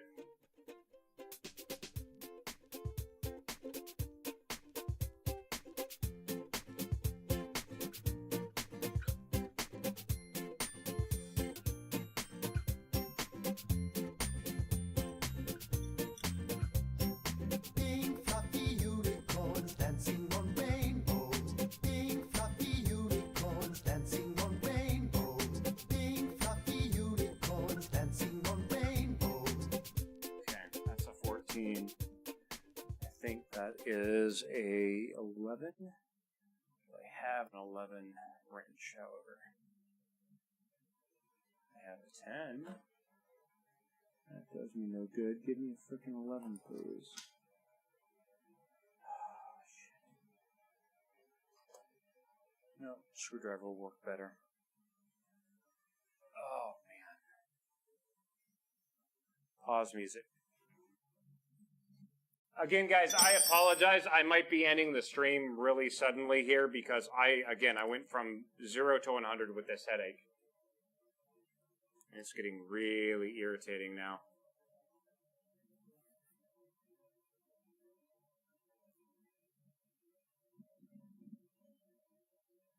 Camera 2. Yeah, like it went from...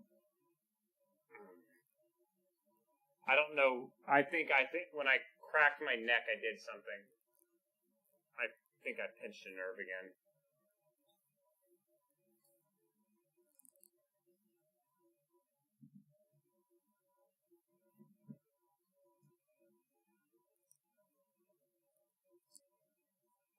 Yeah, really not liking that.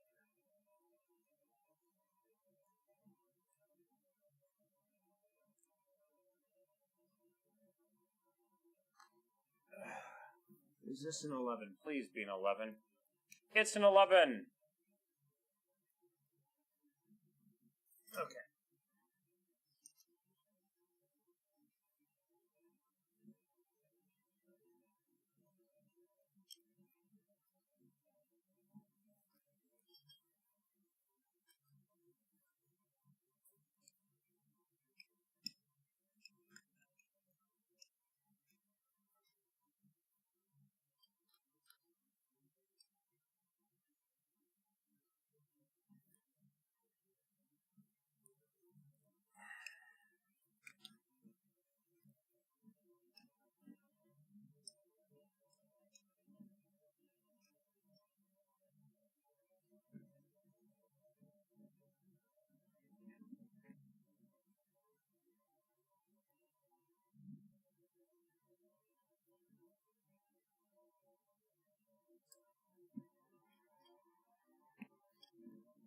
I feel like I'm mangling this fitting.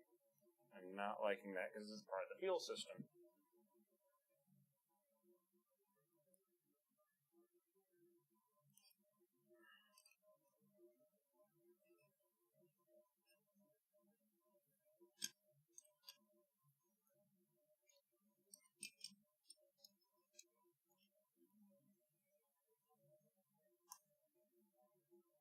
There it goes. Okay.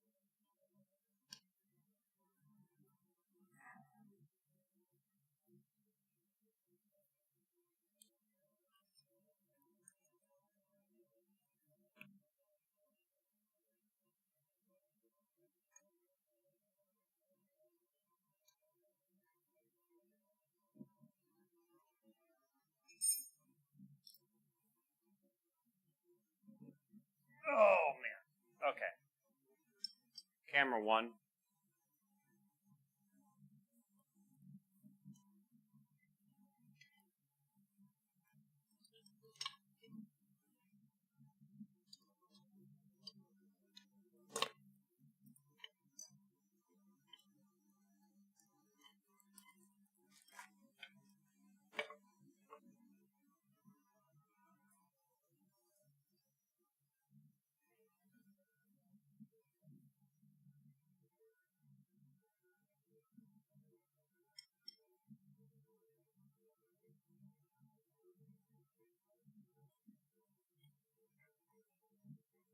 So this gauge is just to see the fuel pressure. Make sure that you're getting proper fuel pressure.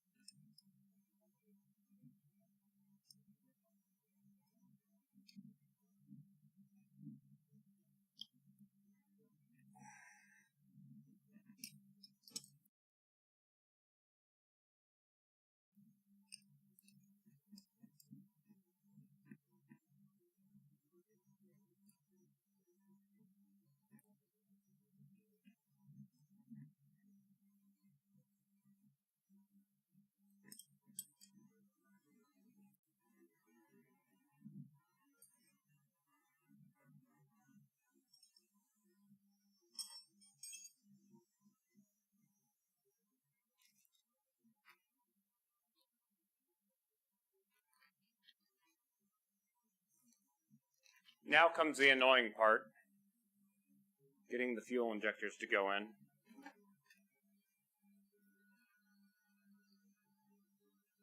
So, guys get to watch this bit of frustration.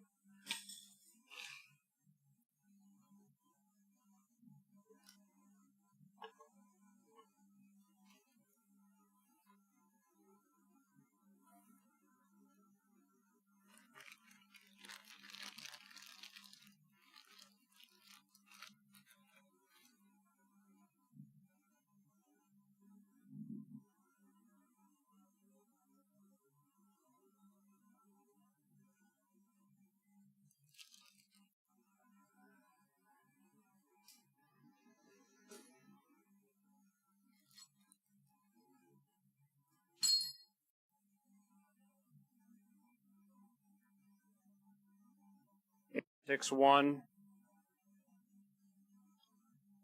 910 745 and 888. Okay, so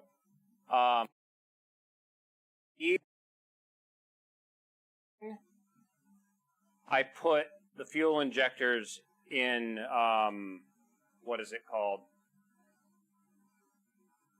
In numerical order from cylinder 4 to cylinder 1. So when each one of these fuel injectors has been flow tested, so I've got the individual numbers per fuel injector. And that is actually the serial number on the injector, so I know which one's which. And now when I connect them to the ECU, I can sit there and put in numbers per thing, so every fuel injector will flow the exact same amount. So you won't have one cylinder with more fuel than the other. And yeah, they're 1,000 cc. Now, they're labeled as 1,000 cc, but they're actually 1,060 cc. But yeah, they were flow mat. That's just the set I got. How much boost am I planning on running? Yes. I mean, previously the car made over 300 horsepower, so now that I have a bulletproof bottom end, I can turn the boost up. Also, personally, boost is a stupid-ass number. Sorry, but boost is such a dumb number. Because boost is in reference to your atmospheric. which changes. I just find boost is a dumb thing.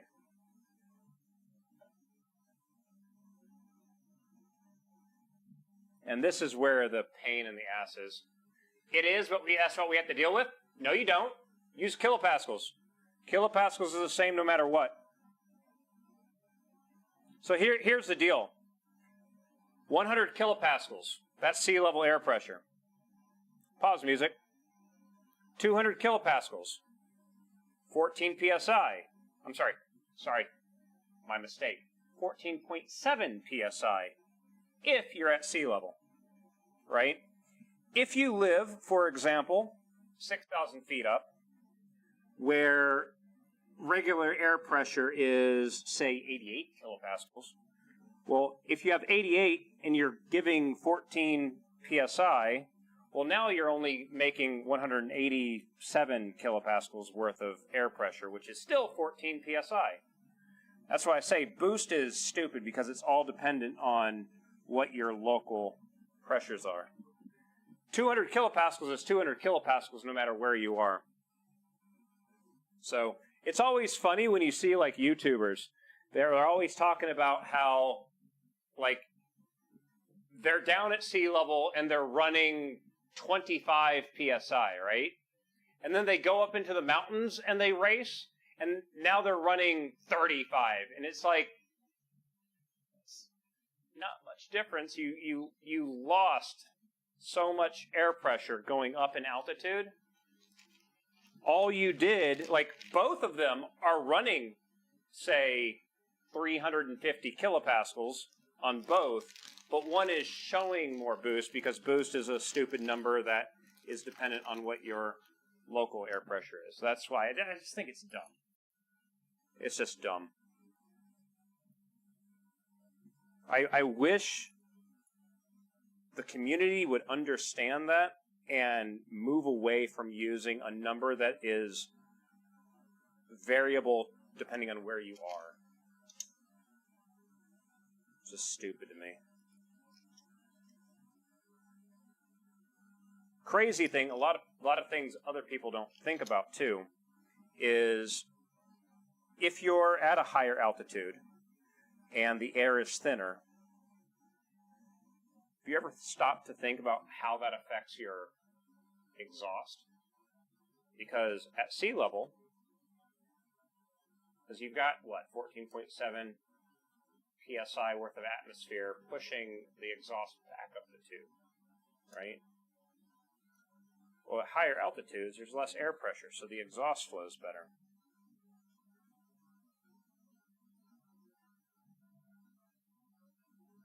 Because it's all pressure differentials. Everything's pressure differentials. Same thing, like, it's funny because I watch all these YouTubers that are doing, like, street-driven cars, and their street-driven car is, like, constantly overheating. And, like, I'm looking at the car, and I'm like, pressure differential, you idiot. Come on, please. Because they sit there, and they're like, I've got a radiator, and I put ducting going into the radiator. What about the other side of the radiator? Are you creating a low pressure zone on the other side? A lot of them don't even think about doing that, and they drive their car, and then they pull. Again, it's probably just to make more content, but then they're on the side of the road. I'm broken down. My car's running at 240 degrees, blah, blah, and all that kind of. It's like, it's because you didn't do proper ducting. You have to do ducting on both sides.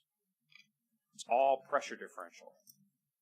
One of the things I've done is I use, and in fact, let me see if I can grab one of these things.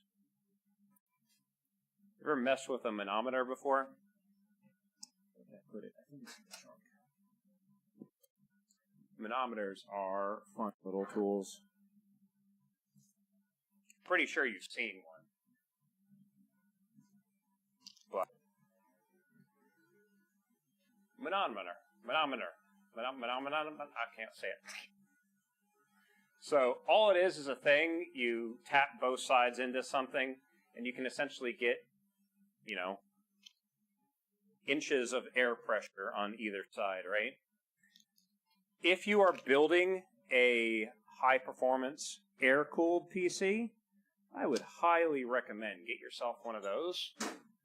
Tap it into your computer case.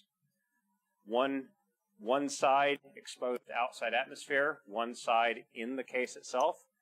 And you want there to be just the tiniest bit more air pressure inside the case than outside the case. And the reason for that is if you have a positive pressure case, air goes in the fans on the front, and all the extra air tries to go out any of the little cracks while the exhaust fans tries to balance out the airflow, right?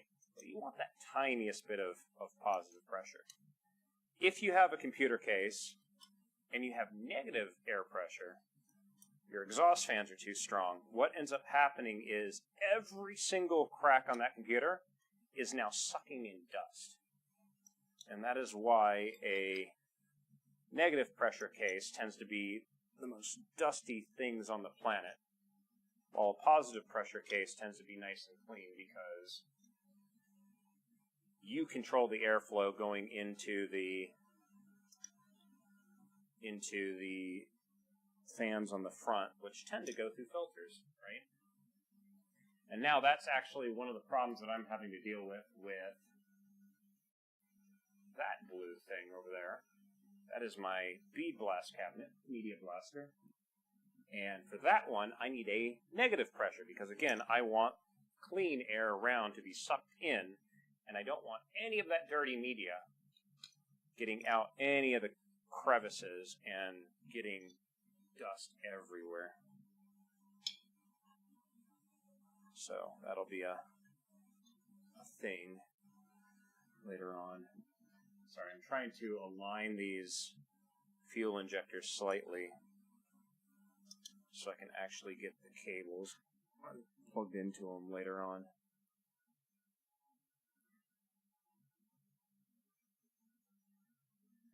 Alright, there we go. One more.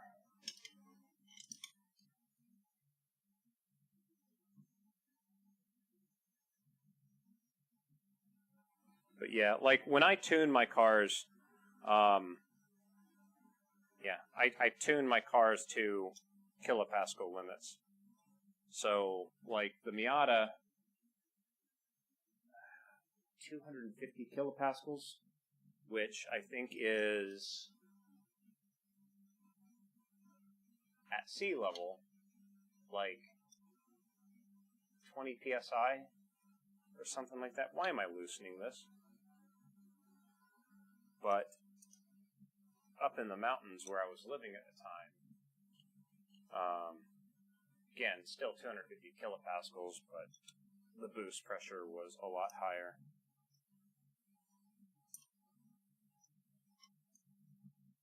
I just don't like using boost as the end-all, be-all of things, because, again, the other thing with that, too, is you get a different turbo, and you might have a turbo that is lower boost pressure, but the turbo design actually flows more air, so you can make more power with less, and it's like, yeah, it's weird. I don't like using boost as a measure of whatever.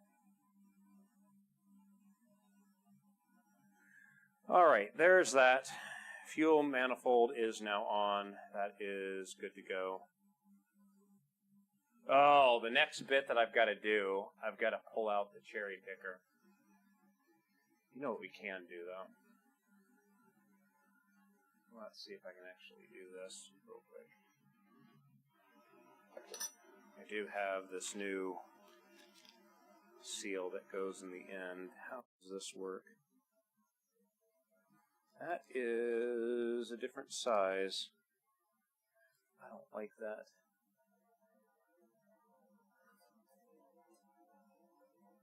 Oh, those are two. Okay, there's two different seals, but they only gave me one. Huh.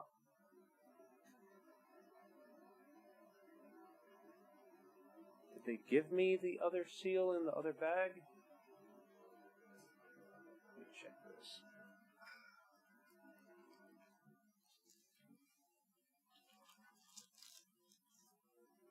gaskets.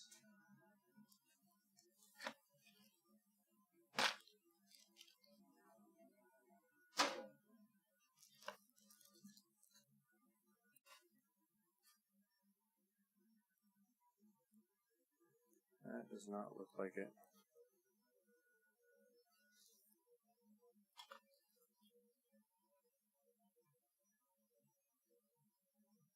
Also, what the hell is this?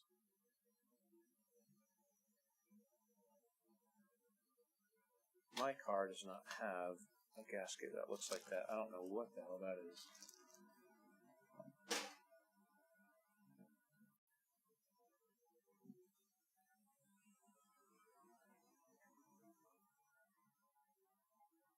Nope, not the right size.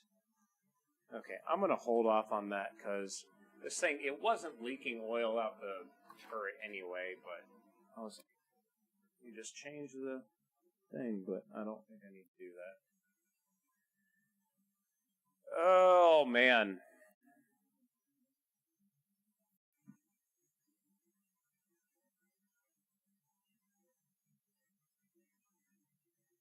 Just thinking how I'm going to do this next part. Because I've got to move a bunch of shit.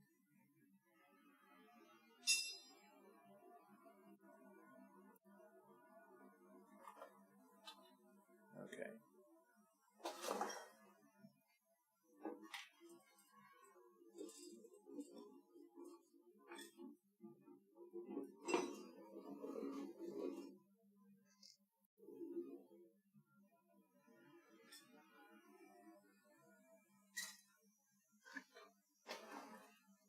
Oh, don't move my damn TV.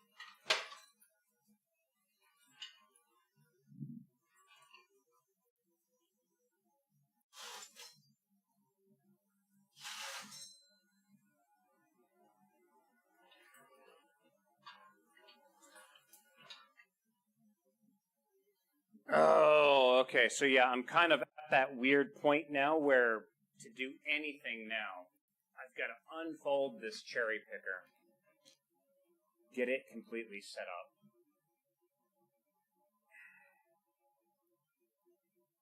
Clear out enough space for me to have the engine and transmission all bolted together. And the thing is, right now, I still have the car inside because it was raining early. I don't know if the rain is still going. And I'm at that weird point where I cracked my neck earlier and my head is just killing me. I'm going to stab myself in the frickin' arm with this screwdriver. That's going to be great. So,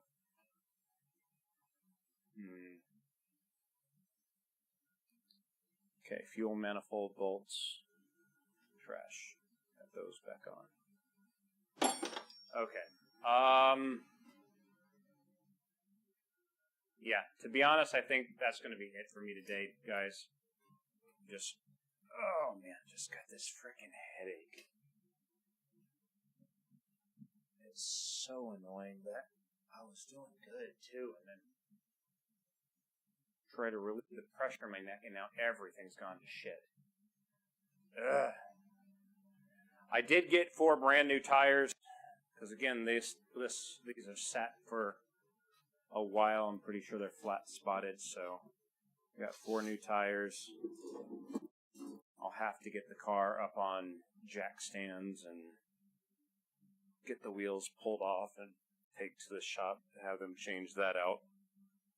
But at least that'll be ready. Alright, let's see here. Turn this off. TV off, please. can't even reach my damn laptop now. I need to get over there. Damn it. Oh, I gotta climb over all this cardboard crap. Well, if you hear me bust my ass. Alright. Laptop is free.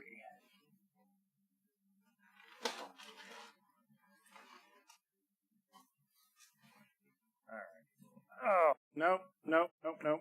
Cable just got snagged again. Okay. Alright, give me a few minutes, guys. I'm going to go inside. I'm going to wash my hands.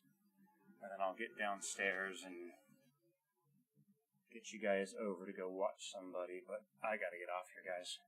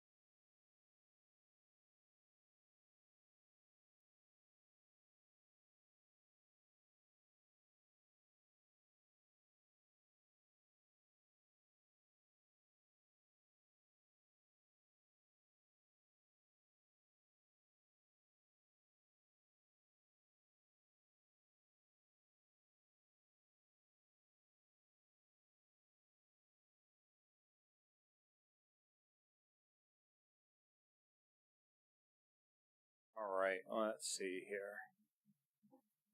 Oh, man.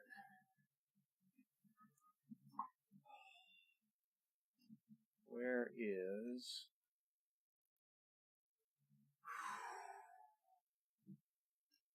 Frickin' tired. Let's see if I can find somebody to get you guys over to. Yeah, now that I'm like sitting down, just fucking pounding in my head. And right there. I'm going to send you guys over to go watch Sacriel. He's currently playing Delta Force Hawk Ops. I'm probably going to be watching his stream here in a little bit too. So guys, thank you all for hanging out with me today. But for now, that's going to be it. I will see y'all later. Take care, guys.